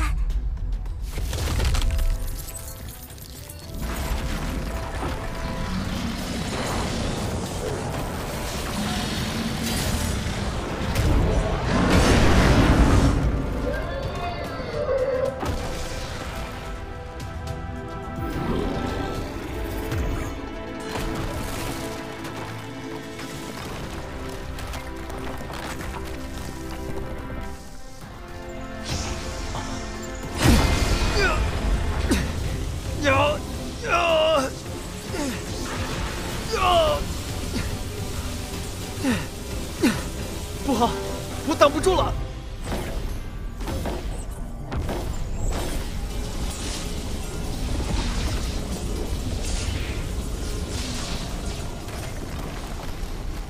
糟了，妖圣，灵丘雕像恐怕撑不了多久了。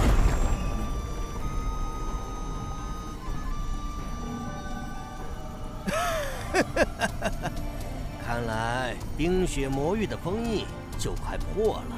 你洛家小公主将命丧妖灵之手。洛宏远，你给出水寒剑的操控之法，本座就让你去救他，如何？你休想！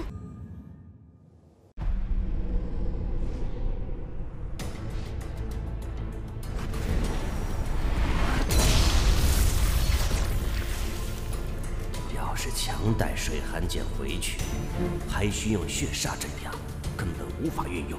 必须得让这个老家伙吐出水寒剑的引导之术才行。寒儿，方阳，一定要撑住啊！不见棺材不落泪。洛宏远，经此一战，你血气大大消耗，还能活多少时间？只要洛水寒一死，你骆家便后继无人。等你死后，本座取你骆家神剑，如探囊取物。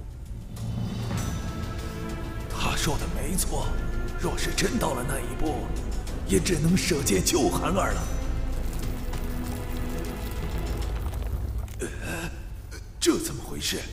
攻击冰皇雕像的妖圣为什么停手了？难不成被冰皇雕像爆发的力量斩杀了？不可能啊！妖圣哪会那么容易死？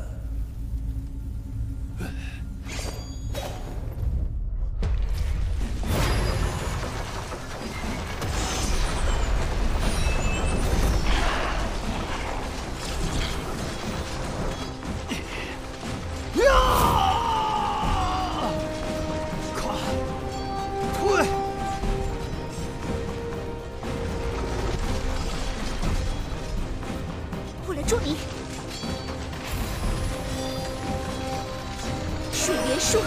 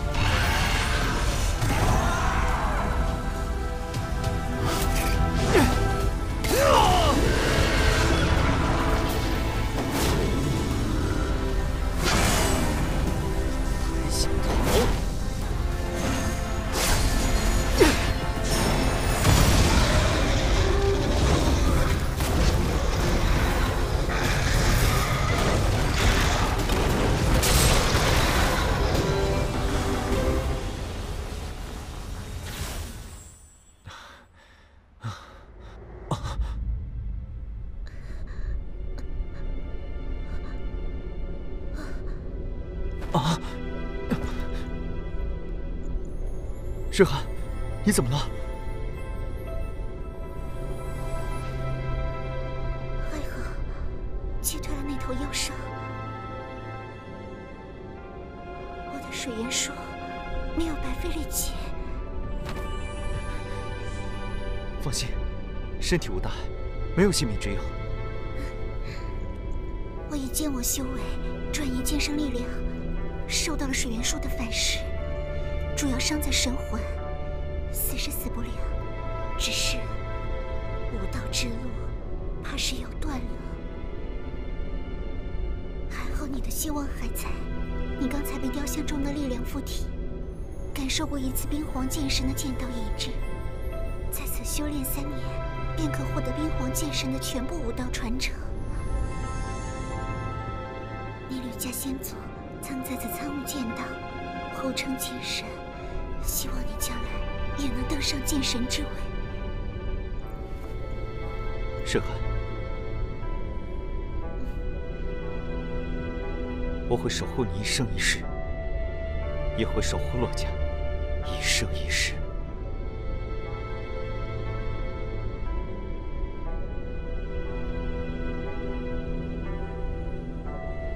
不知道那个家伙还会不会再来？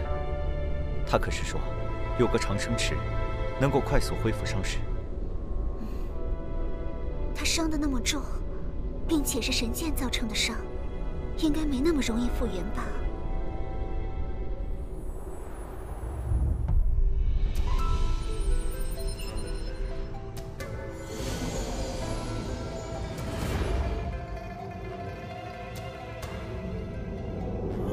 怎么回事？不是说那边就2个剑王和1个剑圣层次的雕像吗？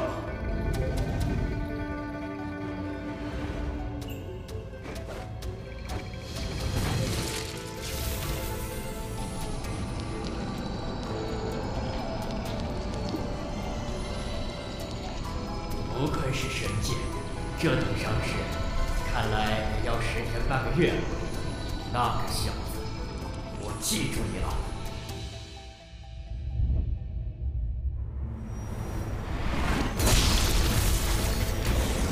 只要冰皇雕像安稳，说明韩儿还是安全的。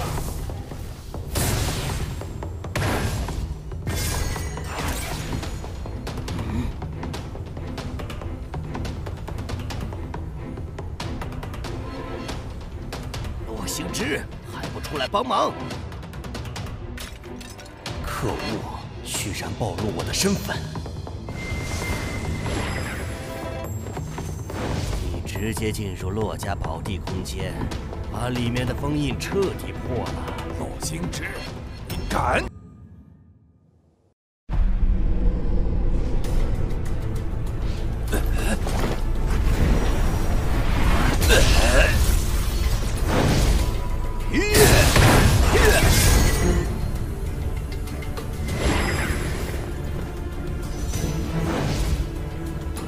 阻止洛星之，格杀勿论。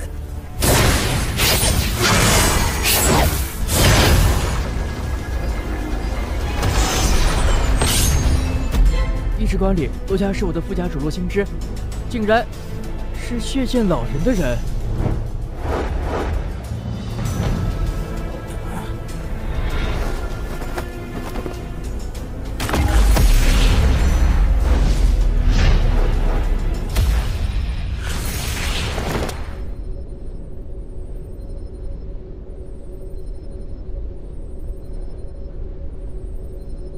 奇怪，为什么妖灵全部撤退？之前洛红眼猜测的叛徒，应该就是他了。你为什么要这么做？洛水寒施展了禁术水元术，将冰皇雕像的力量转移至你的身上，才打退了妖灵的进攻。我猜的对不对？水寒剑魂重创，断了武道之路，皆因你之故。你身为洛家副家主，却亲手掘洛家坟墓，你可对得起洛家列祖列宗？小子，剑王只有200年寿元，而剑圣足有1000年寿元。你知道200年跟1000年的区别吗？我不想200岁就死。血剑老人答应助我突破剑圣，为了1000年寿元，做什么我都愿意。就因为这个，连养育你的家族覆灭都在所不惜。1000年寿元何等难得！我相信洛家的祖先，如果疼爱我这个后辈，一定会理解我的。如果不疼爱我，我为了自己的1000年寿元覆灭洛家，又有何妨？你真是个畜生！养有贵辱之恩，家有反哺之意，你连畜生都不如！畜生？什么家族跟我有什么关系？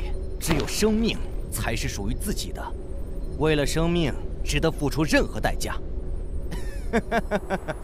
方阳，你真是可惜了，你将来可成剑圣，甚至有望冲击剑神。可惜你偏偏要来参加世剑大会，偏偏走上了一条死路。其他天骄比你的运气好多了。忘恩负义之辈，你真该死！没了洛水寒给你转移冰皇雕像的力量，就算你是公子级天骄又如何？我乃巅峰剑王，你区区剑意境中期剑王，我随手便可捏死。神剑，你有神剑，受死吧！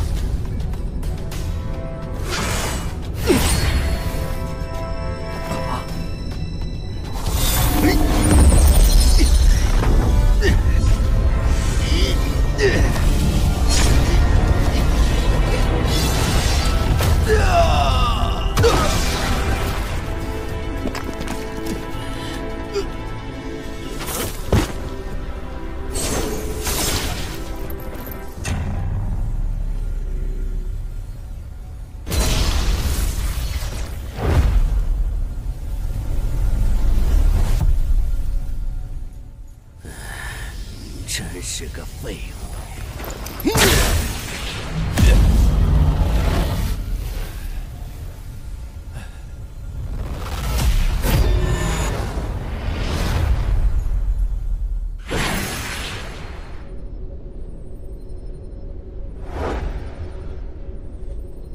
安儿怎么了？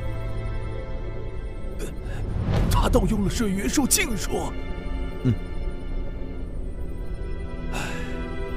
水寒是我洛家唯一的剑圣种子，现在他剑魂重创，武道之路已绝，这是天要绝我洛家之路吗？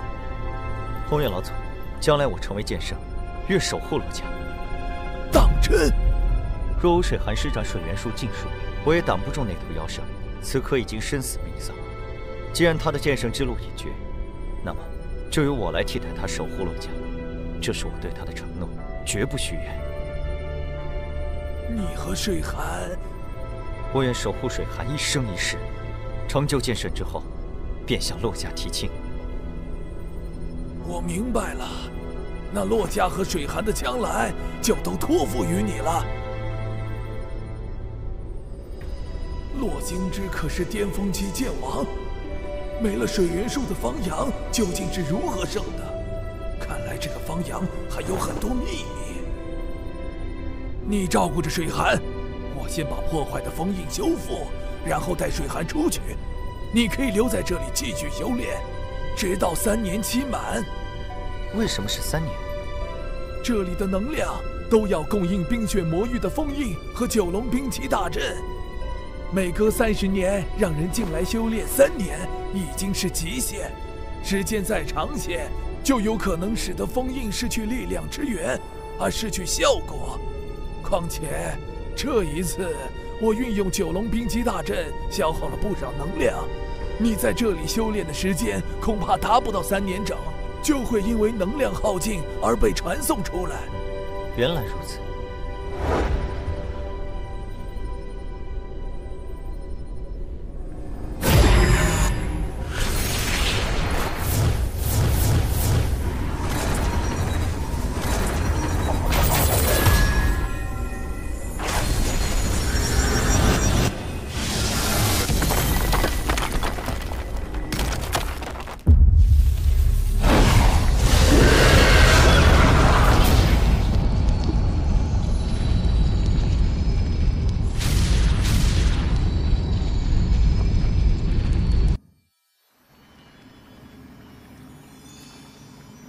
水寒的剑魂受到破坏非常严重，需要至价的养魂宝物才能治愈。洛家的养魂宝物只能令他的剑魂不再破坏，无法修复。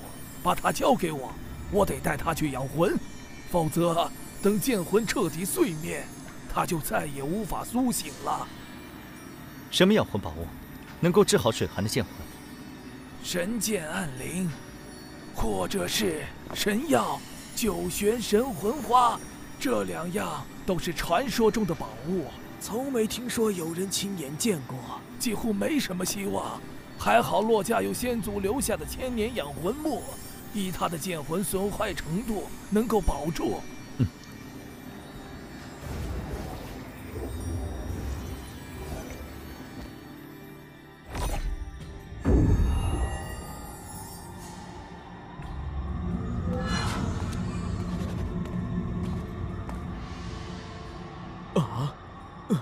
详细的事之后再讲，先去宝库中把千年养魂木取来。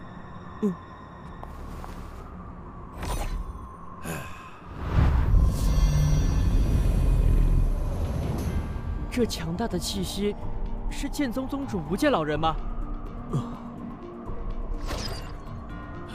是剑宗宗主君望神来了。你们2个别只顾着伤心了，好好照看水寒。记得将千年养魂木给他服下。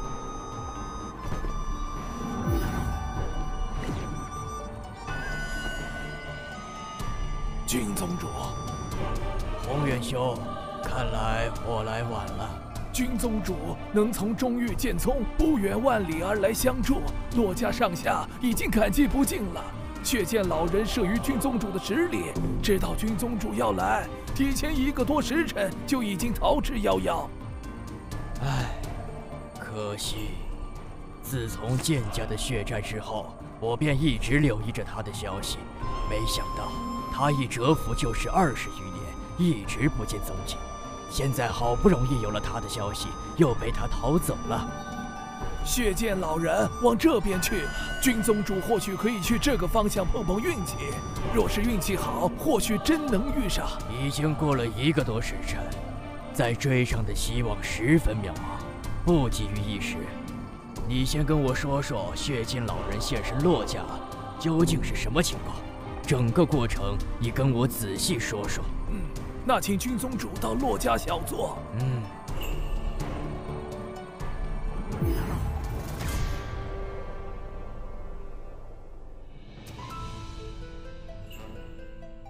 这么说来，血剑老人是为了洛家的水寒剑。君宗主可有什么发现？神剑之贵重，任谁都知道。也许他就是眼红神剑，另外3大家族的神剑他没机会弄到手。偏偏你洛家的冰雪城建立在冰雪魔域之上，借着30年1次的世剑大会，打开冰雪魔域的封印，才有机会在你保神剑还是保洛家剑圣天才的两难之间夺取水寒剑。说来奇怪，你洛家宝地中究竟发生了什么事？仅仅2个剑王天才，再加上1座冰皇雕像，便让洛星志的破坏都失了效果，连他自身进入其中都命丧黄泉。也许杨剑公子身上有什么对付剑王的厉害手段吧，我也不太清楚。至于妖灵被击退，则全靠洛水寒施展水元术禁术，将冰皇雕像的力量转移给了杨剑公子，使得他拥有了剑圣之力。妖灵被打怕了，就不敢继续来攻了。好了，我去血剑老人逃走的方向碰碰运气，若能找到他，这次一定不让他逃脱。我将他请来洛家，让他向宏远兄谢罪。我洛家虽然损失了1位天骄的未来，但与剑家家破人亡相比，却也算不了什么。君宗主若抓到血剑老人，无需让他来洛家谢罪，直接让他为剑家陪葬即可。好。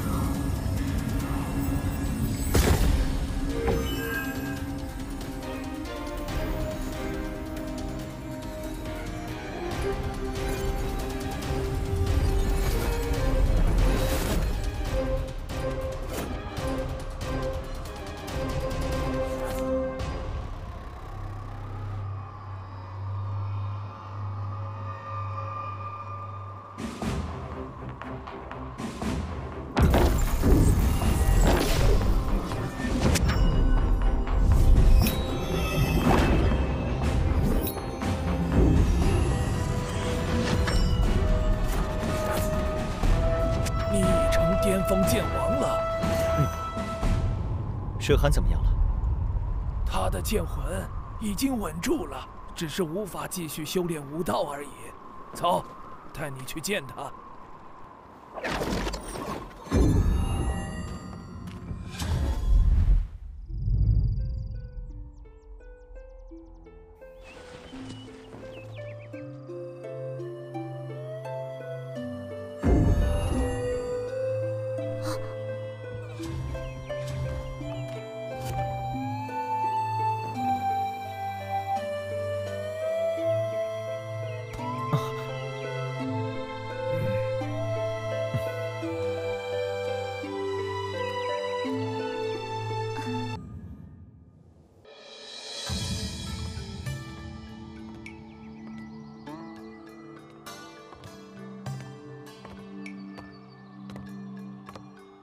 多亏有你。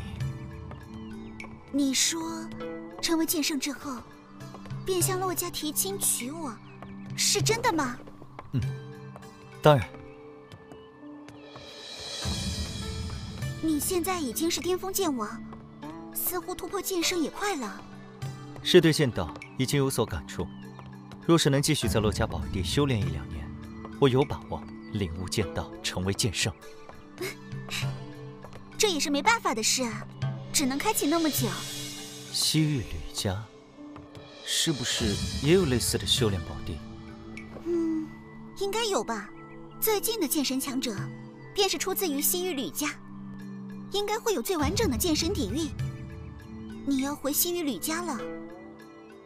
不错，我得找吕神通问清楚当年他和我母亲的事情。名分什么的，我可以不要，将来我也可以不留在吕家，但我身上流着吕家的血脉，吕家的神剑传承，我得学。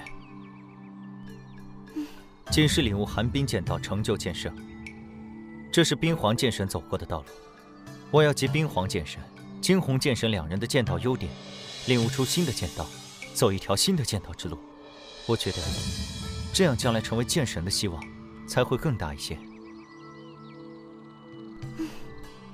你说的有道理，绝大多数人都想沿着前人的足迹走捷径，而你却想要开辟新的道路。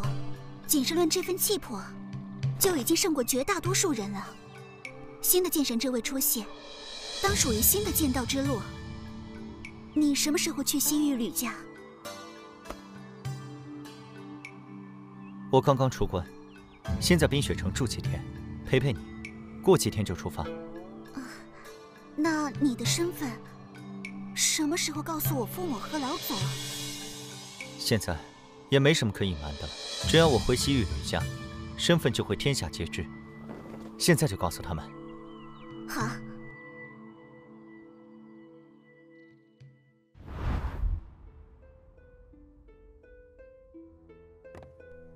老祖，爹，娘，有件事要跟你们说。什么事？其实，他不叫方阳，而是叫做吕阳，是吕神通之子。西域吕家，吕神通的儿子。这是怎么回事？吕神通见过他，怎么连自己的儿子都不认识？我自幼在北域寒山城方家长大，我母亲。你不仅是吕神通的儿子，并且还有神剑桃神。姑姑也知道吕阳有神剑桃神。我们遇到烈血河时，就是吕阳用神剑桃神抗衡了血煞，这样我才能凭借剑圣倒影将烈血河重创。在宝地空间，也是因为吕阳有神剑桃神，才能够在获得冰皇雕像力量的短时间内重创妖圣，将其击退。我能击杀洛星之，也是凭神剑桃神。真的是神剑，暗灵剑养魂，桃神剑诛煞，这可是2柄最古老的神剑，只在雪煞剑屠戮剑域大陆之前的时代出现过。万万没想到，竟有现世之时，桃神剑怎么在你的身上？我也不知道，应该早早就已经在我体内。不知道吕神通知不知道原因？我去西域吕家后，得问问他。你什么时候去西域吕家？我已经跟水寒说好了，过几天就走。最好是快点走。为什么？血剑老人入侵洛家，目的就是为了神剑水寒，或许也会对你身上的神剑桃神感兴趣。既然厉雪河知道你身上有神剑桃神，很有可能会告诉血剑老人，为得桃神，血剑老人也许会在你前往西域吕家的途中截杀。你今天刚出关，见过你的人不多，你悄悄离开冰雪城，这才能路途平安。前辈所说在理，一切以安全为主。老祖说的对，你尽快秘密出城，才能一路通畅的回到西域吕家。没错，血剑老人已经在洛家策反了一个洛星之，洛家很可能还有暗中与煞盟勾结的人，所以吕阳不能在洛家久留。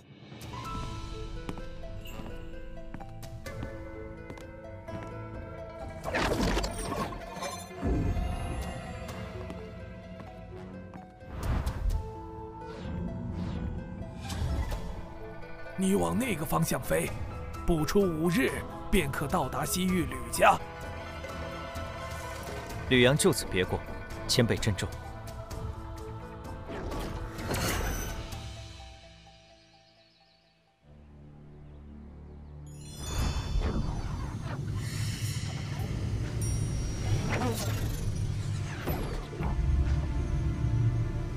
着实比方家气派多了，可惜母亲看不到了。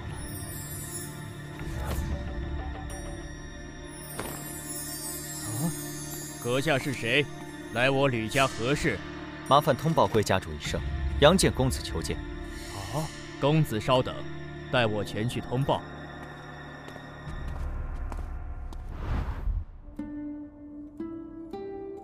神通，天儿今年才26岁，就突破了剑意境巅峰，比你当年突破剑意境巅峰的年纪要早了好几年呢。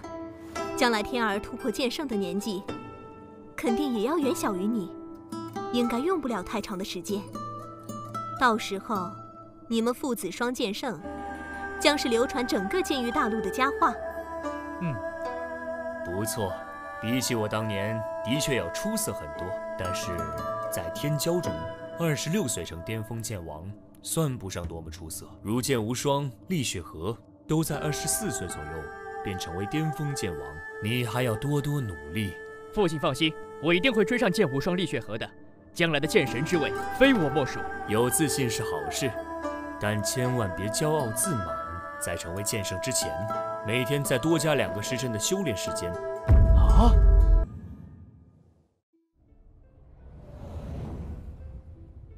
每天再多加2个时辰修炼，那等于是全天闭关了。父亲，再怎么刻苦修炼，也该讲究劳逸结合吧？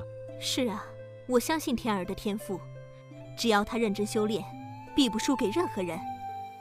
神通，你别将他逼得太狠。若你将来的目的只是剑圣，那么你想怎么轻松都行。如果你的目标是剑神之位，就必须得付出比别人更多的努力。逆水行舟，不进则退。天骄虽少，但也有7人，他们都刻苦修炼。你前进的慢了，就等于是后退。现在不是7个了，洛家的洛水寒剑魂受到重创，修炼之路已经断了。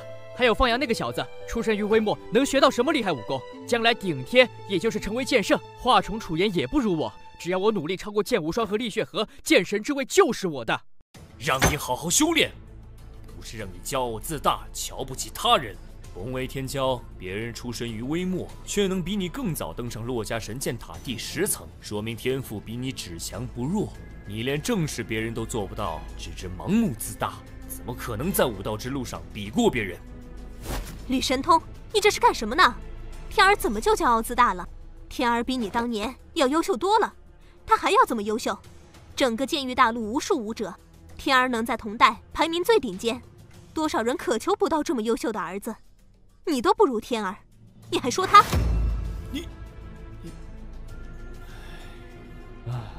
娘亲，父亲也是为了我好，你就别生气了。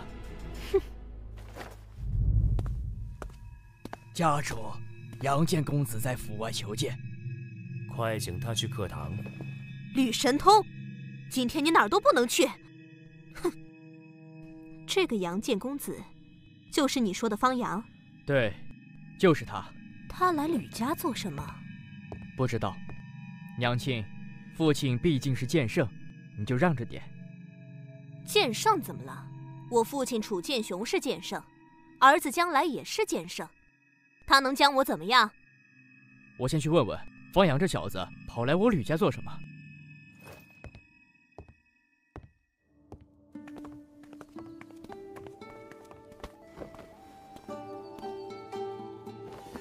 方阳，你来我吕家做什么？找吕家主，问点旧事。你能有什么事问我父亲？先问我吧。你不知道，问也白问。你都没问，怎么知道我不知道？还请继续带路。不许走！方阳，不把话给我说清楚，休想向前一步！你们吕家是吕家主说了算，还是你说了算？就凭你，还没资格在我面前狂妄！我倒要看看，你在洛家宝地修炼这么久，有多大长进？住手！父亲，越来越放肆了，给我退下！是。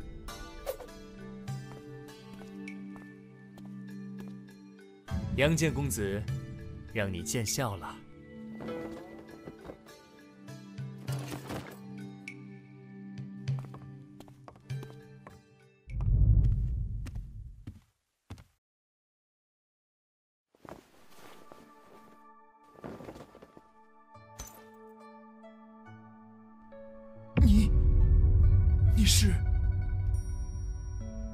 你是我和清溪的儿子。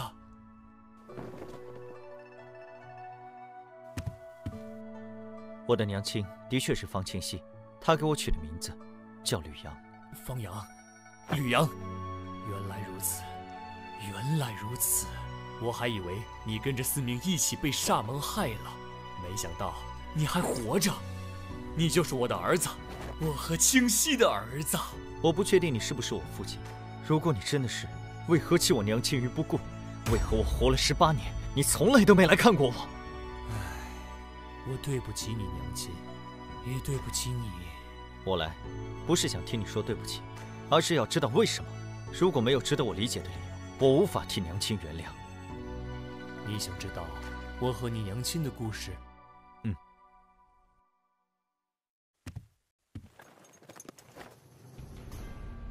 那得从我说起。我并不是吕家家主的唯一继承人。我同父异母的弟弟吕神池，天赋出众，比我更胜一筹。若不是我经历了一番机缘奇遇，吕神池应该会比我更早一步突破剑王。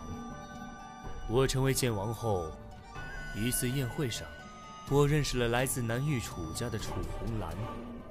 楚红兰是楚家剑圣楚剑雄的女儿。我娘亲为了给我找个好靠山，好争夺家主之位时更有优势，便向西域楚家提亲，作为剑圣的女婿。再加上我机缘之下，比吕神池更早突破剑王，顺利地接任了吕家家主之位。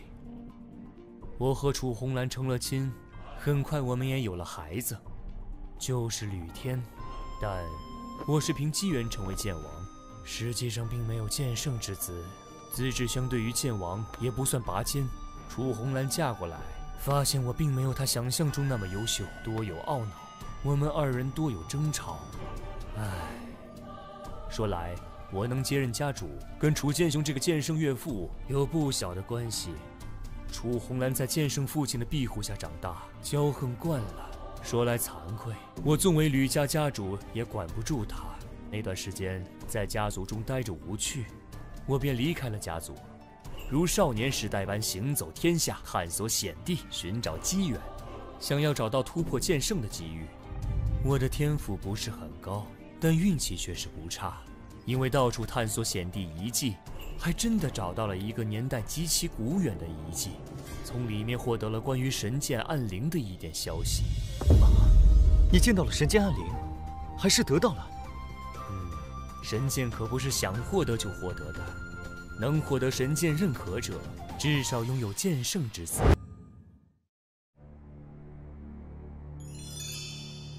以我的天赋，并不能获得神剑的认可，否则，如果当年我能获得神剑天虹的认可，我必定能成为吕家家主，就不需要借助楚家的力量了。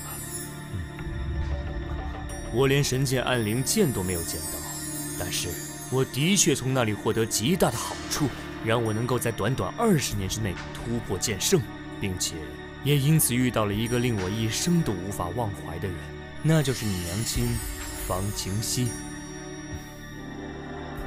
我通过古遗迹中获得的关于神剑暗灵的消息，确定神剑暗灵有可能在北域行州，于是我便赶去了北域行州。当时你娘亲方清溪是行州宗门沧浪宫的天才弟子，年仅20出头便已是剑魂境巅峰。我在行州行走时，跟你娘亲碰过面，她和一些沧浪宫弟子追杀一名黑道人物严天海，结果阴差阳错之下，把我当成了严天海。结果可想而知。但我当时已经是剑意境剑王，轻轻松松就击退了他们。你娘亲当即代表沧浪宫向我赔礼道歉，那是我们第一次相遇。后来呢？后来我们就分开了。我继续在行舟行走，不停地通过古地图对比山岳江河，最终确定神剑暗灵应该就在元苍山脉之中，位于行舟、台州、沧州之间的元苍山脉。对，我在元苍山脉寻找神剑暗灵时，跟你娘亲第2次相遇了。那时他们诛杀真炎天海之后，这个炎天海有个剑恭敬宗师的兄弟炎天意，得知炎天海被杀，前来行舟复仇。当时那群沧浪宫弟子正好在元苍山脉中寻药，被炎天意找到。剑魂境如何能抵抗剑恭敬宗师？沧浪宫弟子当场便死了好几个。你娘亲是剑魂境巅峰的修为，勉强逃走，但也被炎天意追杀。在被追杀之时，慌不择路，意外地闯入了一处古遗迹的入口。那时我正好也在入口处。这处古遗迹在特定的地点，人就会被传送进来，但只能进不能出。炎天意也跟着闯了进来，被我出手击杀。我和你娘亲便被困在了那处古遗迹中。神剑暗灵就在那处古遗迹中。根据我获得的消息和古地图的判断，应该是的。但是这处古遗迹有点特殊，像是另一个世界。那里也有日月山河、花草树木，并且还有着一头头厉害的妖灵。我和你娘亲找不到离开的方法，便只能在那个世界探索。结果在猎杀一头青蛟妖王时，我身受重伤，多亏你娘亲照顾，才得以生还。渐渐的，我们被困了大半年时间，也许是相处的久了，我和你娘亲暗生情愫。我心想，如果这辈子都没法离开了，我们得一直生活在一起。我们便以天地为证，做了夫妻。如果一直没法离开，我们一直在那个世界生活着也就好了。可惜没有如果。那你们是怎么离开那处古遗迹的？那个世界中还有我应付不了的妖圣，为了躲避妖圣，我和你娘亲根本没法在一个地方长久停留，哪怕她怀有身孕，我们也得经常转移位置。大概怀了你3个月的时候，我们找到了一个山洞，里面有着人为开凿的痕迹，有石桌石椅，就像是有人生活过。那里还有别人？那里的痕迹是很久很久以前留下，应该是曾经有人生活过，也许是意外来到那个世界的人，也许是封印那个世界的人，反正已经非常久远。我在山洞深处的水潭旁边的藤蔓上获得了一颗半拳大小、鲜红如血的果子，里面蕴含着极其精纯的能量。我正是吃了那枚果子，修炼速度大增，悟性也提升不小，这才能在20年之内突破剑圣。我和你娘亲在那个山洞中休息了1个晚上，结果当晚你娘做了一个梦，她说梦里面她也睡在山洞里，结果一柄粉色的剑不知道从哪里冒了出来，刺入了她的肚子。当时她就醒了过来，吓得顿时就跑，出了山洞一直向前跑，跑着跑着前面出现一个湖，她就直接跳到湖里去了。结果画面一转，她就离开了那个世界，回到了元苍山脉，然后就真的醒了。你娘彻底醒来，就连摸肚子，发现肚子完好，才松了一口气。然后她就把这个梦跟我说了。当时她情绪有点激动，说梦里太真实了，一切都像是真的。要离开山洞，向梦里面跑去的方向看看。说来也是神奇，当我们离开山洞，就按照你娘亲梦里面跑的方向前进，真的发现了一个小湖泊。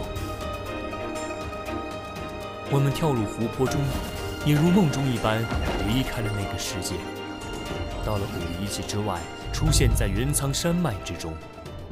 我们就这样莫名其妙的出来了。粉色的剑，桃神。如果娘做的梦是真的，那么桃神就是在那时进入了当时还在胚胎状态的我。原来如此，这么一来，一切都说得通了。吕阳，离开之后，我娘回了方家生我，你就回了西域吕家，再也没有来看望我。我有我的苦衷，我之前说过了，我虽为吕家家主，但我管不住楚红兰。如果让他知道我在外面还有女人，还有孩子，他若铁了心要除掉，我阻止不了。他的父亲是剑圣，以楚红兰的性子，怕是会诛杀你和你娘亲。我没有道理名分，吕家的剑圣老祖也不会站在我这边。只要你们身份暴露，就会死，所以我不能看望，甚至我都不能派人暗中保护。我不敢露出丝毫马脚，在我有能力保护你们之前，我们连一点牵连都不能有。难道他真的是为了保护我们母子？一个剑王根本没有面对剑圣的资格。想要光明正大的认你们母子，我必须成为剑圣，才有可能。所以，我回到西域吕家，一直勤修苦练，不成剑圣便不出关。论资质，在同代天才中，我排不进前5。但是5年前，我终于突破剑道境，成为同代第1位剑圣。这时，我才有保护你们母子的力量。但我突破剑圣，天下各大势力相继来贺，我没法第一时间前去方家接你们，只能暗中派吕思明前往。没想到，造化弄人，我万万没想到你娘早已离世，更没想到我们父子相见是如此多灾多难，以至于让思明也丢了性命。眼前这个男人，真心爱我娘不假。若是当初留在古一界，我们一家倒也能其乐融融。这不怪你，的确是造化弄人。孩儿吕阳，拜见父亲大人。我儿快起！以前为父力量不强，护不住你。现在为父为剑圣，定要让你认祖归宗，将你的身份宣告天下，谁也别想阻拦。我认祖归宗，你也要为我娘亲证明才是。那是当然，我已经很对不起你娘亲了，绝不能让她无名无分。杨儿，此事我会跟楚红兰商量。不是商量，是通告。为父作为剑圣，在吕家有了足够的话语权，不管他就同不同意，也阻止不了。只是站在他的立场，不高兴也是人之常情，他倒是肯定会给你脸色。可他毕竟是我明媒正娶的正妻，也是你大娘。若是真无理取闹于你，你忍着点儿，别跟他计较。你们若是吵闹起来，将成为吕家的笑话。父亲放心，我懂得分寸。那就好，那就好。这些年，你一定过得很不容易，真是难为你了。但是从现在开始，苦难的日子都过去了，我很快就会给你举行认祖归宗仪式。等你认祖归宗，你可以学习吕家任何剑圣武学，可以进入吕家各处宝地修炼。以你的天赋，好好修炼，将来必成剑圣，哪怕是剑神之位，也有不小的希望。实际上，我觉得剑神之位，希望最大的就是你。何以见得？以我之经历，武道修炼，天赋重要，气运也很重要。我虽然不是同代天赋最好的，但气运却佳。所以，我总能获得别人获得不了的好处，第一个登上了剑圣之位。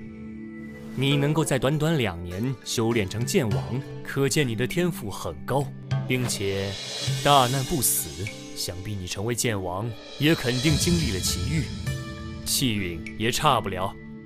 有天赋，有气运，自然希望更大一些。其实那2年，除了吕大哥教我吕家3门剑王级武学，我并没有获得其他奇遇，只是闭关修炼了2年而已。闭关修炼2年，你就一路修炼成了剑王？你的修炼天赋之高，比我意料中还要高得多。若真如此，就连众多天骄的天赋都要比你差一个档次。在真正的天赋碾压面前，纵然经历奇遇，也难成剑王，更别说成为剑圣。我能成为剑圣，奇遇是一个方面，我自身天赋也是一个方面，而剑神之境，古往今来有记载的剑神屈指可数，而剑圣却数量太多，不知具体数目，可见突破剑神之艰难。越是难以修炼到的境界，对于天赋的要求就越严苛。杨儿，将来的剑神之位，我更看好你了。与我同代的天才不在于少数，大家皆有可能。别人我不了解，但天儿我是最清楚的。论天赋，天儿在天骄中实属中游；论机缘，天儿有的只是吕家原本就拥有的。更关键的是，天儿一路走来太过顺利，我也经历过人生坎坷，受不了打击，其心其志都还需磨砺啊。在我看来，未来剑神必在你、剑无双、厉血河3人之中。算了，不提这些了，父子相认，不如唠些家常吧。对了，你之前说在黑风山思明丧了命，他是死于鬼煞之下。你当时是怎么逃过这一劫的？父亲可知道神剑逃神？这岂能不知？10大神剑各有传说，其中8柄神剑的传说比较清晰，唯独桃神剑、暗灵剑出现年代久远，记载极少，唯有8个字较为流传：桃神诛煞，暗灵养魂。你身上该不会有神剑桃神吧？不错，我身上有桃神剑，靠桃神剑的力量击败了鬼煞，也将追杀我的煞盟武者一一击败。你真的有神剑桃神？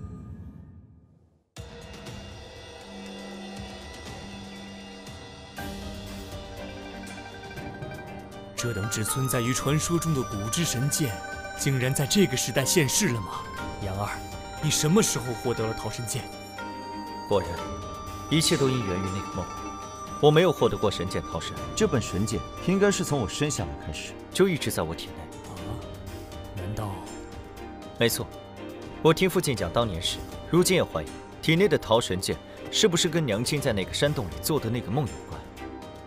梦里面找到湖泊的路线是真的，通过湖泊离开古遗迹世界是真的。那么，有一柄粉剑插进他的肚子，一样是真的。那就是桃神剑。从那时起，桃神剑就一直在你的体内，伴随着你出生、成长。我也是这么想的。桃神剑居然如此有灵，你还在腹中就择你为主了吗？这究竟是好是坏？还有，你娘亲早逝，会不会跟桃神剑有关系？是，父亲说娘亲以前是沧浪宫的天才弟子，修为颇深，这都是桃神带来的。如果真是娘的话，岂不是这剑自己有意识？那究竟是我遇见，还是剑遇我？父亲，你不是说那处古遗迹世界中应该有神剑暗灵吗？怎么神剑桃神也在其中？难不成那里拥有2柄神剑吗？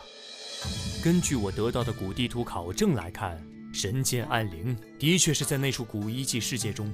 如果桃神剑确实是从那里进入你娘亲的体内，那么你说的没有错，那里有2柄神剑。只是我和你娘亲还没找到暗灵剑，便离开那里了。父亲成为剑圣后，有了足够的实力，应该又去探索过吧？去过。你和思明出事后，我在北域找了你一圈，在行舟的时候便去了元苍山脉，但是当年那个入口我已经进不去了。我能感应出那里的天地空间与别处不同，应该入口禁制还在，但是不知道为什么我无法激发触发条件，进不去里面。难道是剑圣不可进？不一定。当年你娘亲是剑魂境，严天意是剑宫境，我是剑王境，都能进。但后来我找人试过了，剑魂境、剑宫境、剑王境武者也都无法再进。我猜想，应该是我和你娘亲离开后，进入遗迹世界的禁制改变了，产生了新的条件。再次进入，会不会和我体内的神剑逃生有关？有可能，或许你将来可以去试试。遗迹世界中有妖圣，并且数量还不少。想要完整的探索遗迹世界，你现在的实力还不够，至少也要成为剑圣才行。我在洛家宝地闭关修炼近3年，获得了冰皇剑神的武道传承，修为已经修炼至剑意境巅峰。我想参悟金红剑神的武道传承，集2位剑神的剑道之长处，领悟出属于自己的剑道，突破剑圣。你今年才23岁，好像还不到。还有4个月，年满23。你真正接触到上乘武学的年纪较晚。剑无双、厉雪河在18岁时都已经突破剑王，你18岁才真的开始修炼上乘武学，修为却能后来居上，比他们年纪更小的成为巅峰剑王。论天赋，他们的确是比你差了一档。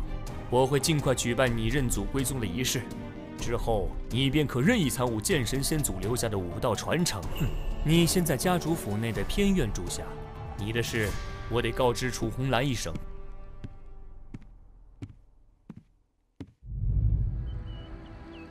太过分了！这个吕神通现在胳膊肘都开始向外拐了。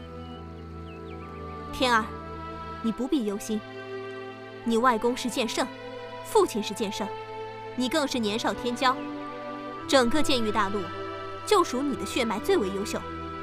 那什么杨剑公子，区区一散修，无依无靠，就算机缘造化之下成为了天骄，与天儿你相比，那也是差了10万8千里，远远不及。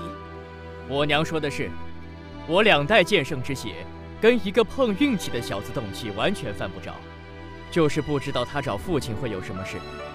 我会跟你父亲问个清楚。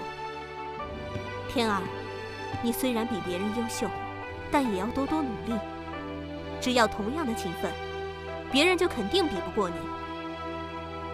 啊，天儿。我有点事情跟你娘亲谈谈，你先回自己房间。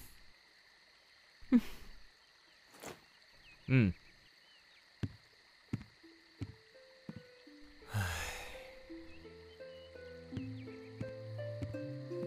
红兰，天儿是我的孩子，我没理由看轻他。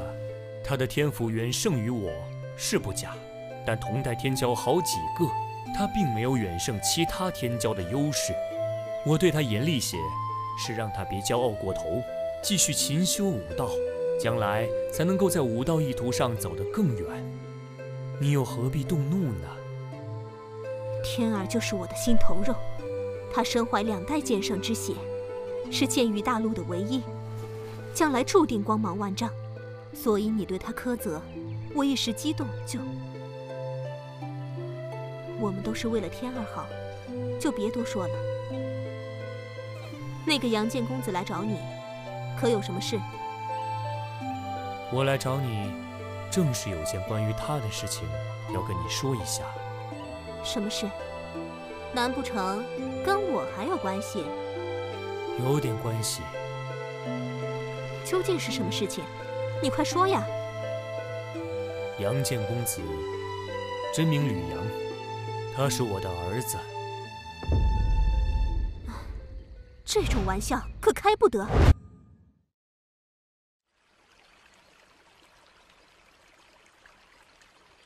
我没开玩笑，他真是我儿子。吕神通，我们成亲还不到30年，你现在跟我说你在外面有一个20多岁的儿子？我们成亲后，我曾外出历练过一段时间，那孩子的出生就是那一年我在……住口！我不想听你在外面的风流往事。好，你不想听，我就不讲。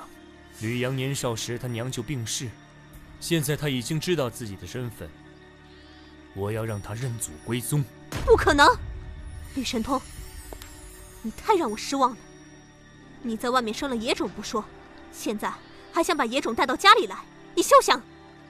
我绝不同意，我父亲也不会同意。其他家族的族长哪个不是3妻4妾，儿女成群？你父亲也是，你也只是楚剑雄普通妻妾的女儿。现在我要让我儿子认祖归宗，你凭什么不同意？楚剑雄凭什么不同意？因为你迎娶我的时候，就已经答应过我的条件。若我在世，此生绝不再娶其他女人。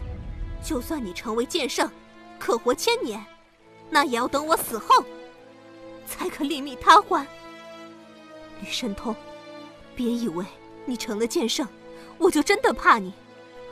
只要我活着，你就休想。我没有娶其他女人，我现在是要让我儿子认祖归宗。那还不是一样？怎么是一样？当年的事完全是个意外，我没有主动做过对不住你的事。吕阳他是我的儿子，我就必须让他认祖归宗。我不是跟你商量，而是告诉你这个结果。就算你把楚剑雄请来，也别想阻止。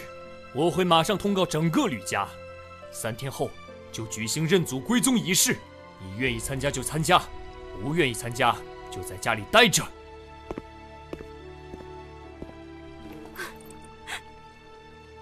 野种，该死的野种！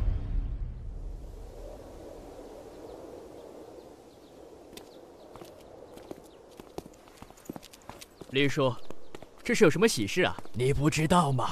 杨建公子就是家主的儿子，现在全府上下都在准备着呢。什么？赫赫有名的杨建公子居然是家主的儿子？这下好了，咱们吕府又有一名天骄了。唉，就是不知道楚夫人会不会愿意呀？家主认儿子，管他姓楚的什么事儿？平常吆五喝六的也就算了，这等事情还要插手，真把我们吕家当他们楚家了。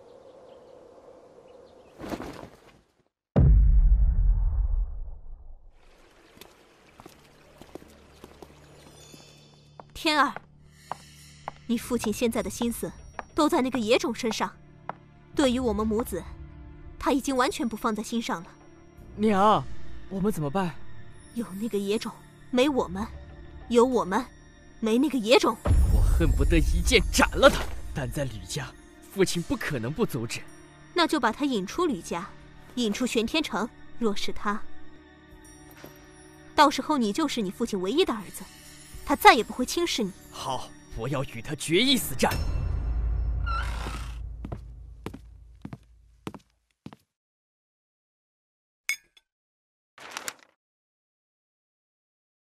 看来他是执意要与我一战了。哼！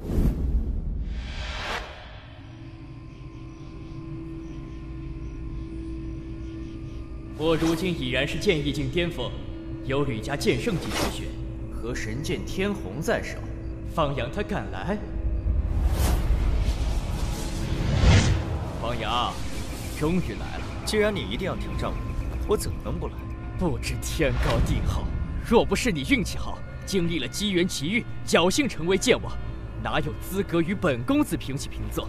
现在我为巅峰剑王，就凭你也敢在本公子面前放肆？天虹剑出！我才不靠什么机缘奇遇，而是一步一个脚印走来的。猖狂！本公子今天绝不饶你。虽然我不喜欢你，但我们至少有着同一个父亲。即使我从小没享受过吕家的好处，而你却拥有一切，可我从未有过嫉妒。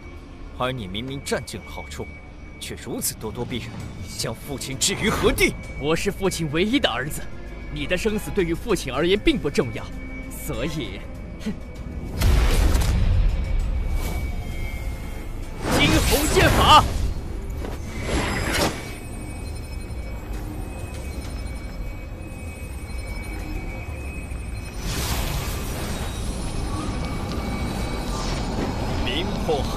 阵法。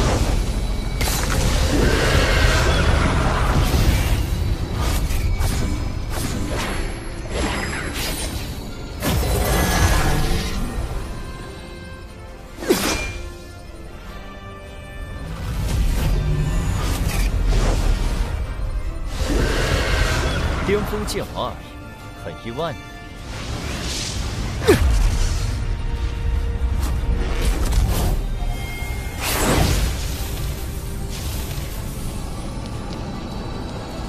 金光不灭剑体，你能将我逼至施展金光不灭剑体的程度，已经足够优秀了。本公子承认，以前我确实看清了你。你能够在冰皇雕像上领悟2种圣级武学，天赋足可跟本公子一比。可惜，你依然不是我的对手。我吕家天虹剑士，极善功法，有着至强攻伐剑术，圣虎剑法。啊！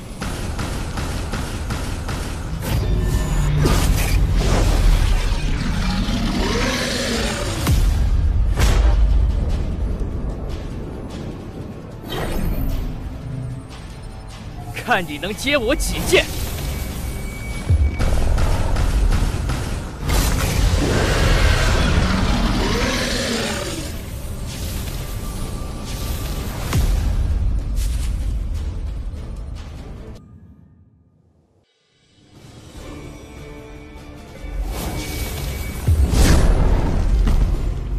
冰皇绝神斩！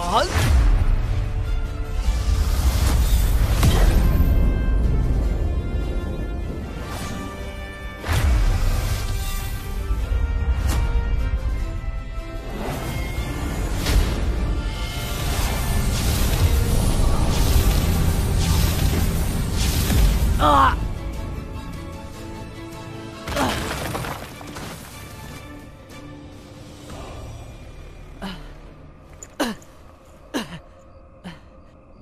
这是冰皇剑神的至强绝杀剑招，你仅仅只是个剑王，居然学会了冰皇绝神斩！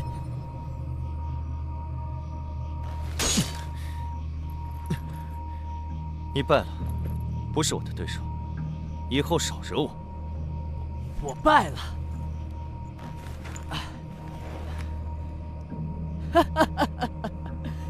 我败了，方阳，就算你能打败我，那又如何？我有神剑天虹在手，剑圣之下，皆可斩之。啊！方阳，你很强，也很天才，可惜没有神剑。今天你还是要输，就让你看看神剑的威力。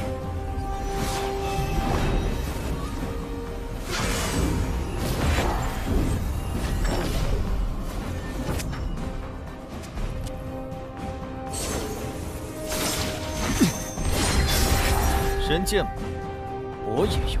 怎么你手中也有神剑？这是神剑桃神，还是神剑暗灵？神剑桃神。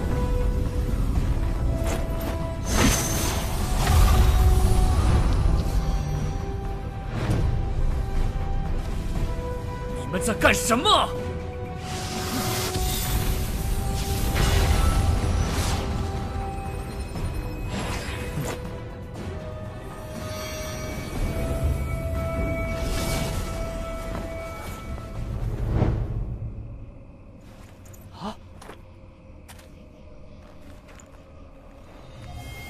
没想到啊，桃神剑居然在他手里。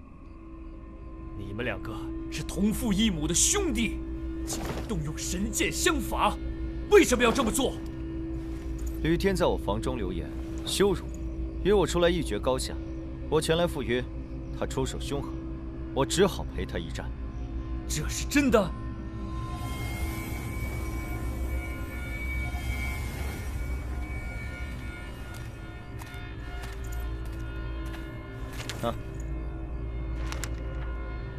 吕天实力不及我，伤于我的剑下，所以动用了神剑天虹。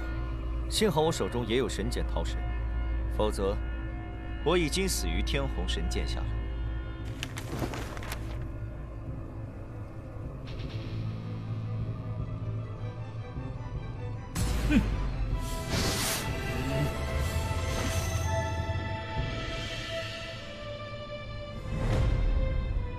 天，你好大的胆子，连你兄弟你都敢伤害，你太让我失望了。他不是我兄弟，我娘说了，他就是个野种，混账！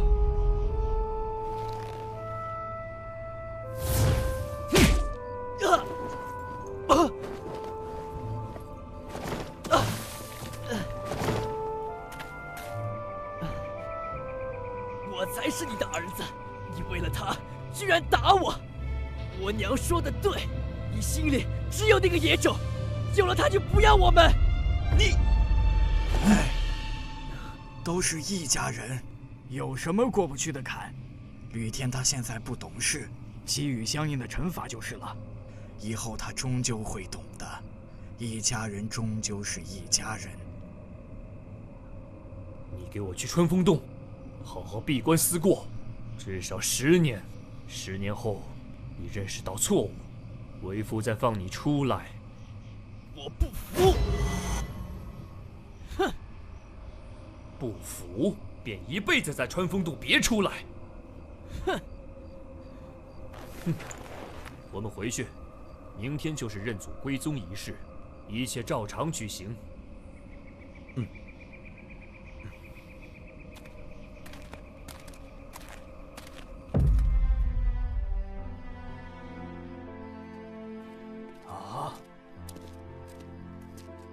吕福，你昭告全府上下，吕天兄弟相残，我罚他在穿风洞静坐10年，以正家风。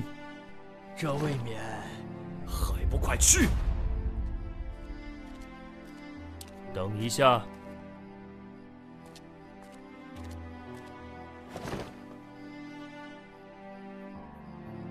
通知完，拿上伤药，送到穿风洞来。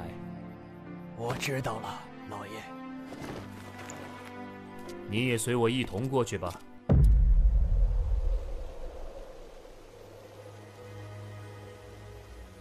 父亲罚吕天在这里思过10年，只是表意。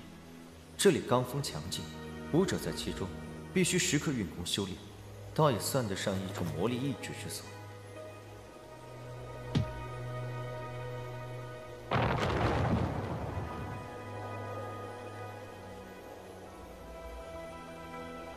在里面想清楚再出来。爹，你偏心，我不服。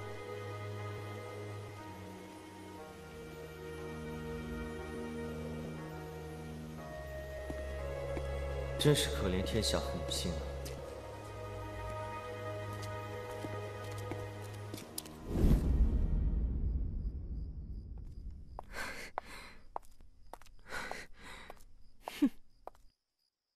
夫人，息怒啊！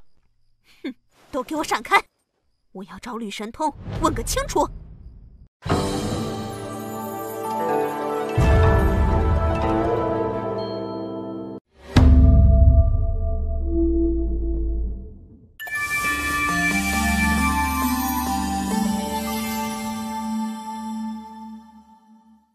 多几多是何事？纷纷扰扰是是非。多几多是何事？纷纷扰扰是是非。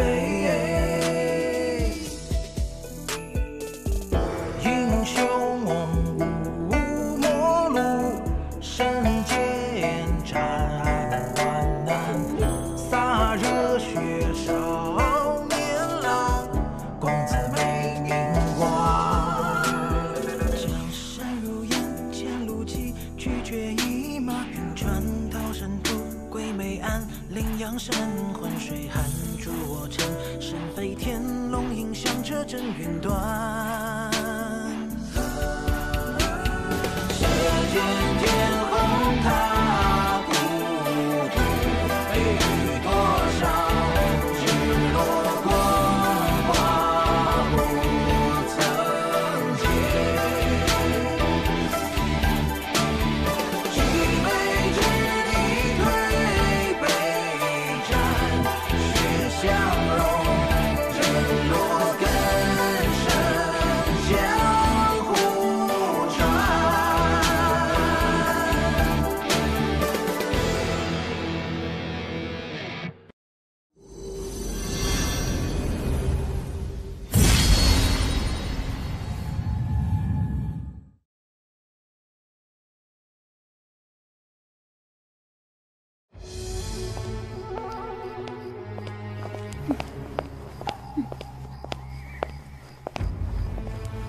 夫人，息怒啊！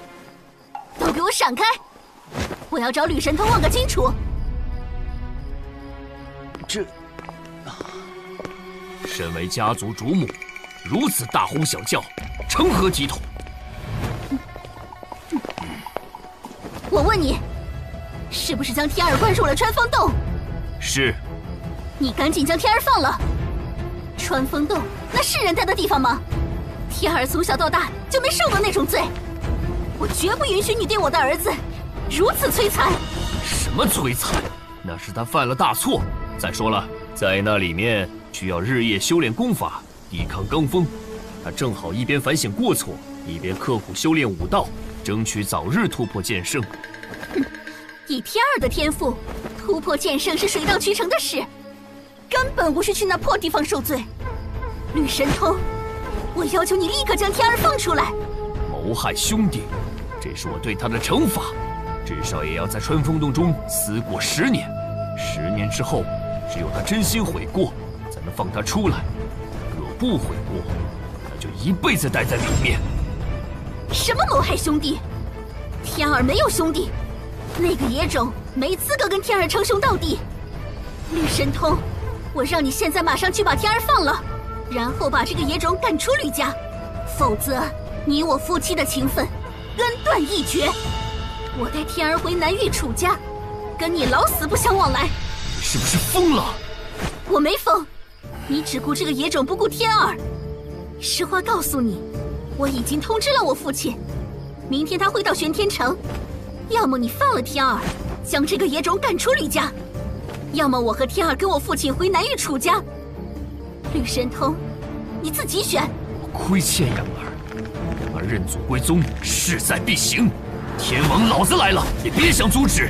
楚红兰，嫁来吕家近30年，我自问对你无轻慢之处，你要走要留，悉听尊便。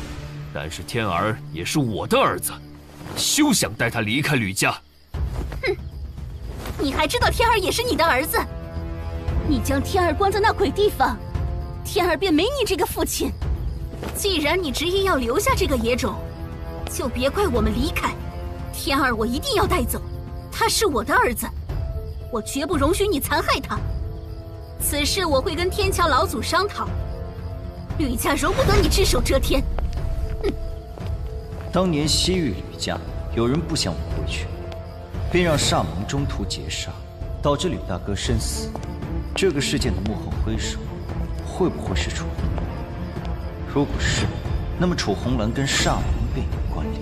楚红兰是楚家剑圣楚剑雄的女儿，她要回楚家，我无法阻止，不可能强制扣留。至于天儿，我作为父亲，只要天儿不愿走，没人能强行带天儿回楚家。只是天儿愿意留下吗？那就只能看他自己的选择了。不管幕后黑手是谁，我一定要为思明大哥讨回公道。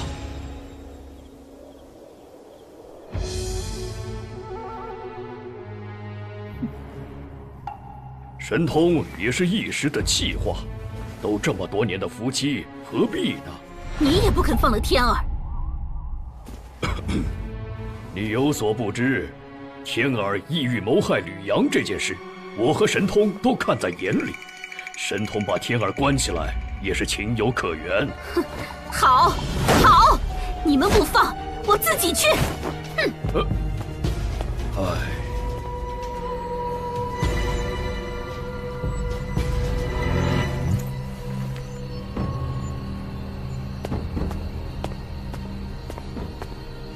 把穿风洞的封印给我打开。家主吩咐，除了他的命令，任何人不得开启穿风洞的封印。我是吕家主母，就算是吕神通也得听我的。我只听家主的，主母若能让家主听你的，可以带家主的手令前来，我立马打开穿风洞。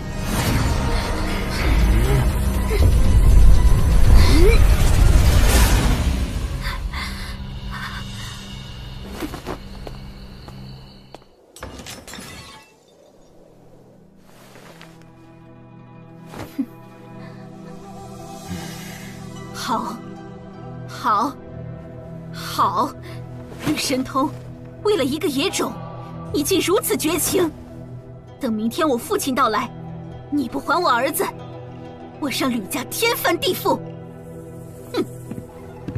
明天就是杨儿认祖归宗之日，也可能是天儿离开之日。唉。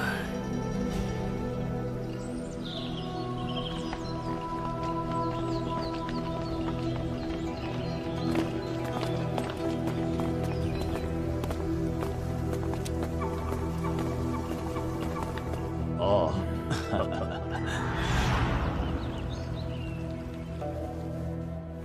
杨儿，如果楚红兰要带着吕天离开吕家，你说我该留还是该放？全凭父亲做主。我要听听你的意见。那就放吧。为什么？如果不放，父亲必不得清静。此事闹大，对于父亲和吕家的名声都无益处。如果放手能让事情平息，自然是一个好结果。若是吕天有你的胸襟和大局，那就好了。我若不放手，势必一战，剑圣相争，不仅可能对吕家造成破坏，还会让事情传遍整个剑域大陆。你的考虑是对的，放手才是好结果。如果楚剑雄要来，那就更要放了。还是得看吕天的意见。他要跟楚红兰走，今后我不管他。如果他选择留在吕家，还得接受我的惩罚。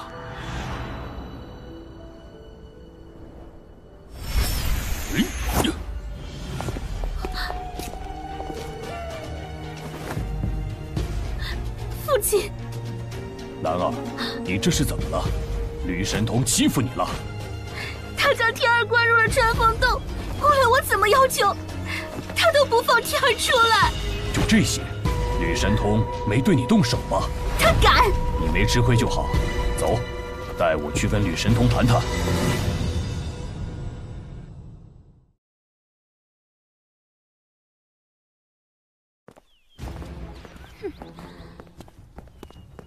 吕阳，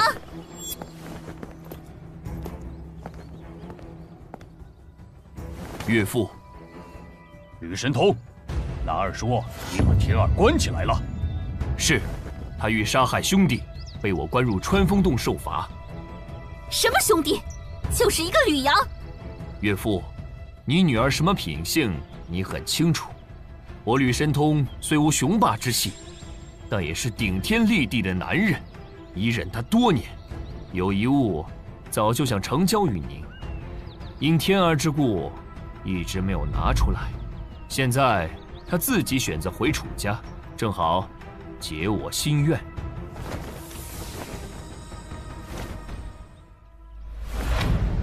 你竟敢休我！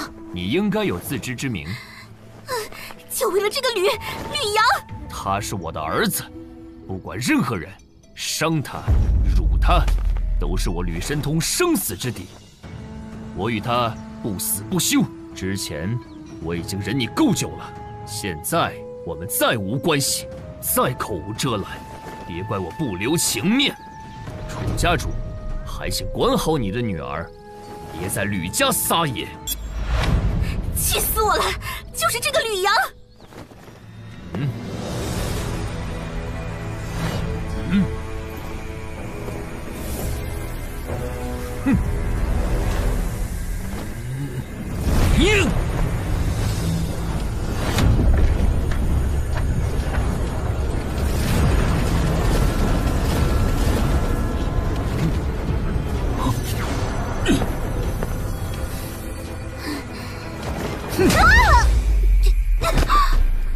厚颜无耻，这是你咎由自取。哼！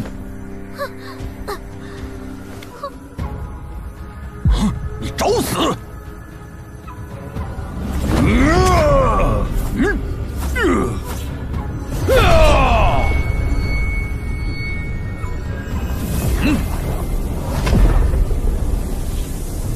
楚家主，西域吕家，可由不得你放肆！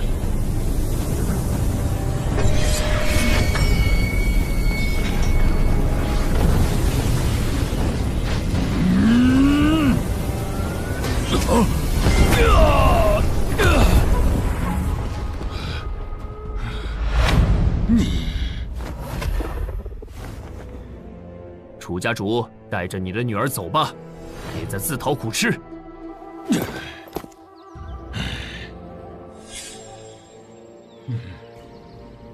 还有天儿，我也要带走。天儿是我儿子，是我吕家子孙，他该留在吕家，你无权带走。哼，我可听红兰说了，你将天儿关入了穿风洞。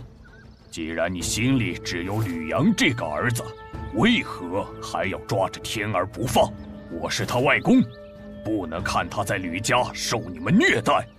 你不将天儿放在心上，我楚家可是将天儿视为心头肉。我并非不将天儿放在心上，他犯了错就要受罚。如果有人杀他，我一定也会为他主持公道，将他关入穿风洞思过10年。这是对他的惩罚，必须落实。10年之后，我会尊重他自己的意见。他愿意留在吕家就留在吕家，愿意去楚家就去楚家，由他自己决定。现在放天儿走，即使他在楚家，依然是你的儿子。你将天儿关入穿风洞10年，只会获得他无尽的怨恨，只会彻底断了你们的父子恩情。唉，思过10年，我相信他会明白自己的过错，理解我的用心。我给他的惩罚，不仅仅是惩罚，也是磨练。能理解则好，不能理解，那也只能听天由命。我只做我该做的，10年后他会怎么做，那是他的选择。好，好，好，吕神通，今天你可真是让我刮目相看。哼，本座走了。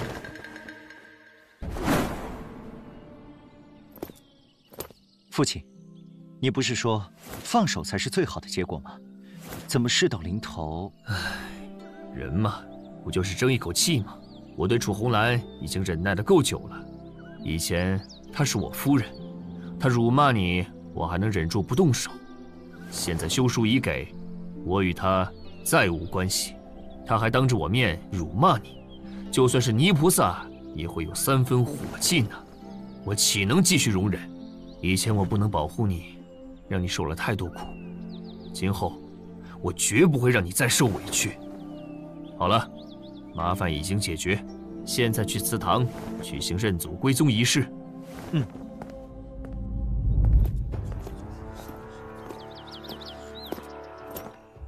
认祖归宗仪式开始。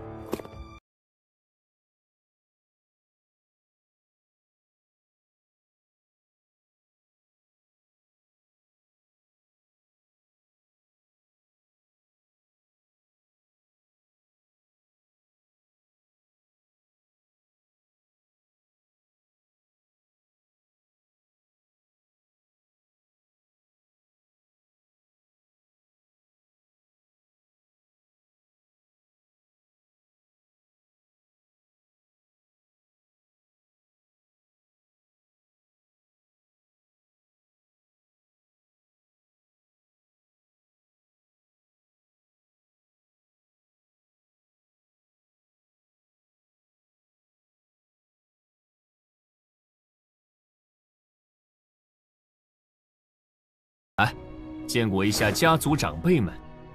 这位你见过了，天桥老祖是我吕家在世最年长的祖辈，比起祠堂中许多牌位上的先祖，都更加年长。见过天桥老祖。这位是我吕家上一辈第1族老，除了天桥老祖，就属君族老年纪最长，你得称一声大爷爷。见过大爷爷。家主为感谢大家赶回吕府参加吕阳的认祖归宗仪式，特地设宴，诸位这边请。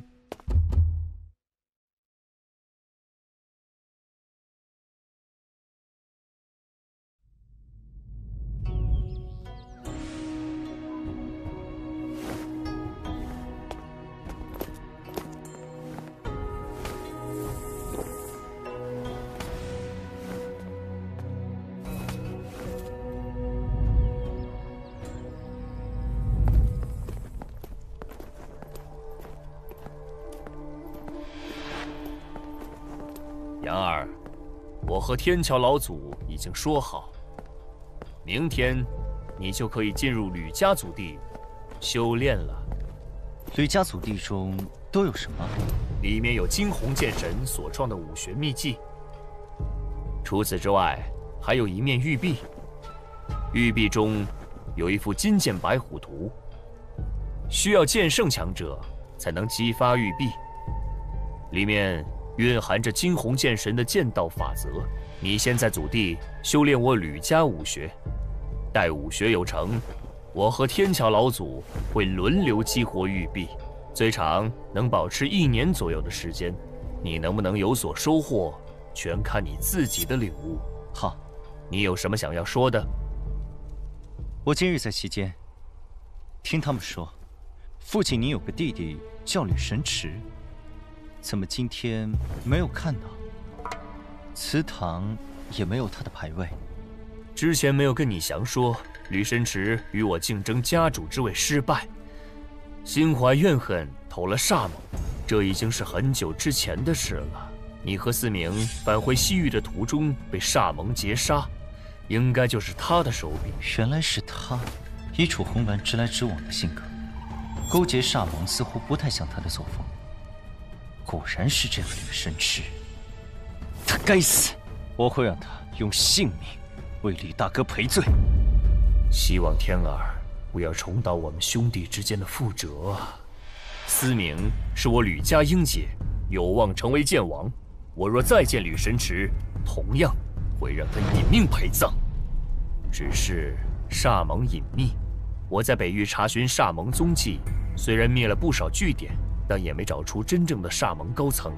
想要找到吕神池不容易，这事你先放在一边，安心修炼武道，早日成为剑圣才是。是。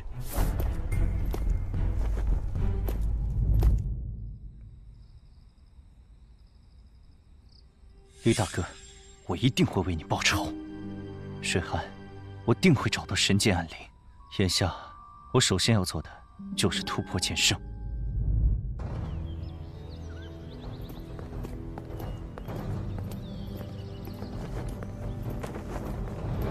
你想先学什么？一门一门来。初期阶段有我的指点，你修炼起来会轻松许多。修炼到高深阶段，就需要你自己领悟其中奥妙。现在我有的是时间，接下来的日子，我会在这里指导你修炼。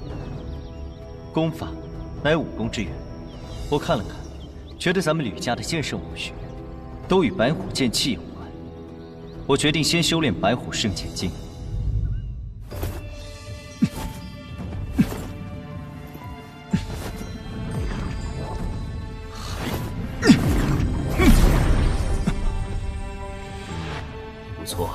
不错，仅仅半年，吕家的飞鸿剑法、圣虎剑法、金光不灭剑体，你都已掌握。之后涉及武功奥妙之处，就靠你自己来悟了。我就不再打扰你了。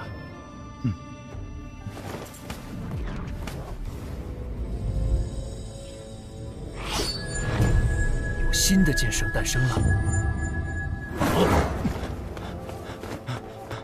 怎么样？可是剑无双。各大家族，中域剑宗都已传讯，并不是几位公子天骄，那就是厉血河了。太好了，养儿传讯，定是有大的进步。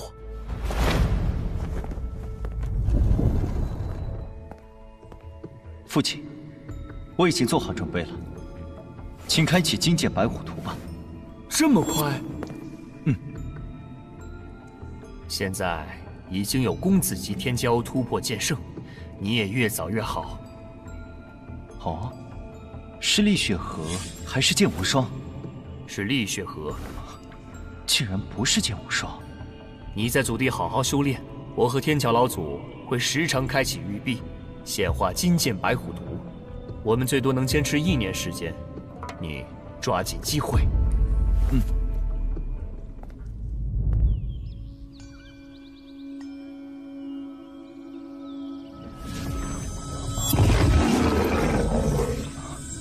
毫锋锐的气息。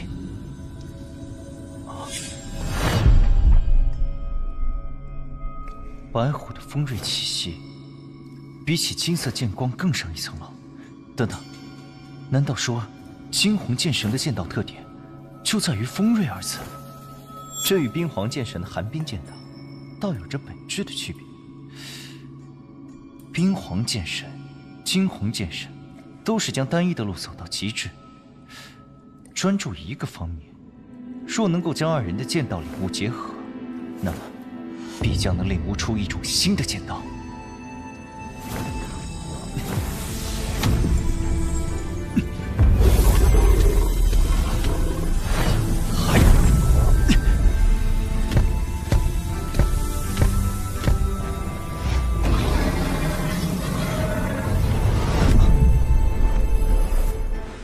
金红剑神的锋锐剑道，我已经领悟到登堂入室的地步，距离剑圣，我也只有一步之遥了。但是，在此之前，我还有件事要做。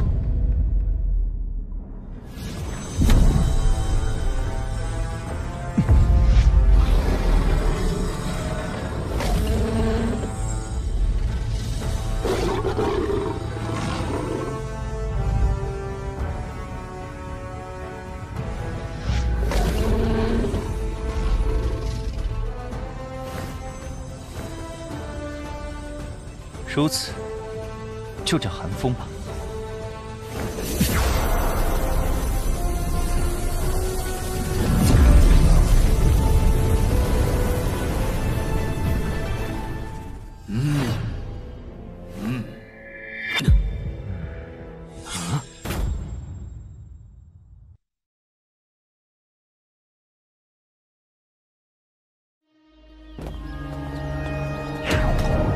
怎么可能？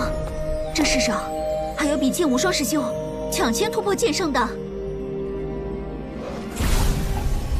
杨儿，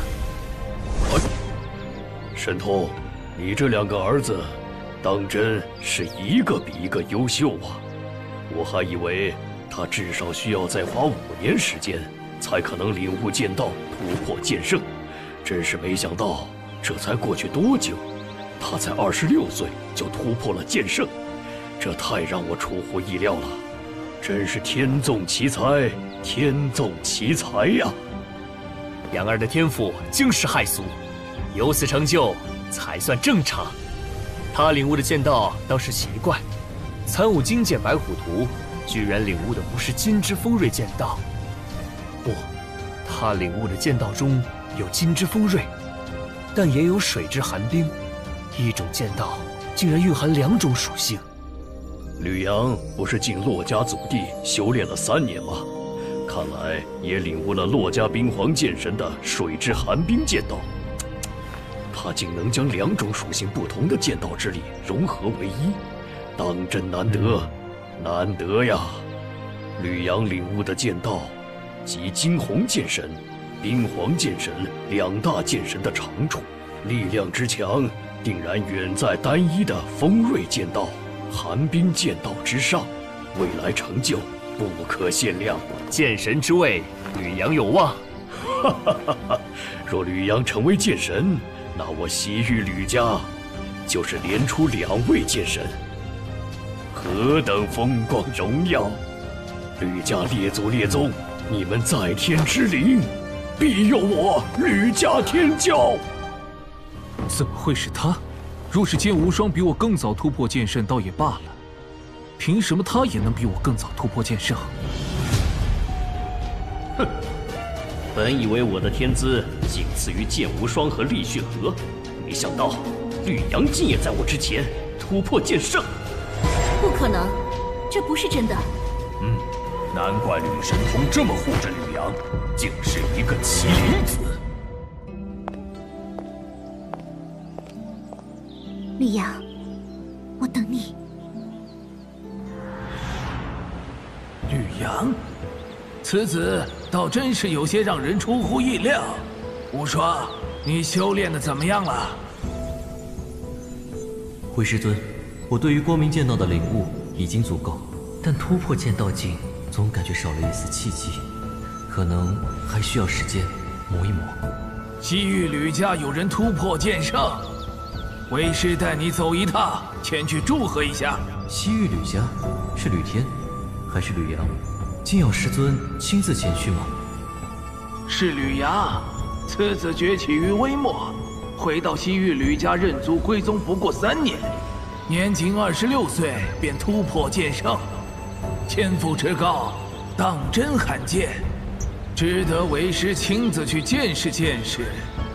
清净剑圣身上残留有突破剑道境的道韵，这对于你突破剑圣很有帮助。到了西域吕家，你与吕阳交交手，也许突破的契机就有了。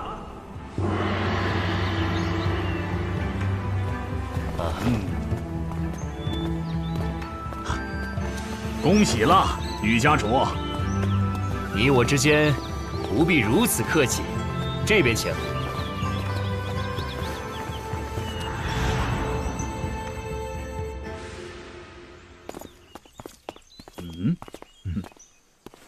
前辈，我已经有了神剑暗灵的消息，不日就将前往寻找。等我获得神剑暗灵，再迎娶水寒过门，一举治好他的剑魂伤势。好，若有什么需要帮助的，你但讲无妨，咱们也都是一家人了。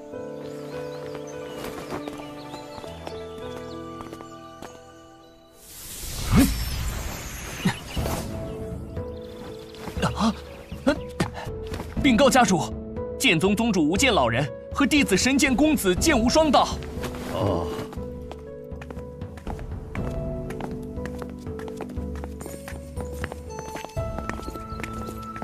君宗主，天桥兄，无剑老人，果真是天资聪颖，气宇不凡。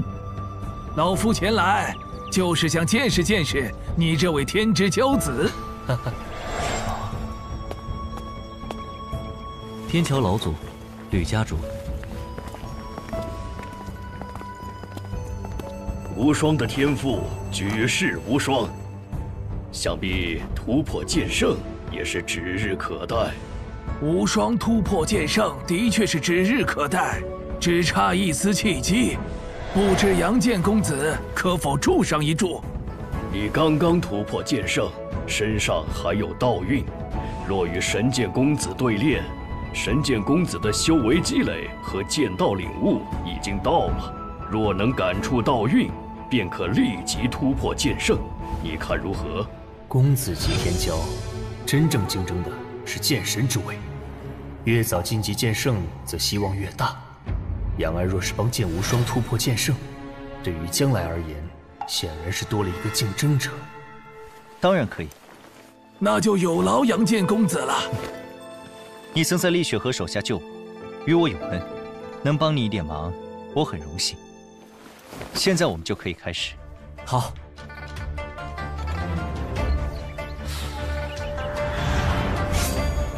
请。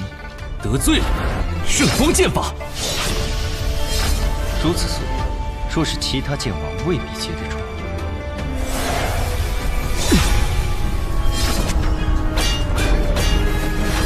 就是这种感觉。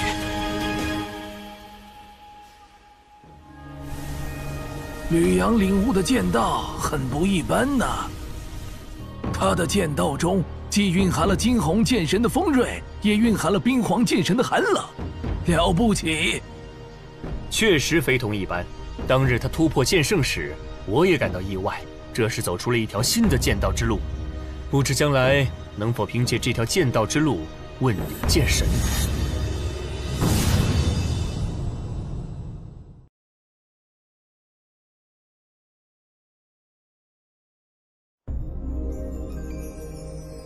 问鼎剑神哪有那么容易？哪怕是沿着诸位剑神曾经走过的剑道之路，都千难万难，更别说是一条新的剑道之路了。的确如此，剑神之位难啊！一个时代，天才无数，剑神之位却仅一席，等于是千军万马过独木桥。的确是难于登天。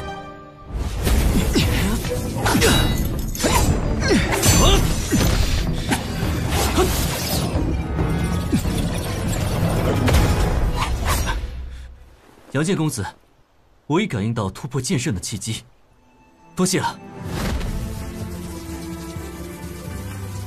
今日过后，公子及天教中又将多出一名剑圣。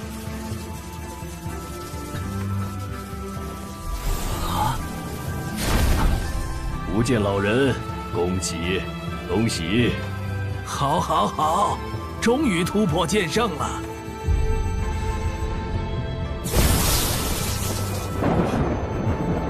绿阳突破剑圣才多久时间？竟然又有人突破剑圣！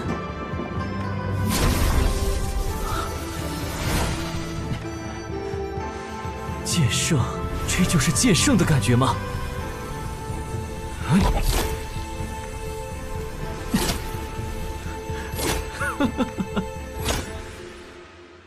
天瞧瞧，吕家主，小徒承蒙杨剑公子相助，现已突破剑圣，不胜感激。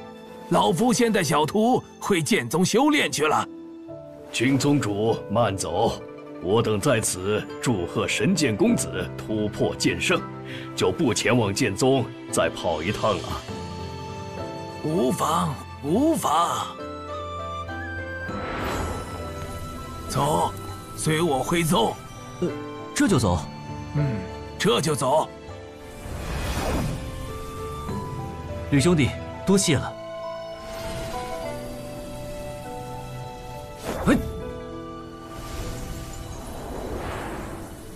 师尊，何故走得如此匆忙？剑神之位仅有一席，先由厉血河、吕阳突破剑圣，后面吕天、楚言、华宠等人也都会相继突破。谁更早修炼至剑道境巅峰，谁便更有希望问鼎剑神。你既然突破剑圣，自然要第一时间返回剑宗。我会教你一门新功法，辅助你修炼，加快你的修炼速度。还有功法能够加快剑圣的修炼速度吗？血气乃人之根本，血气越足，精气越旺，神魂也越强盛。我教你一门强化血气的功法，名曰血坤功。修炼之后，血气澎湃浩大，宛如传说中的神兽巨鲲，能让你在剑道境的修炼加快速度，更能大大提升你突破剑神的希望。师尊，修炼血气的武功，那不是血剑老人的强项吗？厉血河是血剑老人教出的弟子，整个人都血气滔天。你懂什么？大道同源，别人修炼血气，你就不能增强血气了。老夫一身的心愿都在你身上，回去后给我好好修炼。若练不成血坤功，今后别说你是我的弟子。是，师尊，我一定好好修炼。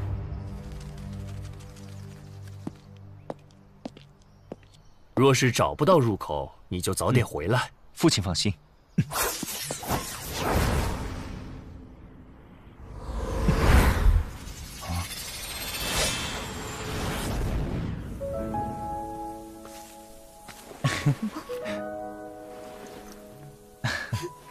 你不是说知道了神剑暗灵的消息，要先去找神剑暗灵吗？怎么又来看我了？神剑暗灵就位于北域的一处遗迹世界中。到了北域，当然要先来看看你。再给我一点时间，我一定找到神剑暗灵，为你治好剑魂之伤。你可一定要当心。我已成为剑圣，并且有神剑桃神在手，天下何处不可去？你不用担心。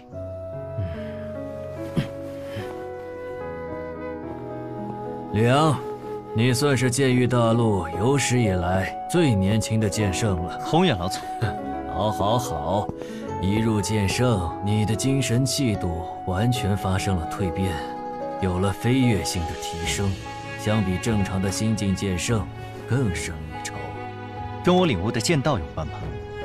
哦，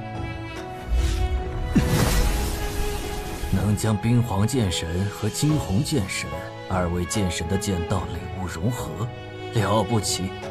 将来大有可为，剑神有望啊！你回了西域吕家一趟，怎么就知道了神剑暗灵的消息？我父亲当年闯荡天下，曾获得一张古地图，上面有神剑暗灵的消息。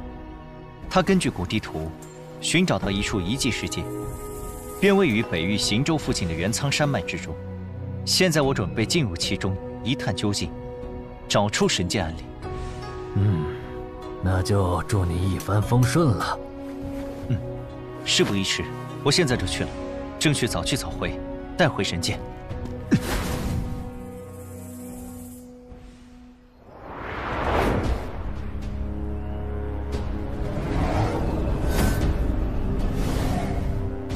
李旭和，曾经本公子以为只有剑无双才有资格做我的对手，没想到你竟然会比剑无双更早突破剑圣。小子，你当年不过是我指缝中溜走的小杂鱼，如今却成了能与本公子相提并论的剑圣，还真是出乎我意料。李旭和，时代变了，现在已非当年，你还敢在我面前显身，想找死吗？小子，夸你几句，你还真把自己当个人物了。本公子特意前来找你，就是要让你认清现实。我李血河永远是你不可战胜的对手。哼，若非你有神剑护体，今日就是你的死期。哼！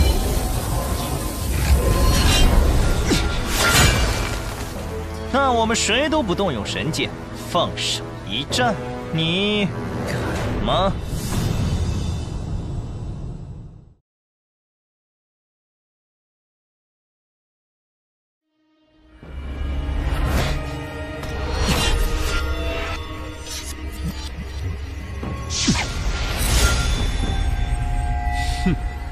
乐意奉陪，切，小子，准备受死吧！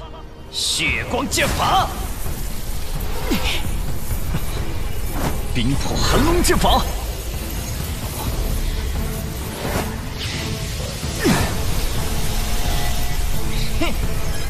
血河剑法，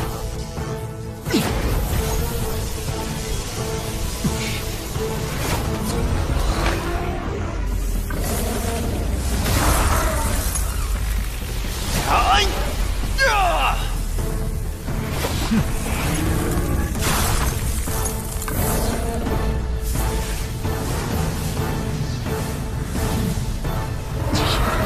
血魔煞身！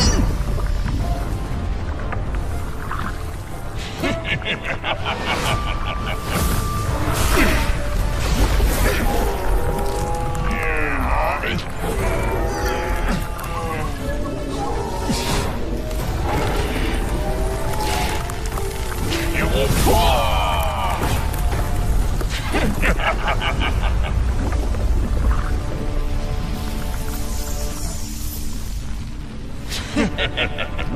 本公子领悟的血剑道拥有再生之力，血魔煞身受到任何破坏，都会迅速愈合，恢复如初。李阳，虽然你的实力出乎本公子的意料，但在本公子面前，依然是死路一条。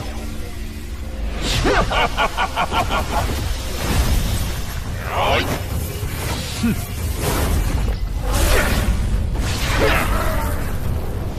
看你往哪儿逃！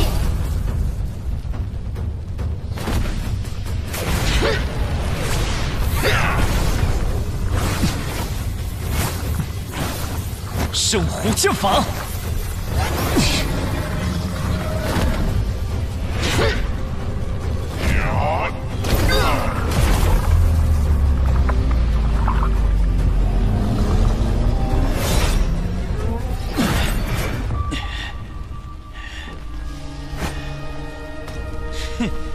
你竟然伤到我了！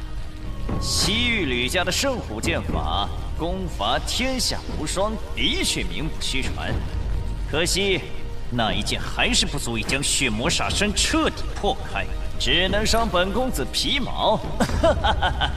越是破坏力强大的剑法，越讲究瞬间的爆发力。我倒是要瞧瞧，像刚才那一剑的力量，你施展圣武剑法，能攻击出几剑？我根据自身剑道，领悟一剑，让你长长见识。好！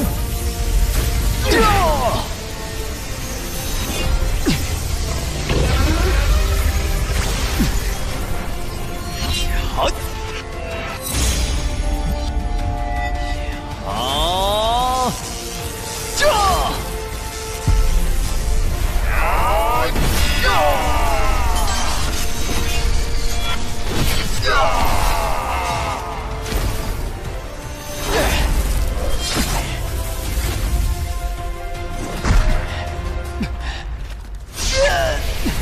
这是什么剑术？我根据自身剑道领悟出的一剑，还不完善，未取名字。若说我这一剑领悟完善，李雪河就算你有神剑，也未必护得住你。切！你之前不是说不动用神剑吗？怎么突然间说话不算数了？自身领悟的剑术，能够在剑圣阶段自创武学，自古以来就是成为剑神的基础。而如今我离自创剑术还差得远，可这家伙居然先我一步创出了自己的剑招，我不会输给你，绝不会！李阳，你给我等着，下次见面，我一定会胜过你，将你碎尸万段！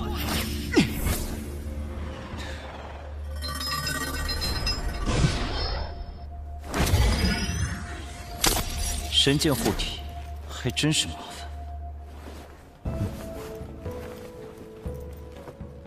还是先确认一下位置吧。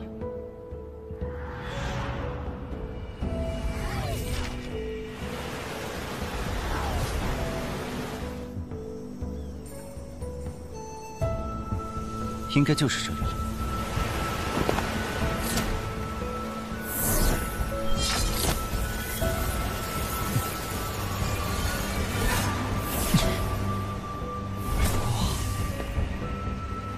果然，逃生是进入的关键。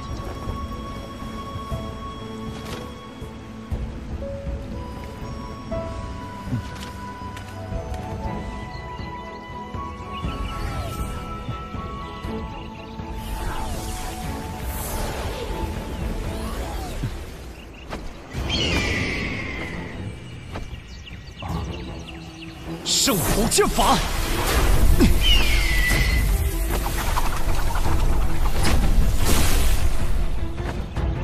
哼，不知死活的东西，滚开！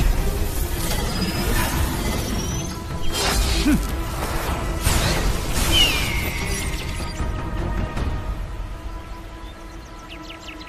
啊，居然有人！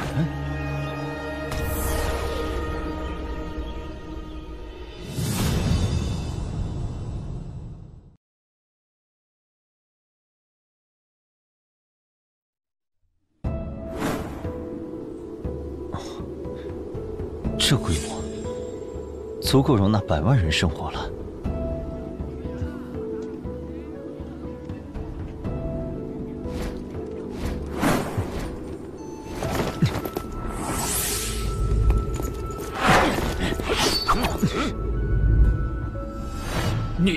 你是何人？从哪里冒出来的？在下吕阳，求见方家主事者。这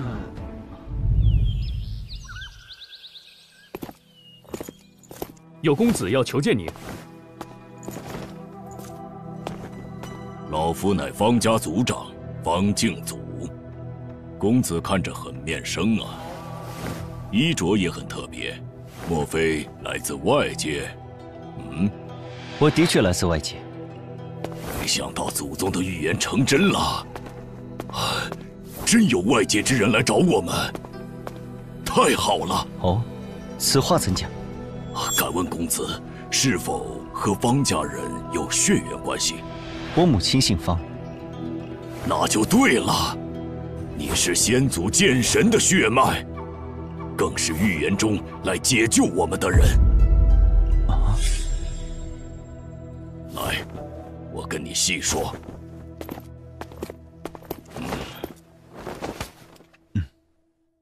这里名为凌渊界，是由我方家和凌家的剑神先祖共同开辟的小世界。曾经，我们的先祖生活在剑域大陆，那里五蕴兴隆，剑道强盛，修炼至剑神境，可飞升天界，享无尽寿元。那时，我们方家的先祖镇渊剑神拥有神剑桃神，凌家的先祖飞灵剑神拥有神剑暗灵，他二人结为夫妻，共同创造了这里。直至万年前，血煞公子血煞之道走上剑神之路，他手握神剑血煞，葬送了无数武者性命，因此受到方凌两家剑圣追杀。可惜彼时的血煞老祖气候已成，剑神不出，无人能灭。我方凌两家受到的威胁越来越大，不得不退入凌渊界避祸。此外，还有许多剑圣世家也来到凌渊界。为了防止被血煞老祖迫害，方凌两家就此开启封印，只留下一个秘密入口，需要多位剑圣配合神剑才能打开。可是血煞老祖已经飞升，你们为何还躲在这里？并非我们不想出去，只是现在的我们没那么多资源培养剑圣境强者，更别说打开入口出去了。你们就没有想过，直接动用神剑尝试一下？你可知我们这儿为什么叫凌渊界啊？俗话说，天有九界，地有九渊。天界是剑神飞升永生的地方，九渊则是修魔者宝地，里面充斥着无尽杀戮魔气，武者进入将九死一生。先祖当年开辟此地的意图，就是用来封印九渊连接剑域大陆的入口，所以才称之为凌渊界。凌渊界开辟之初，九渊的魔物就在不断冲击入口，无奈先祖只能将暗灵和桃神两柄神剑放入阵眼，加固封印。如今暗灵受到九渊魔气的侵蚀，已经失去控制，任何人靠近都会有生命危险，所以我们举家迁移到边远地带。至于阵眼所在的中心区域，附近生活着许多妖灵，甚至还有强大的妖圣存在。以我们目前的实力，根本拿不到神剑，自然无法出去。这么说来，一旦我取走暗灵，封印就会松动，凌渊界乃至整个剑域大陆都会陷入危险中。如果封印消失，你们先祖可留有后手，阻止九渊魔物入侵。有，这把诸天阵旗蕴含强大灵力，可保封印10年不破。我记得你刚才说，我是预言中解救你们的人，你可愿信我，将阵旗交予我？公子这是何意？实不相瞒，我此次前来，是为了取走暗灵，救我的未婚妻。你们的事的确让我意外，我也很乐意帮你们离开，而且我是桃神的新主人。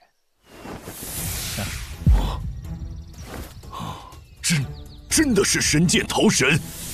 罢了，也许这就是天意。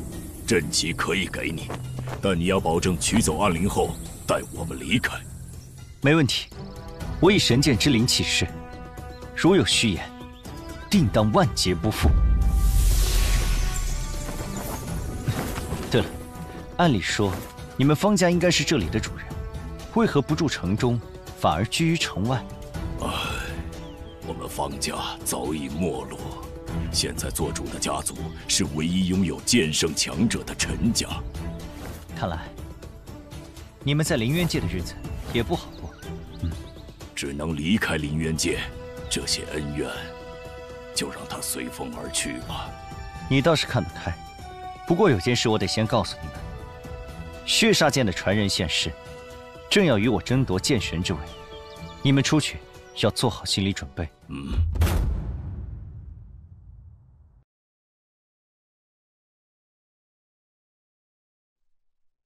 对我们来说，已经不重要了。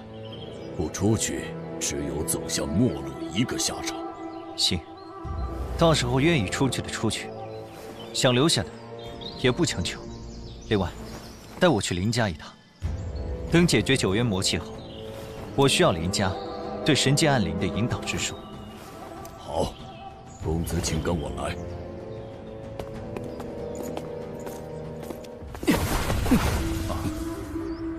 陈雨欣、陈允和，方敬祖，此人是谁？他是来自外界的吕阳，吕公子，可助我们离开凌渊界。哼，凌渊界脱离外界，早已万年有余，现在没有任何瓜葛。不错，凌渊界的人，谁都不许离开，还有你。你也不准离开，既然进来了，就在这里待一辈子吧。哼！哎！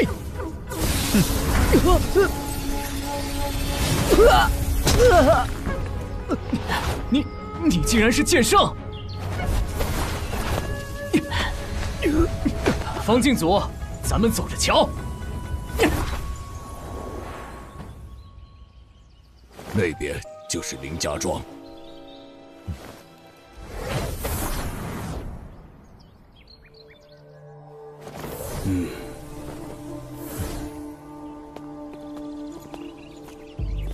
以吕公子的能为，相信用不了多久，就能将引导之术融会贯通了。这间小院便是您的安歇之处，我会吩咐下去，禁止其他人前来打扰。多谢。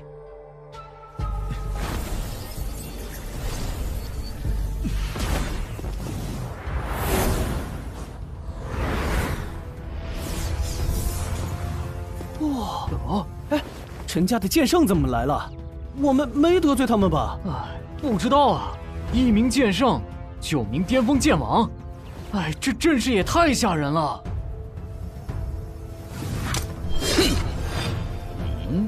谁是外来剑圣？给我出来！外来剑圣，给我出来！外来剑圣，速出来！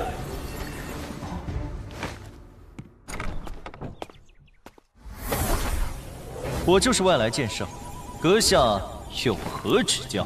我当是什么厉害人物？原来是个剑意境初期的毛头小子。给你2个选择，要么一辈子留在凌渊界，要么现在就离开，回你的剑域大陆。凌渊界我想来就来，想走就走，还轮不到你在这指手画脚。小子，你现在走还来得及。若本座亲自动手，你将会被永远镇压于此。笑我，一个井底之蛙还想镇压我？只怕你没这个资格。你找死！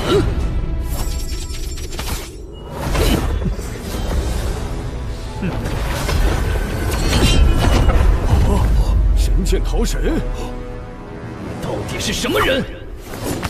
剑域大陆西域家剑神后人公子天骄，称号杨剑公子。我要带人离开凌渊界，你可有意见？没有，一切由公子说了算。那就好，待我拿到暗灵，愿意随我离开者，要早做准备。是。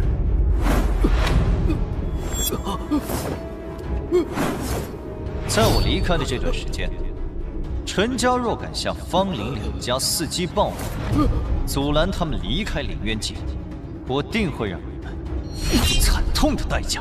不敢不敢，我等对公子心悦诚服，绝不会背向公子行事。这样最好。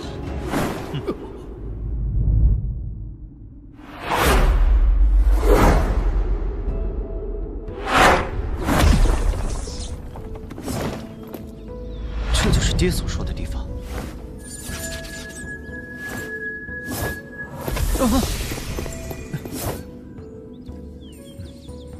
暗灵以及魔化，恐怕不好对付。吃了它，能让我的修为更进一步，多一份筹码。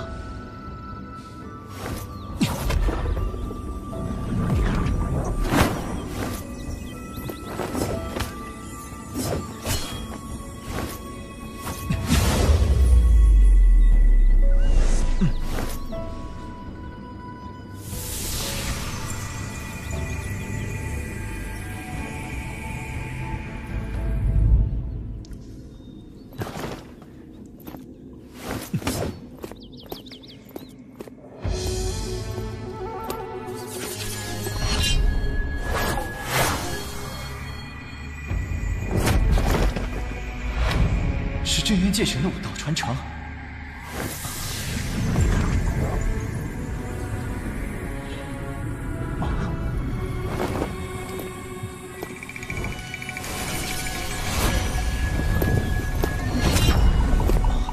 这就是暗灵。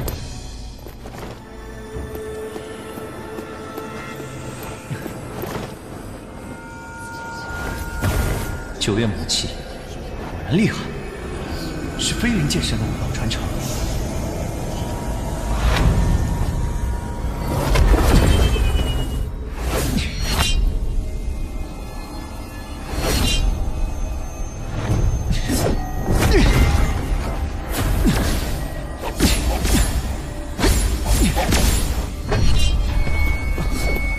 魔法应当真难缠。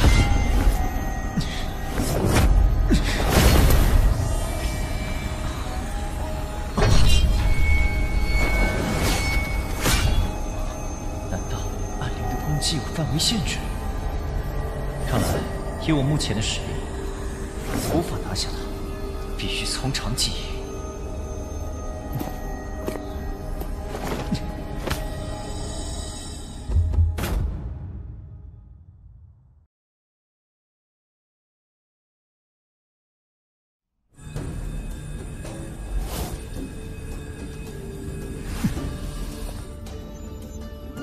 有逃生在手，我都没有半点胜算。眼下，只能大幅度提升实力才有机会。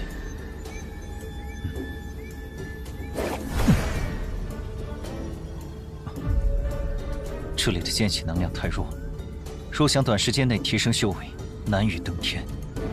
不过，要是把真渊剑神的传承融入我的剑道中，增加实力，倒是一个可行的办法。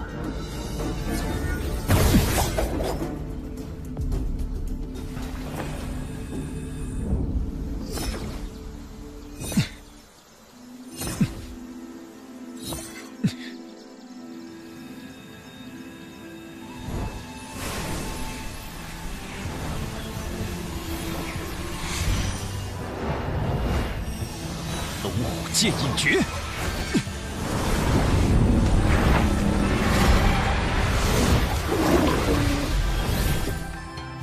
天地乾坤剑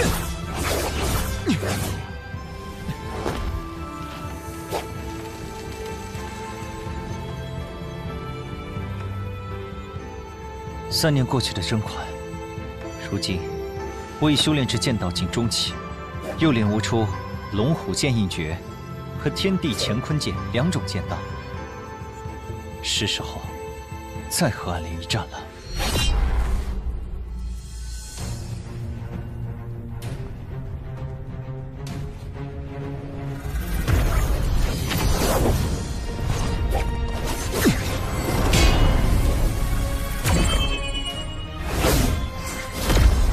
同样的招数，对我没用了。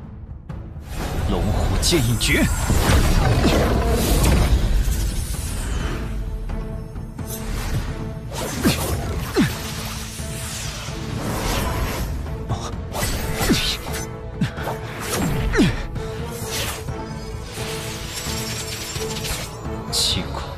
灵怎么好似被人操纵一般，如此灵活？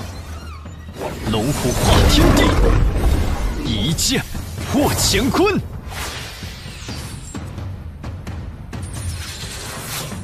想跑没那么容易。什么东西？滚出来！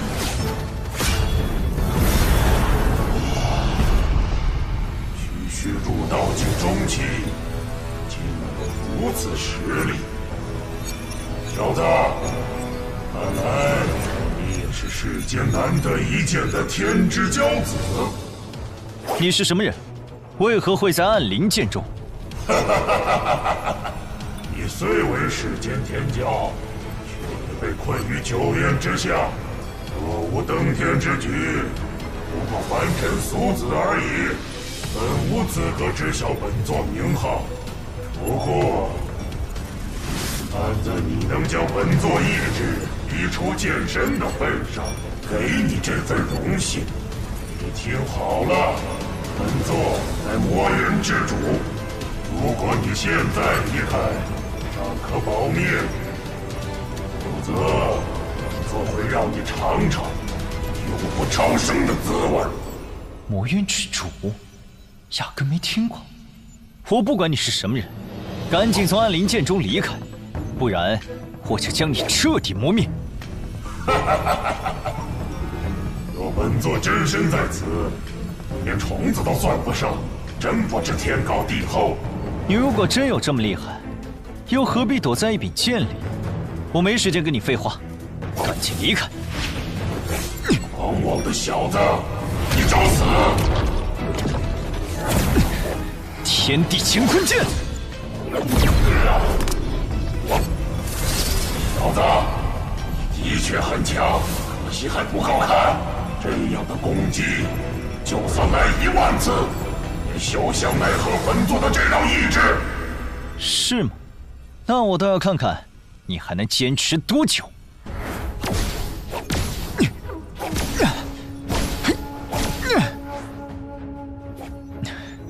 这家伙到底是什么鬼东西？这样耗下去可不是办法。对了，如果融合了飞灵剑上的剑道传承，也许就能抢过暗灵的控制权。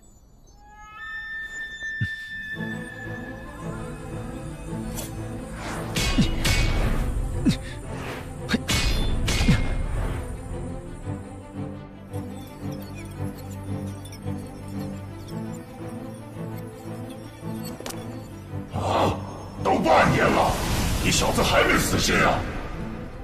我说了，暗灵剑我志在必得，你必须离开。在本座面前，一切都是徒劳。是吗？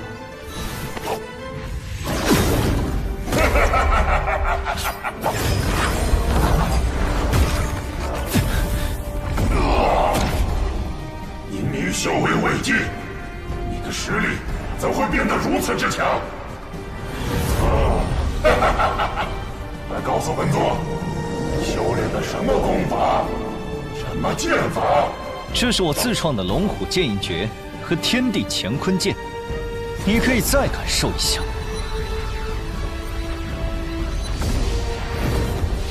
一剑动乾坤。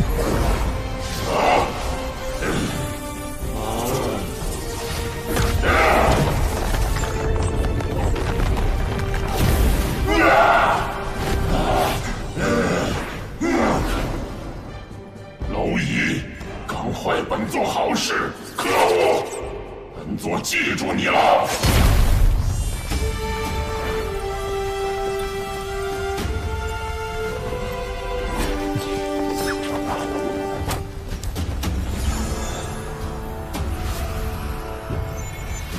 必须拿到暗灵，修复水寒的剑魂。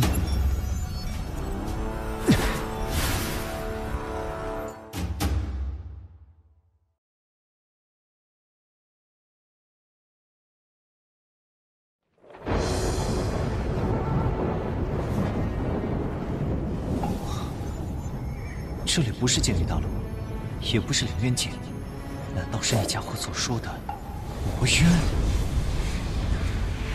这里的剑气能量和剑力大陆相冲，根本无法吸收，是个大问题。无论如何，我都不会放弃。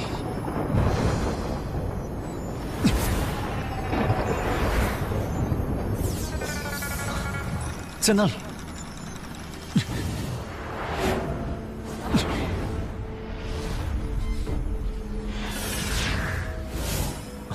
糟糕，感应不到他的位置了。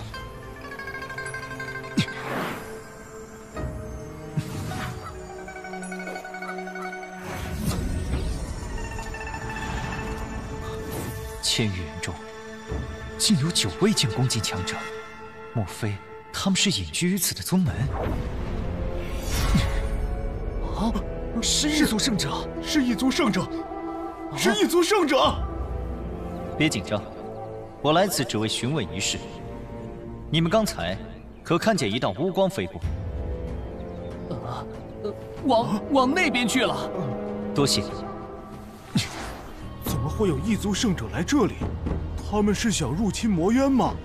不清楚，总之绝非好事，必须赶紧通知血河城的大人们。啊！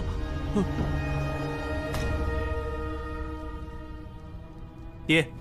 血炎真和钟行力正在追踪神兵，相信很快就会有结果了。我能感觉到，这把神兵非比寻常。若是……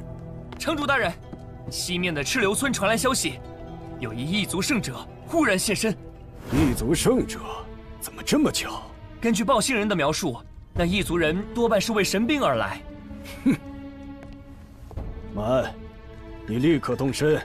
把那个异族人抓来，问清楚神兵的信息，再处决。是。等等，保险起见，带上严林和莫州。爹，一个小小的异族圣者而已，至于这么兴师动众吗？我一人足矣。你还是少城主，哪能事事亲力亲为啊？从旁压阵即可。是。严林和莫州擅长合击，有他们在，定能确保万无一失。离萧，你怎么一个人回来了？城主，神兵破开禁制，进入了血神山深处。甄长老和厉供奉拿不定主意，正在外围守着，特命我来报信。哼，血神山，那可是圣级巅峰强者也无法踏足的禁域。这血神山的禁制已破，进入其中不是难事，只是再往深处走，恐怕只有城主您这样的修为可以做到了。纵观整个魔渊，就属我们血河城离血神山最近，此乃天赐良机。城主若能把握机会夺得神兵，必将成为魔渊霸主之一，与那些圣地之主比肩。既然如此，咱们马上出发去血神山。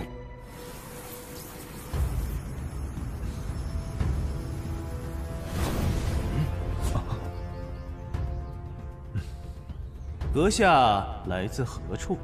到我魔渊意何为？来此属实已晚，等找到那柄引路之剑，在下立刻离开，绝不停留。那剑透露着神兵气息，既然他选择进入魔渊，就是我们的东西，你不要想了。那剑对在下至关重要，三位若愿告知去向，在下感激涕零；若不愿，还请让路。异族人，这里可是魔渊，你的生死全在我等一念之间。你最好识趣点儿，提供些有用的信息，我们或许可以考虑饶你一命。不错，我们少城主一只手就能捏死你，赶紧把知道的说出来，免得受苦。老实交代来龙去脉，否则本座的白骨魔焰会烧得你连渣都不剩。那柄剑，我要拿来就给。谁敢阻挡，神挡杀神，我挡诛魔。口气不小，本座倒要看看你有多少狂妄的资本。你们两个试试他的本事。狠！龙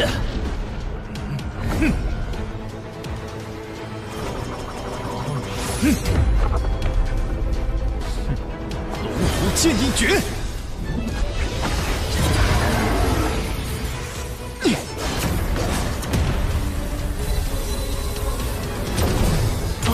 怎么可能？好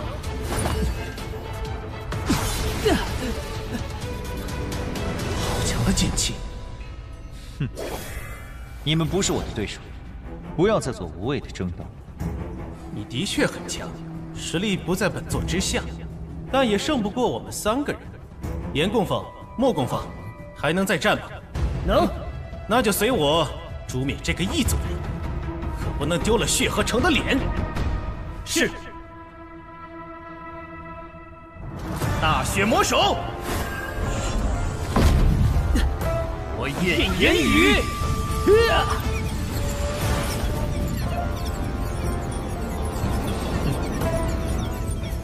此练力。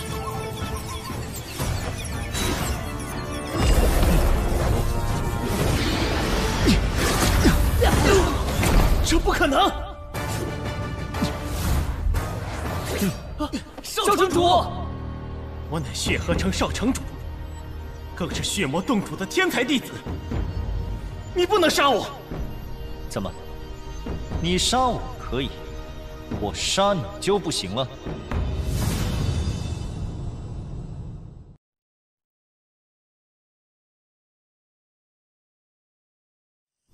我爹可是入道境后期的圣者，我师父是入道境巅峰的圣者。你若杀我，定会遭到他们的疯狂报复。我不管什么境界，只要离开魔渊，你们谁都奈何不了。我也不是什么嗜杀之人。这样，只要你老实回答我的问题，我就放了你。你想知道什么？自然是那道剑光的去向。不清楚，我爹已经派人去查了。只是我出来的时候，消息还没传回来呢。真的？当然是真的。那把你们魔渊武者的修炼境界和势力，简单介绍一下吧。啊！魔渊武道共分为6大境界，分别是明心、断体、凝魂、命功、玄翼和入道。玄翼境可称王，入道境可称圣。这里方圆100里，皆以血河城为尊。血魔洞则是魔渊几大圣地之一，拥有至强功法秘典，更有神兵底蕴。血魔洞有什么神兵？血魔镜，那是天剑魔神传下来的至宝，有它在手，可以横扫圣境，魔神之下无敌。魔渊有飞升天剑？不能啊。那哪来的魔神？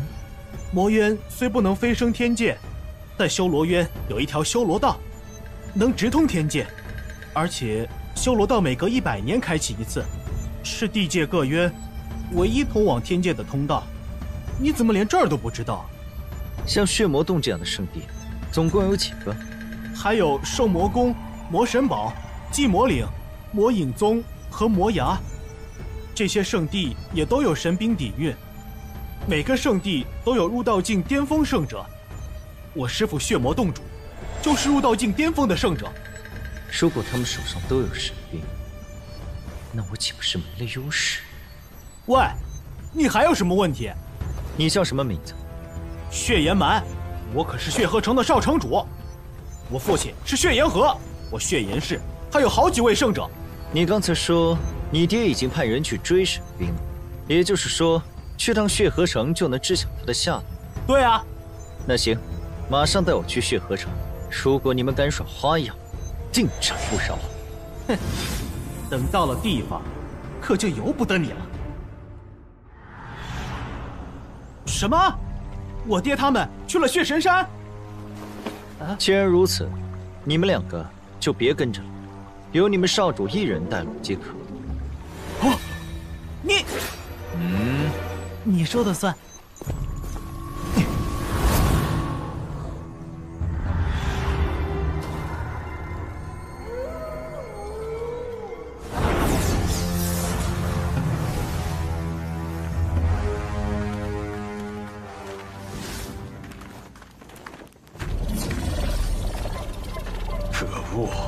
有这道禁制在，根本进不去，城主大人，既然咱们现在解不开这禁制，不如退到一旁静观其变。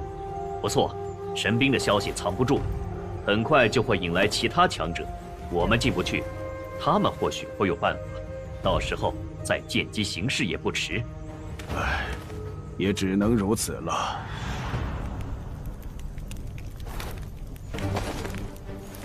城主，有圣者来了。是异族圣者。满儿，少城主怎么和异族人在一起？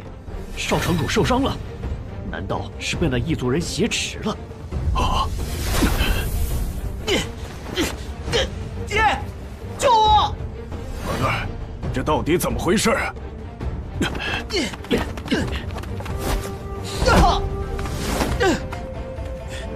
这个异族人太强了，我和严灵他们联手都打不过他。要不是留着我找神兵，恐怕他早就对我下杀手了。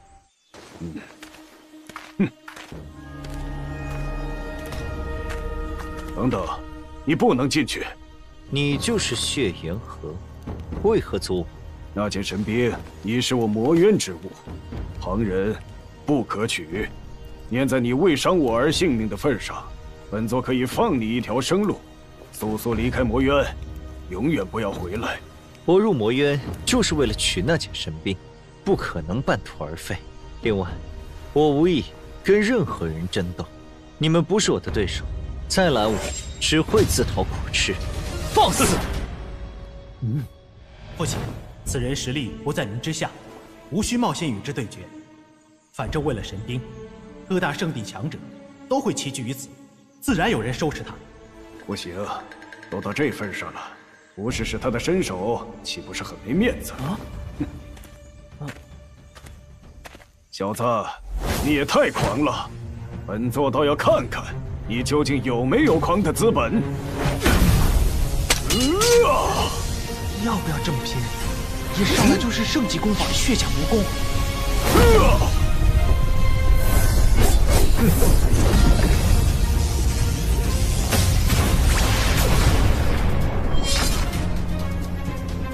小子，再接我一拳！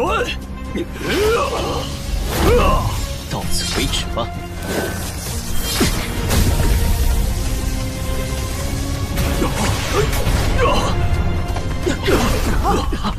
爹，城主，圣级中期就有如此实力，恐怕少魔神和小魔仙那样的天骄都难以相提并论呢。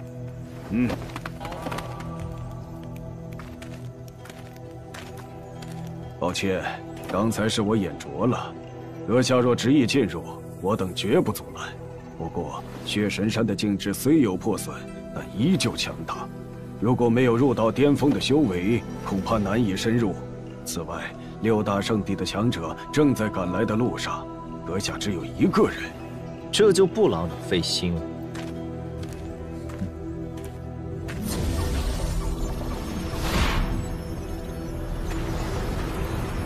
此人年纪轻轻就有此等实力，当真难得一见呢。可惜，等6大圣地的强者聚齐，他就算再厉害，也无济于事。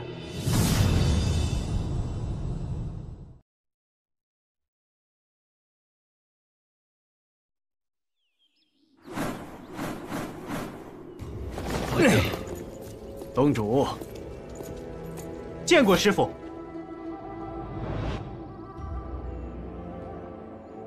血岩师兄既然先一步到了血神山，怎么不进去？已经进去探过了，里面的禁制虽然有所减弱，但依然不是圣级后期能够承受。应该只有像洞主这样的巅峰圣者，才有资格深入其中。哦，那我岂不是白带人来了？趁着其他圣地强者还没到，洞主可以先进去夺得神兵，如此一来，他们也就不好争抢了。好。血岩师兄，那我先行一步。其实已经有人在里面了。这么快？是哪位圣地的主人？非也，是一个圣级中期的异族圣者。异族？血岩师兄，这就是你的不对了。你怎能放他进去？应该当场击杀才对。父亲也想拦，只是对方实力太强，根本拦不住。哦，总之对方实力很强，我估摸着他已经达到了巅峰圣者的层次。洞主，你一会儿可要小心些，若他抢先一步拿到神兵，就更不好对付了。放心吧，我魔渊神兵岂是一个异族人能觊觎的？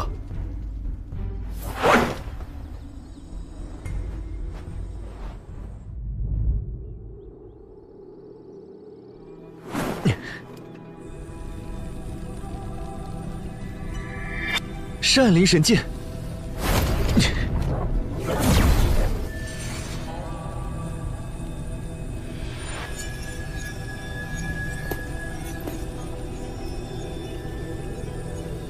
看来只有先破了这道屏障，才能拿到暗灵。有了这些血果，一定能让水寒快速崛起，实力更胜从前。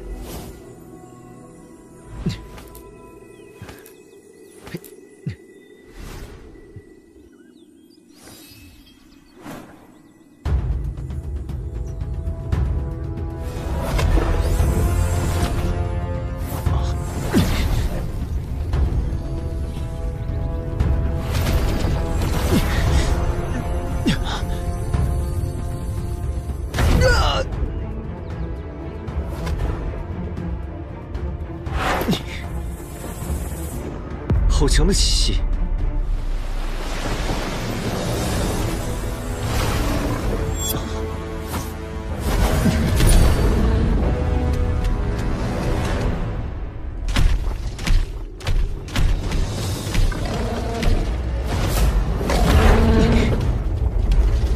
孽畜！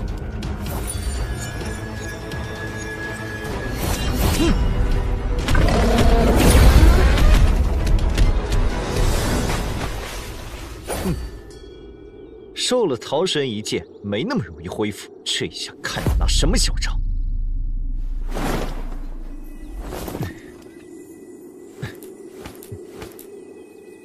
哇，圣血果，这么多圣血藤结出的圣血果，足够让血魔洞成为魔渊第一圣地了。异族人，你踏我疆土，夺我宝物，真当血魔洞无人吗？你就是血魔洞主？正是本座。我寻神剑而来，不得已才进入此地。等拿了剑，自会离开。至于你说的宝物，我可听说血神山是禁地，并无归属。这就意味着刚才那些果子都是无主之物，怎么就跟你扯上关系了？荒谬！血神山在我血魔洞的地盘，产出的宝物自然归我血魔洞所有。更何况，既然神兵选择了血神山，就是选择了血魔洞，这里的一切都是我血魔洞的机缘。哼，被吸引而来的强者恐怕不止血魔洞吧？你这话，其他圣地会认同吗？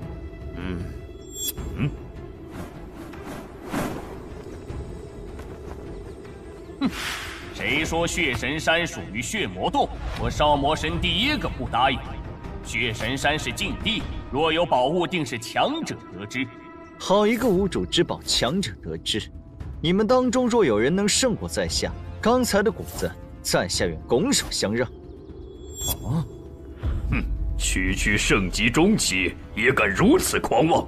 就算你通过特殊手段把实力提升到巅峰圣者，也改变不了金玉其外，败絮其中的事实。废话就省了吧。不如你们两个一起上，我可不想在无关的事上浪费太多时间。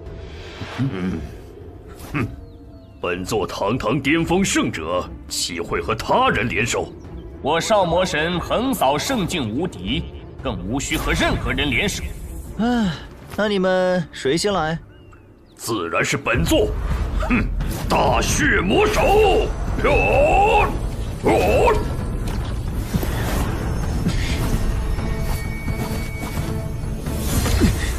圣级中期就有此等实力，着实难得。斩杀！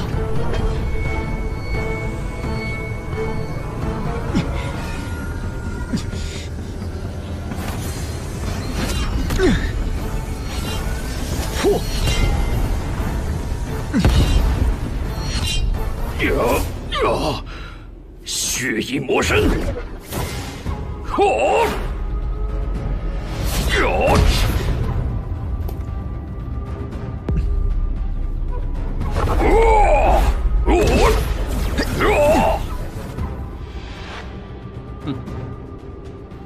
这怎么可能？他明明只有圣级中期的修为，我就不信耗不死你！哟！哈！哎！哼！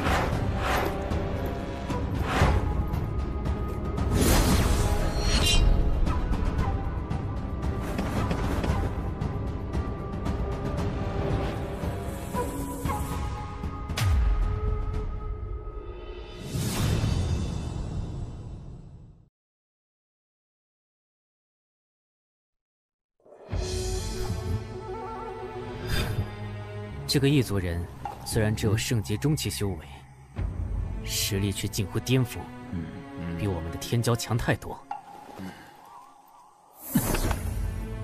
不见得吧？我看根本是血魔洞主疏于修炼，才会连一个圣级中期都解决不了。不错，血魔洞主的表现着实令人意外。继续下去，只会有损圣地之主的威名。血魔洞主一个圣级中期而已，你要是实在应付不了，不换我等出手可好？你们少在那幸灾乐祸！本座实力比你们只强不弱，再有半刻，定能斩杀此子！你也不怕风大闪掉了呀？刚才为了验证实力，陪你玩玩而已。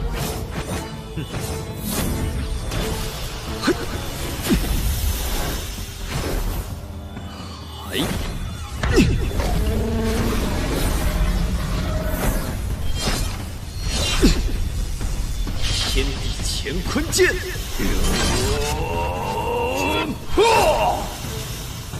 大魔血手，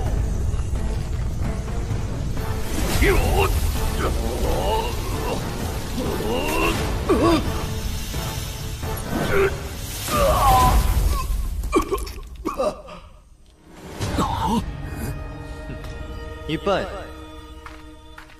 血魔洞主，你先疗伤，我来对付这个异族人。用不着你插手，待本座动用神兵，此子必死。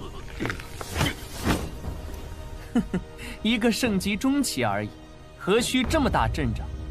不错，这种程度就动用神兵，岂不显得我魔渊无能？以此人的年龄看，让少魔神与他一战最为合适。血魔洞主，你也太小题大做了，不如退下来疗伤，就不要再劳神了。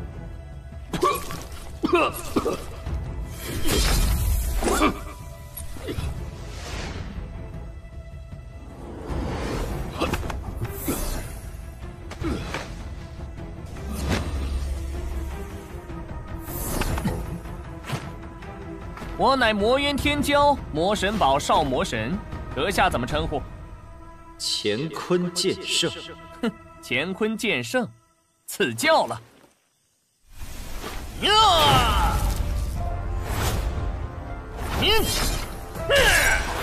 大力魔神击法。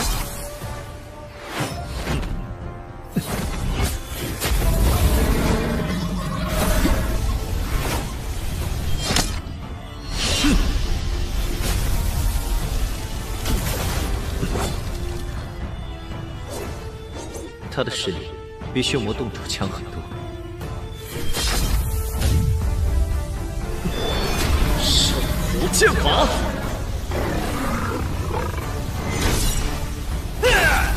乾坤剑圣，这点能耐在我少魔神面前可不够看，快拿出你的真本事！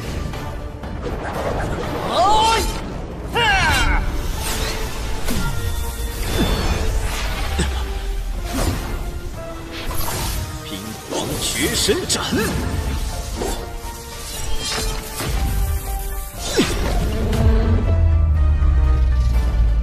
哈哈哈哈，来得好！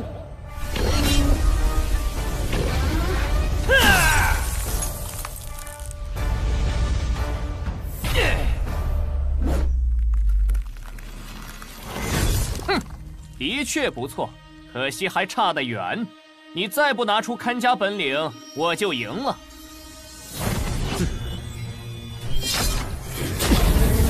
天地乾坤剑。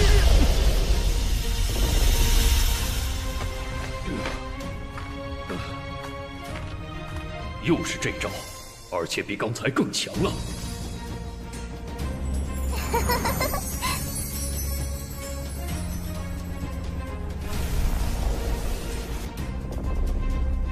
啊！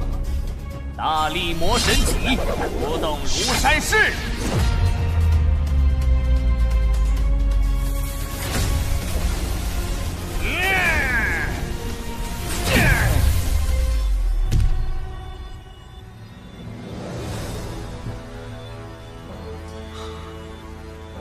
你这一剑威力很强，只是不持久，注定一败。你怎么知我不可持久？圣魔神，再接我一剑！你居然用圣血果这等宝物来恢复精力，简直暴殄天物！废话少说，不动如山。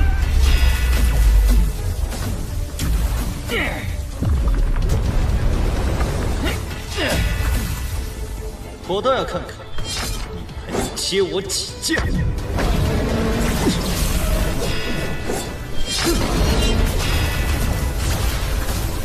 恶，这次力量怎么不降反增了？氧气。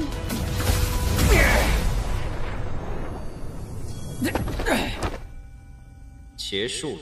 不，还没有结束。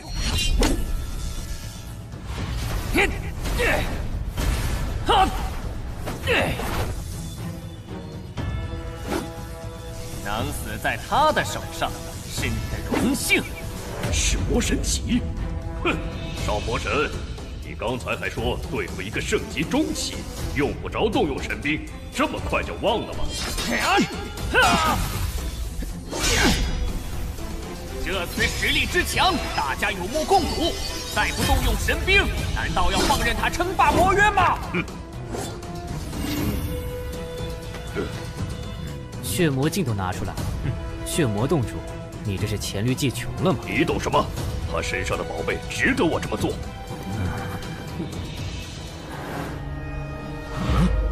难不成这里的圣血果都被那个异族人摘了？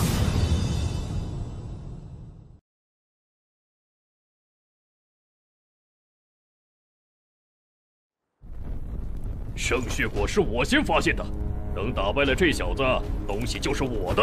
轮不到你插手，我会亲手斩了他。呵呵，本座不插手也可以，他的命归你，东西归我，如何？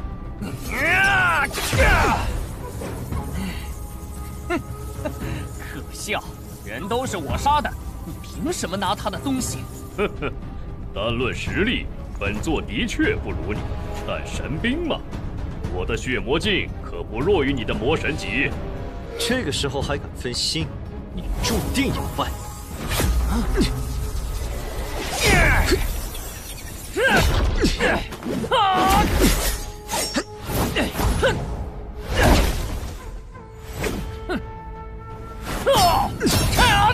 这么多圣血果，可不能便宜了你们两个。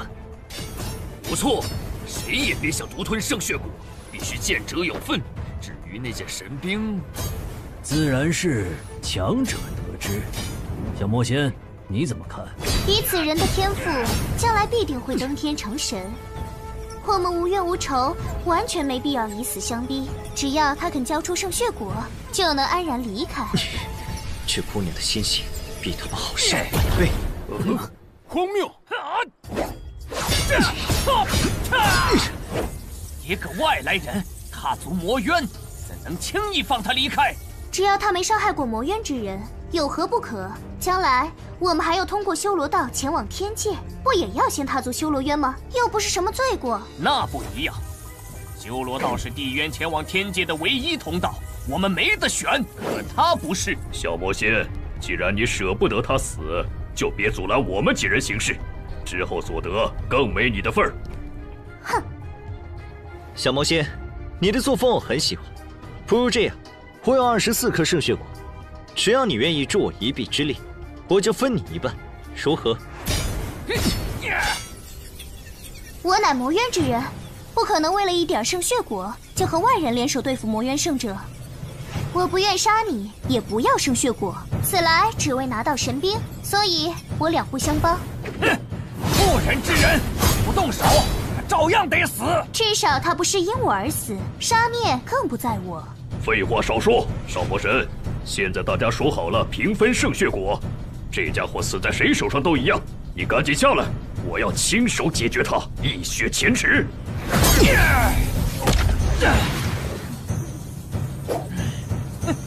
好，给你这个报仇的机会。乾坤剑圣，你敢伤本座的万金之躯，就要做好以死谢罪的准备。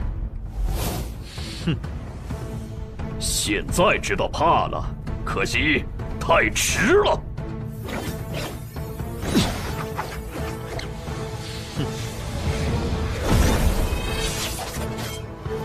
天地乾坤剑，神兵，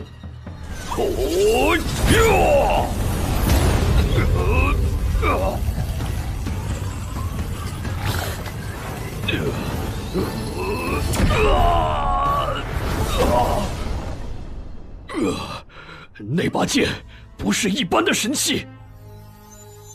哼，难不成是件真神器？真神器可是天界重宝，若我能拥有，到了天界也是强者，可越级斩神。这两把剑之间似乎存在某种联系，莫非都是真神器？现在血魔洞主已无法再战，接下来，三位，不如你们也拿出神兵，只要我们4人联手，他必死无疑。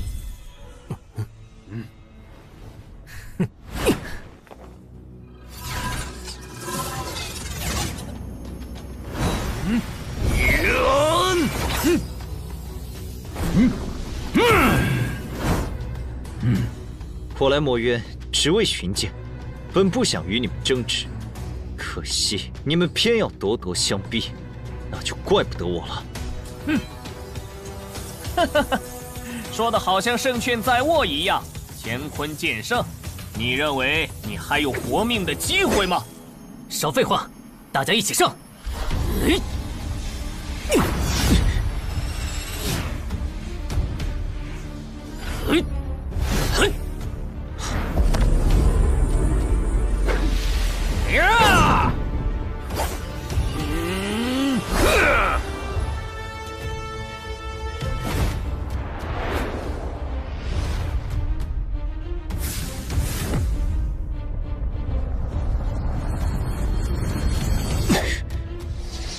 神魂觉醒！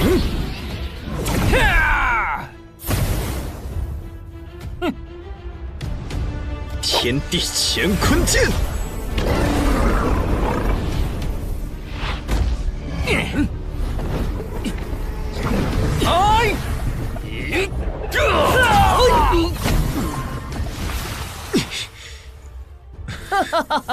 乾坤剑圣，就算有真神器，你也发挥不出它的全部威力。立刻放弃挣扎，我会让你死得痛快点。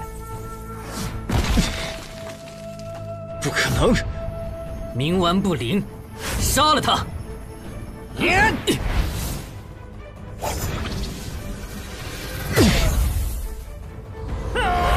天地乾坤剑！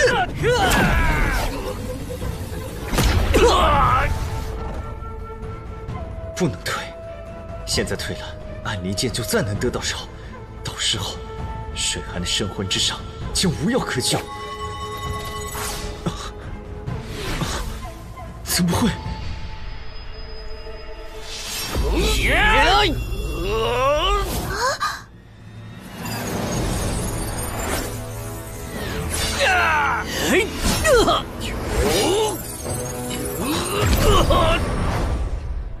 这难道一直以来都是我在拖陶神界后腿？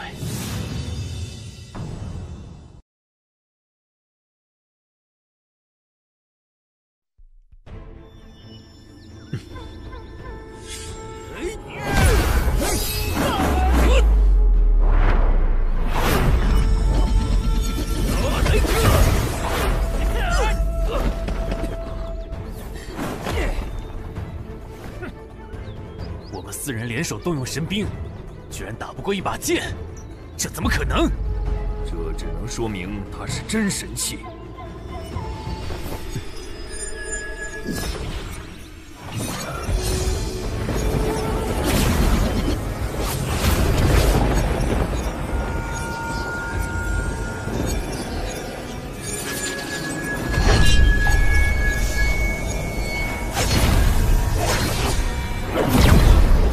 2把剑竟然打起来了，难道我猜测有误？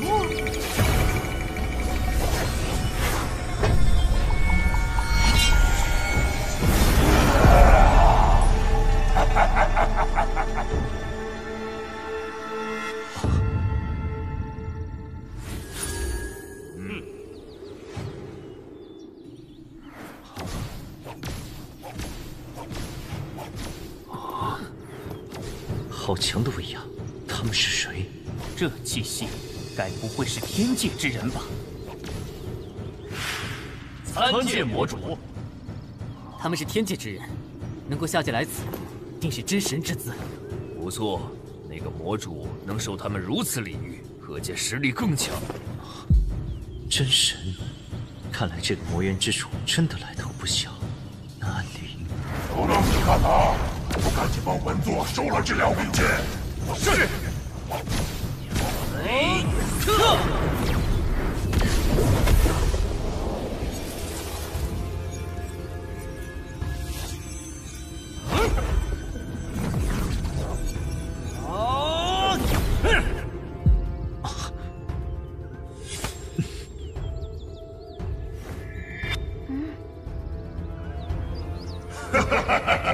本座耗费2万余年，才收服1柄神剑，你小子又白送了1柄，真乃天助我也！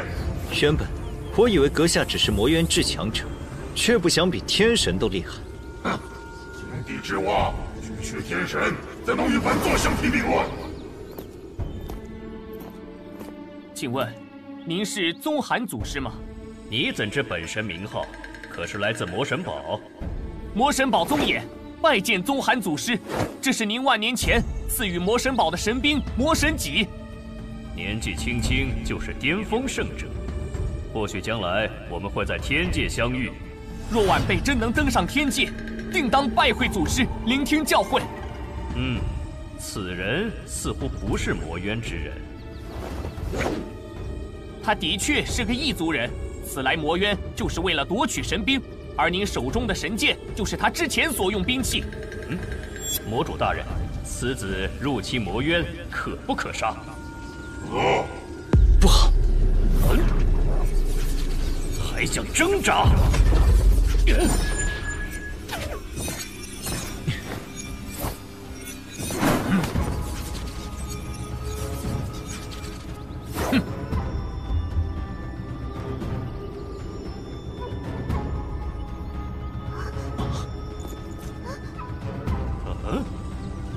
留下剑，然后滚！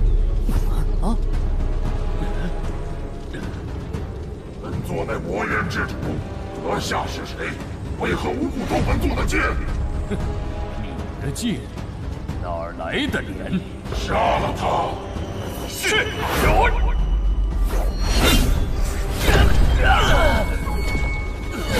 弑神王，快走！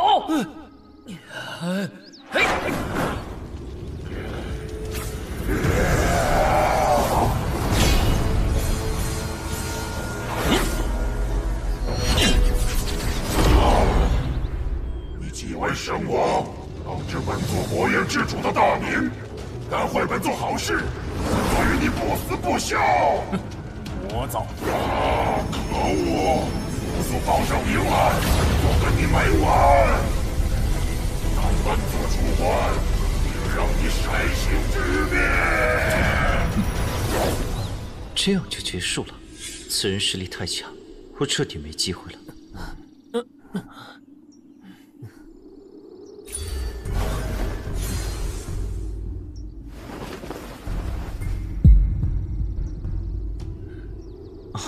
见过前辈。你来自剑域大陆。不错，前辈怎么会知道？你身上有来自剑域大陆的剑气能量，毕竟我也来自剑域大陆。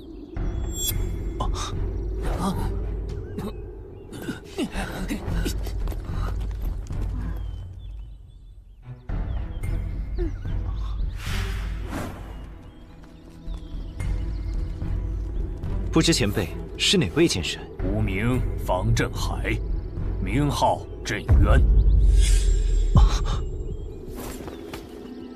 吕阳拜见先祖。你是方家血脉？我娘是方家人。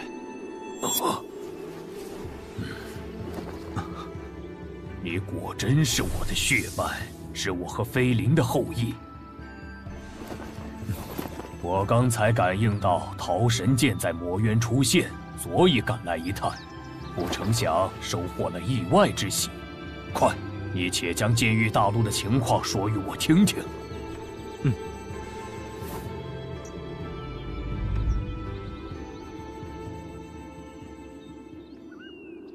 看来洛水寒定是位风华绝代的女子，能让你如此奔波，连魔渊之主都不怕。先祖说笑了，我此前并不知道魔渊之主有多厉害，还当他只是个巅峰圣者呢。堂堂魔主居然被一个圣者轻视，想必他当时定然气急败坏。对了，先祖，听魔渊之主说您是神王，那他呢，也是神王吗？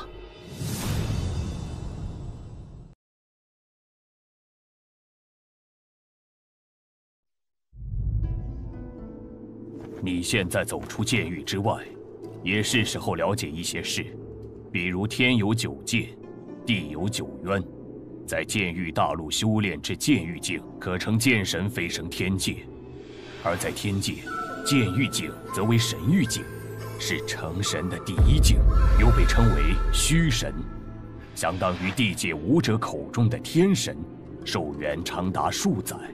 都成神了，也不能永生啊！永生只是一个相对概念，想要绝对永生，谈何容易？虚神有1000年寿元，已是难得。那神域境之上是什么境界？神域境之上是神孽境，通常被称为真神，而后经历9次涅槃，肉身、筋骨、神魂分别经历3次洗礼，脱胎换骨7次后，就有凝聚命轮的希望，被称为神君。命轮，那是什么？有道是命轮不毁，神体不灭。命轮又被称为神轮，到达神轮境就是神王。也就是说，涅槃9次后，100%能凝聚出命轮，进而突破至神轮境。是的，越往后几率越大，伴随的风险也越大。那神轮境之上还有等级划分吗？涅槃的次数会影响到后续的修为吗？有，神轮境共有初期、中期、后期和圆满4个级别。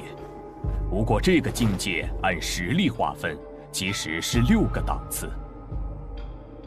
7次涅槃就能突破神王者，在神轮境初期只有1星战力，又称1星神王。每提升1个层次，战力相应提升1星。8次涅槃突破的初期就是2星神王，以此类推。9次涅槃突破者初期就是3星神王，最高可修炼至6星神王。那天界的神王多吗？不多，数量极少。啊？为什么？天道有自己的规则，当神王寿元到达一定层次，就要承受十分恐怖的3灾9难，哪怕6星神王也顶多度过6难而已。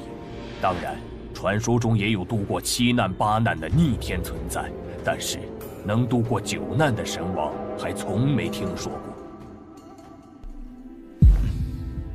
听上去虽然很艰难，但既然踏上这条路，就没有回头的道理。总有一天，我也要成为神王。你志气倒不小，从剑域大陆飞升的那些剑神，可没几个成就神王。不管结果如何，至少要朝那个方向努力。先祖，你可见过我本家先祖惊鸿剑神吕金元，还有冰皇剑神骆冰云？没见过。我已经离开天界1万年了，一直镇守在血渊之中。是地底9渊中的血渊？为何这么久都不回天界？飞青受了很重的伤，险些神形俱灭，需要血渊第3层的长生血池滋养才能保住性命。我在地界可随时回到他身边护持，天界距离太远，来回费时又费力。如果水寒受了重伤，我也会一直守在他身边。先祖，您刚才说血渊第3层，它有好几层吗？9渊都有3层，我们现在所在的地方便是魔渊第1层。听说在远古时代，地界第1层的武者修炼至神域境，能随意往来天地2界。直到9渊被封印，除了剑域大陆的武者能飞升天界外，其他8渊之人只能走修罗道，去打天界的天荒界。那剑域大陆也属于地界，它是9渊之一吗？剑域大陆在远古时代名叫玉渊，那里封印了天界一批剑道神王，同时也封印了整个地界，又被称为剑域大陆。数度岁月过去，剑道日益昌盛，封印之力削弱不少，这才诞生了剑神飞升天界。飞青就是第1个飞升天界的剑神。到底是谁有这么大手笔，能封印整个地界？不清楚，这些都是秘闻。我也是成为神王后才知晓部分信息。也许你能揭晓这个秘密。我？剑域大陆有一个古老传说，谁若能聚齐世间10大神剑，就能解开起源之秘。我和飞青所在的时代，只有暗灵和桃神现世。可听你刚才说，其他神剑也出现了，这就是最好的契机。我会努力聚集10大神剑，揭晓这个秘密。先祖，我之前听魔渊之人说，桃神剑可能是真神器，这里面有什么说法吗？神器分为4个档次：虚神器、真神器、王神器和至高神器。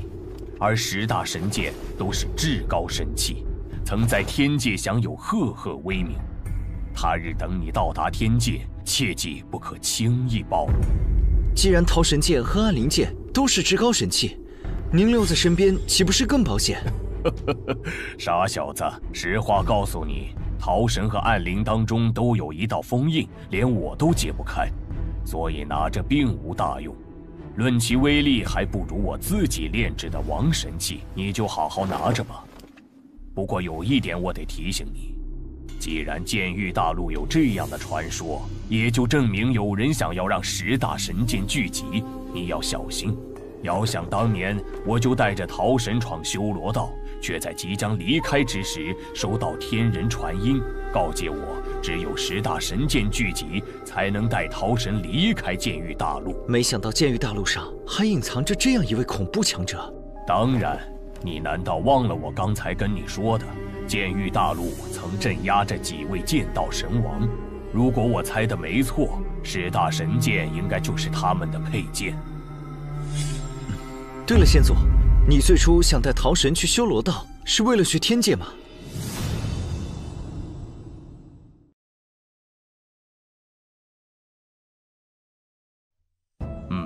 剑域大陆每隔3000年会有一次飞升天界的契机，而且一次只能有1人飞升。当初我把飞升的机会留给了飞青，该选用闯荡修罗道的方式登临天界。你和洛水寒同属一个时代，也只有1人飞升的机会，你会怎么选？机会难得，自然是留给他。我可以效仿先祖，独闯修罗道。不愧是我方振海的后裔，有魄力。来，我这就将剑术秘技天煞诸神传授给你，有他在手，你的胜算会更高。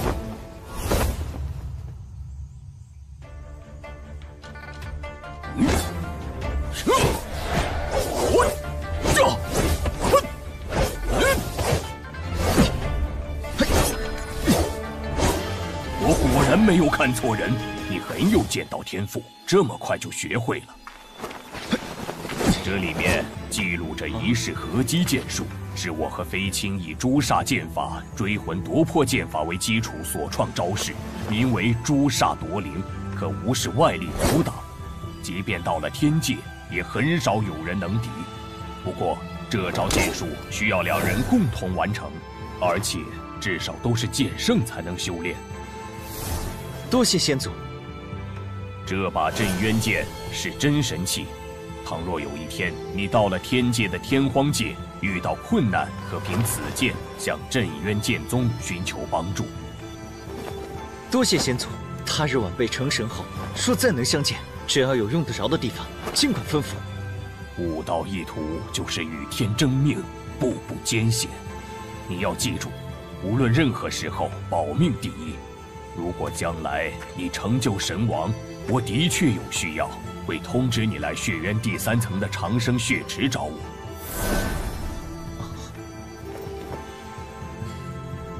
天地之广阔，远非我等能想象。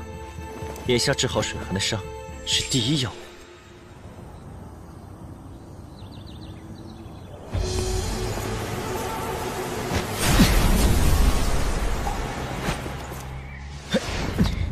吕阳公子，你降服魔化暗灵剑了？不错，你们现在着手准备吧。1个月后，我带你们重返剑域大陆。多谢吕阳公子，我这就通知大家。等通知完其他6大家族，必须先回剑域大陆一趟。毕竟这么大的事情，还要跟洛家商量下。另外，水寒也在等我。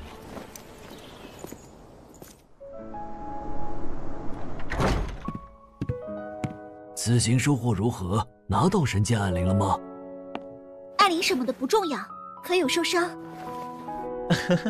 你看，我像是受伤的样子吗？那我拿到了暗灵，水寒，你的伤有救了。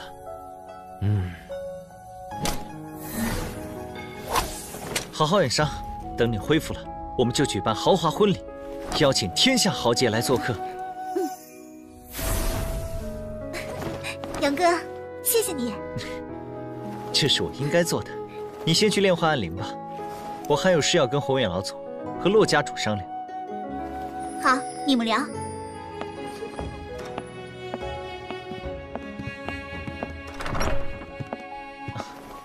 事情是这样的，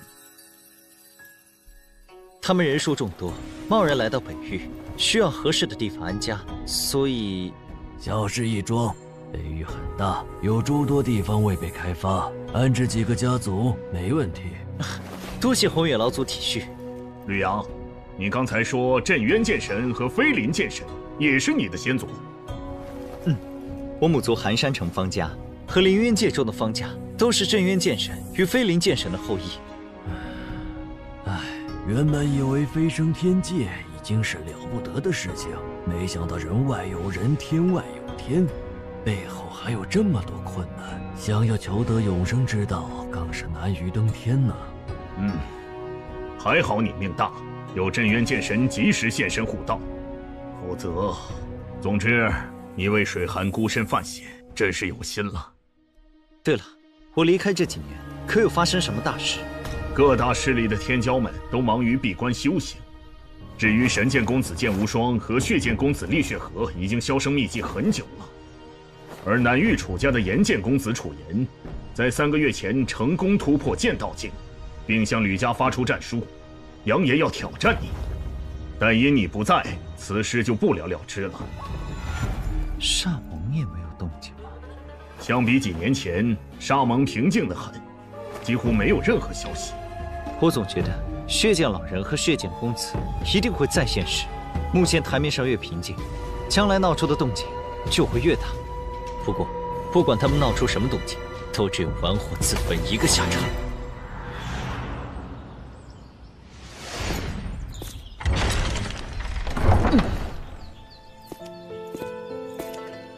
杨儿，你许久没回方家了。早在几年前，我就听说你成为剑圣了。这些年不是闭关，就是在秘境闯荡。这次也是好不容易得空，来祭拜一下母亲。我明白，先不说这些了。你今天来得很巧，有个人你必须要见一下。父亲，你怎么在这儿？这几年没你的消息，心中不安，偶尔来这里看看你母亲。你父亲每年都要来几次，这不，昨天刚到，你今天就来了。你此行可有收获？有没有遇到什么危险？说来话长。以前我每次想来看你母亲，但担心楚红兰联合楚家对你们母子不利，直到我稳坐家主之位，才敢派人去寻你们。只可惜，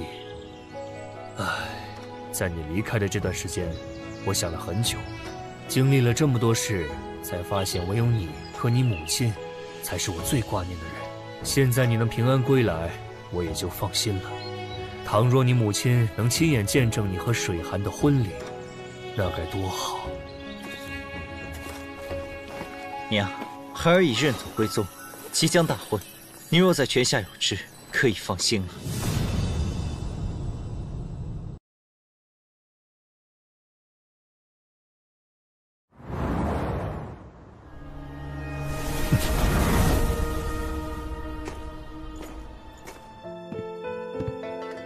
那些来自林渊界的家族，适应能力很强，而且也很安分，和周围势力相处融洽。那就好，把他们送来后，我闭关修行了一阵，还担心他们会不适应，倒是我多虑了。对了，水寒恢复的怎么样？啊，已经好了7、8成，再有1、2个月就能彻底恢复了。杨哥，看样子你状态不错，咱们也是时候把婚期定了。老祖已经看了几个好日子，就等着你做决定了。好啊，不如就定最近的那天。最近的好日子是昨天，下一个好日子是3个多月后的6月19。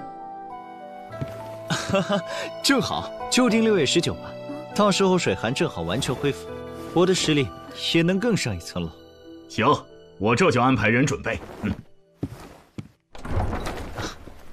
水寒，这里面一共有44颗圣血果，可加快武圣修炼。待你恢复重修武道，即可炼化，相信用不了多久，就能超越当下许多天将。既然它这么重要，你就先留着自己用吧。等飞升成神后，还有剩余的再给我。放心，我还有一半，足够修炼至武圣巅峰。这一半你用了，就能快速成就剑神。剑神之位非杨哥莫属，我能成为剑圣，守护洛家千年，便已心满意足。那可不行，我不想跟你永隔两地。我也不想，只是我若抢了飞升的机会，那你怎么办？就算你不抢，我也得另寻他法去天界，必须闯地渊，过修罗道。你呀，好好修炼，只有这样，我们才能在天界重逢。我听说修罗道很危险，你能不能不去？哼，再危险也难不倒我。我已经做好了充分准备，你只要把握机会飞升，在天界等我就好。好，我听你的，一定会拿下剑神之位。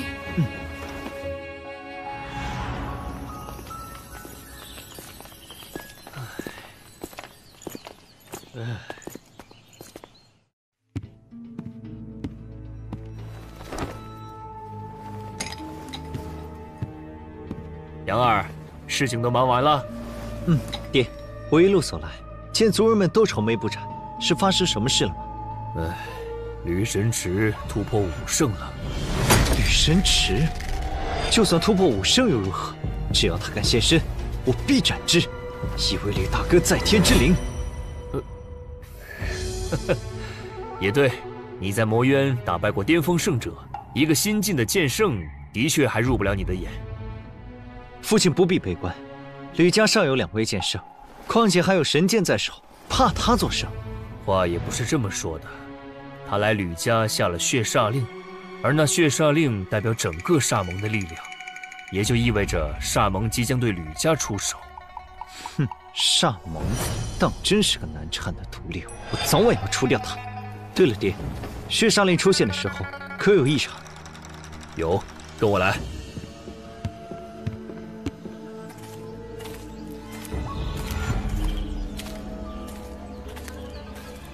血煞令昨晚出现的时候，我们损失了2名正在巡逻的剑王。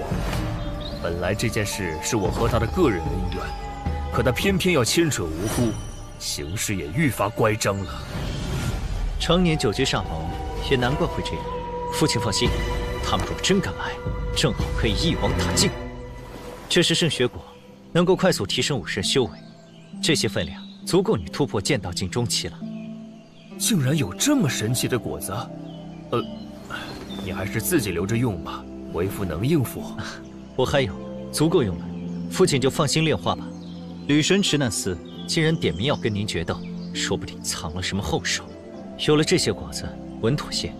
至于他背后的煞盟，我来解决。杨儿，你长大了，也变强了。有更广阔的天空，无论任何时候，为父都支持你。不提这些了，你之前来讯说婚期定了，我已经命人筹备聘礼，到时候一定将你和水寒的婚礼办得风风光光。谢谢爹。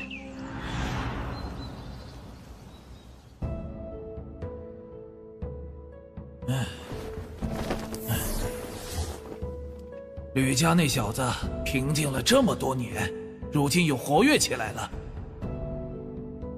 他也就是运气好，真要论当世天骄，还是我剑宗的神剑公子天赋最佳。不就成个亲吗？至于这么大张旗鼓吗？您老人家何等尊贵，根本没必要亲自去赴宴。要不直接派一名巅峰剑王去赴宴吧。不可，本座要亲自去，而且你也要去。本座能预感到这场婚礼一定很有意思，不去可惜了。记得准备一份厚礼。不就一场婚礼吗？能多有意思？血坤光果然玄妙，我已经感受到突破的迹象了。师尊，修炼的怎么样了？距离成功只差1步之遥，而且能明显感受到修为即将突破至剑道境中期。终于要突破了，你感觉还需要多久？快则1-2个月，慢则3-4个月。好，争取3个月内练成血坤功，突破剑道境中期。到时候为师带你去看热闹。杨剑公子和寒剑仙子要成亲了，我说那时候看他们总是眉目传情，原来我果然没看错，他们的婚礼我必须去。我知道你们有些交情，所以特意来通知你，要加速修炼。师尊放心，3个月内我一定能突破。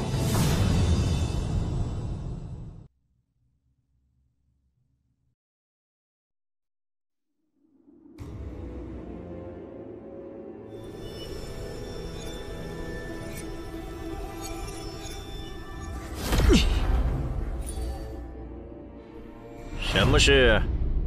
盟主有令。师父有何吩咐？6月19，吕阳和洛水寒大婚，各大势力都会前去祝贺。届时，盟主也会带领整个煞盟前去赴宴，请公子做好准备。哼，大婚，好啊，我一定会给吕家还有那个吕阳备份大礼。剑奴，通知下去，让煞盟所有人都收敛行迹，在此之前不许有任何争斗。是。吕阳啊，吕阳，待吕家覆灭之时，本公子定会一雪前耻，好好回报你。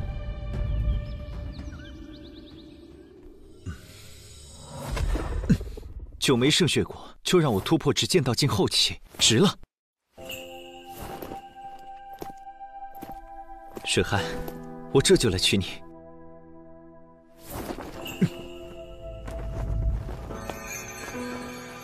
你今天真美，我会常回来看你们的。好了好了，今天可是大喜的日子，新娘子怎么能哭呢？要开开心心。迎亲队伍到了，我亲自送你。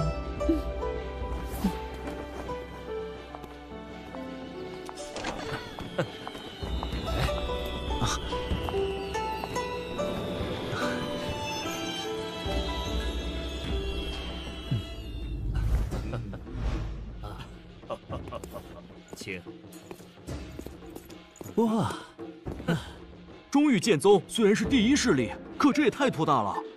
如此重要的婚礼，竟然还没到场。是啊，怎么说吕家也是剑圣世家，就算比不过剑宗，也不用如此轻视吧？中域剑宗不见老人白玉秋剑无双前来祝贺杨剑公子大婚。哦，剑宗宗主、副宗主都联袂而至，当真令我吕家蓬荜生辉啊！哎，神剑公子，看你这修为，似乎已经突破至剑道境中期了，恭喜恭喜啊！哎，闲话勿提，我等已备好佳作，就等3位入席了。对对对，金宗主、白副宗主、神剑公子，快请入席。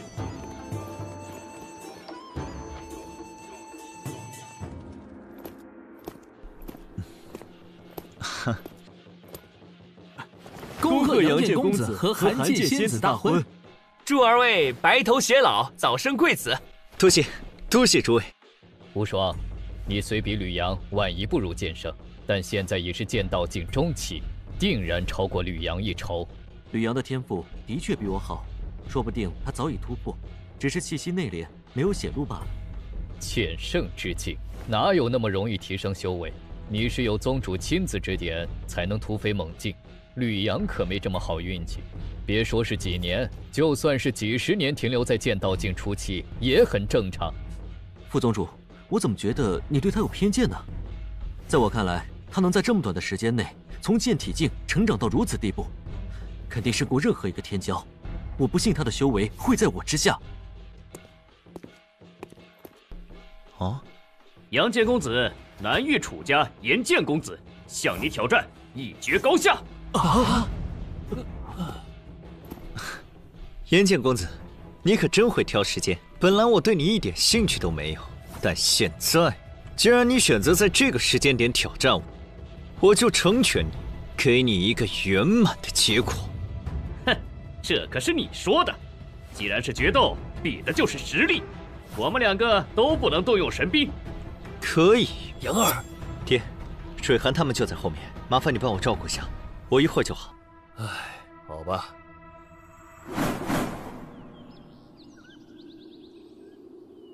出招吧！哼，焚天剑法，金光不灭剑体。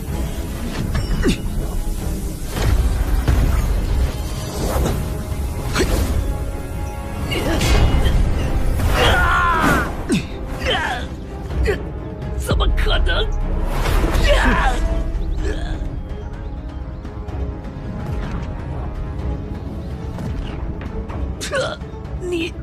你居然……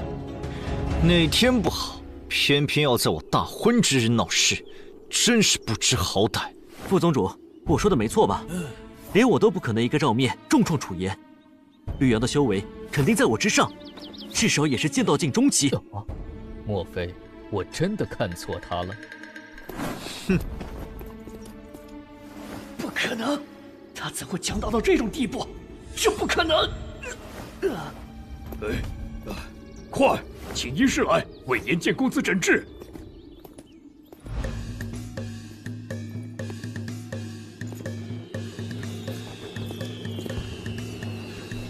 夫人，请下轿。恭喜恭喜！谢谢谢谢，里面请里面请。好好，真热啊！看了吧？哇，射上！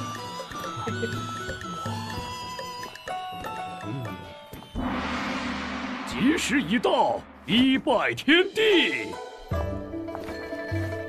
二拜高堂，夫妻对拜，送入洞房。洞房，洞房！谁？啊！快看，那是什么？是上盟剑圣，大家稍安勿躁，我出去看看。亲家，照看好水寒，我跟去看看。会没事的。沙蒙可真会挑日子，这时候来搅局，无论如何都是不死不休了。有我们在，他们掀不起风浪。好戏要开场了。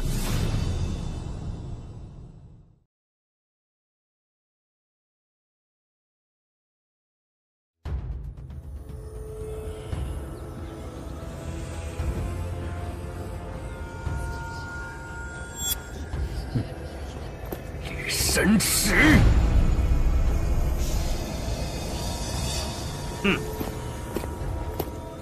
华天诀，你还有脸来？他就是那个因为一件小事就血洗宗门的华天诀。上门之事，什么祸害都肯受。一下子派出4位剑圣，煞盟这次大手笔啊！怕什么？他们才4位，我们这儿除了楚言，足足有7位剑圣呢。更何况有天下第一的无剑老人在，不管煞盟此来目的为何，都只有自投罗网一个下场。宗主，您是不是早就料到煞盟会来闹事？玉秋，这会是一场令人难忘的婚礼，好戏还在后头呢。无双，一会儿对上厉血河，有没有信心？无双不会让师尊失望。各位，今日是我吕阳的大喜之日，你们不请自来，所谓何事？当然是来送大礼啊！以上盟的手段，不可能不清楚今天到场的剑圣人数。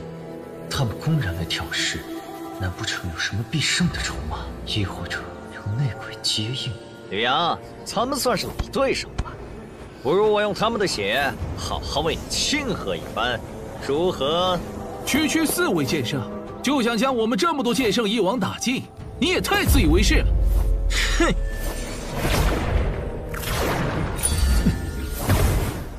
面对上门挑衅，无剑老人不仅不动于衷，甚至还有一丝愉悦，是我的错觉。不对，一直以来，从来没人见过真正的血剑老人是什么样。无论是灭剑甲，还是大战退走，都是无剑老人一人之言。难道？厉血河，你若是为了上次落败之事记恨在心，完全可以跟我私下解决，没必要在这儿败坏大家的兴致。不如这样，我们可以当着众人的面再比一场争个高低。当然，如果你没这个胆量，也可以不接。公子，您之前答应过我。哼，一场没意思，要比就比3场，而且第1场必须由吕神通来。可以。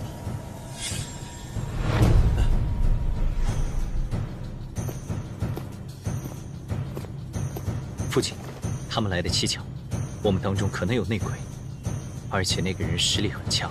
我明白你的意思，我也有这种想法，不过咱们没有证据，不能妄动，先拖延时间，再静观其变。哼！吕神通，这么多年了，你我的恩怨也该了结了。吕神师，你为了个人私欲背叛家族，简直无药可救。今天我必会为司明，为那些枉死之人报仇雪恨。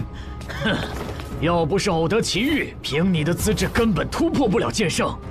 你放心，用不了多久，我就会取你狗命，向吕家的列祖列宗证明，只有我吕神池才是最佳的传承者。够了，你已经投靠煞盟，没资格再做吕家子孙。天桥老狗，等我杀了吕神通，再灭了吕家，定会好好回敬当初的决定。吕神通，这一战，你我都不得借助神剑，仅凭自身实力决生死，你敢吗？哼，有何不敢？好，这可是你说的。如果你敢中途动用神剑天虹，我就立刻将血煞借于吕神池。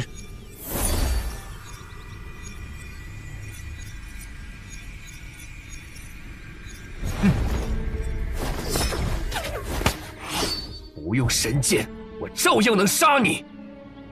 哈哈哈哈！愚蠢！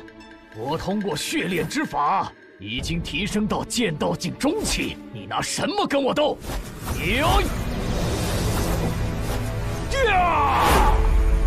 血河剑法！都被人练成血奴了，还洋洋得意，蠢的是你自己。圣虎剑法！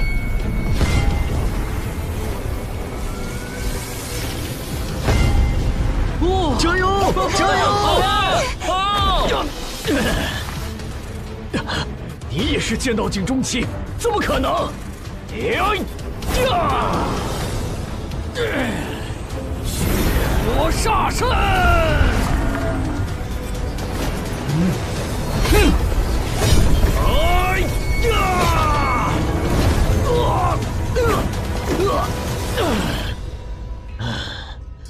可恶！哪里逃？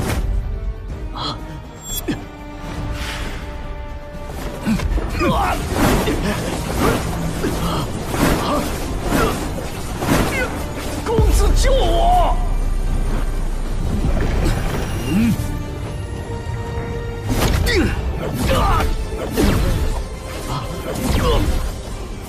哇，厉害！加油！公子救我，我撑不住了。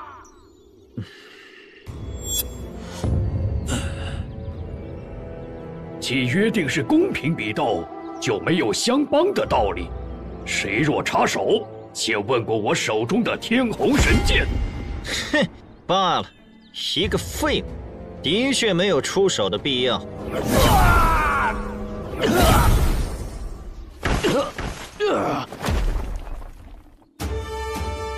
吕神池，你背叛吕家，残害同族，罪无可赦。哼！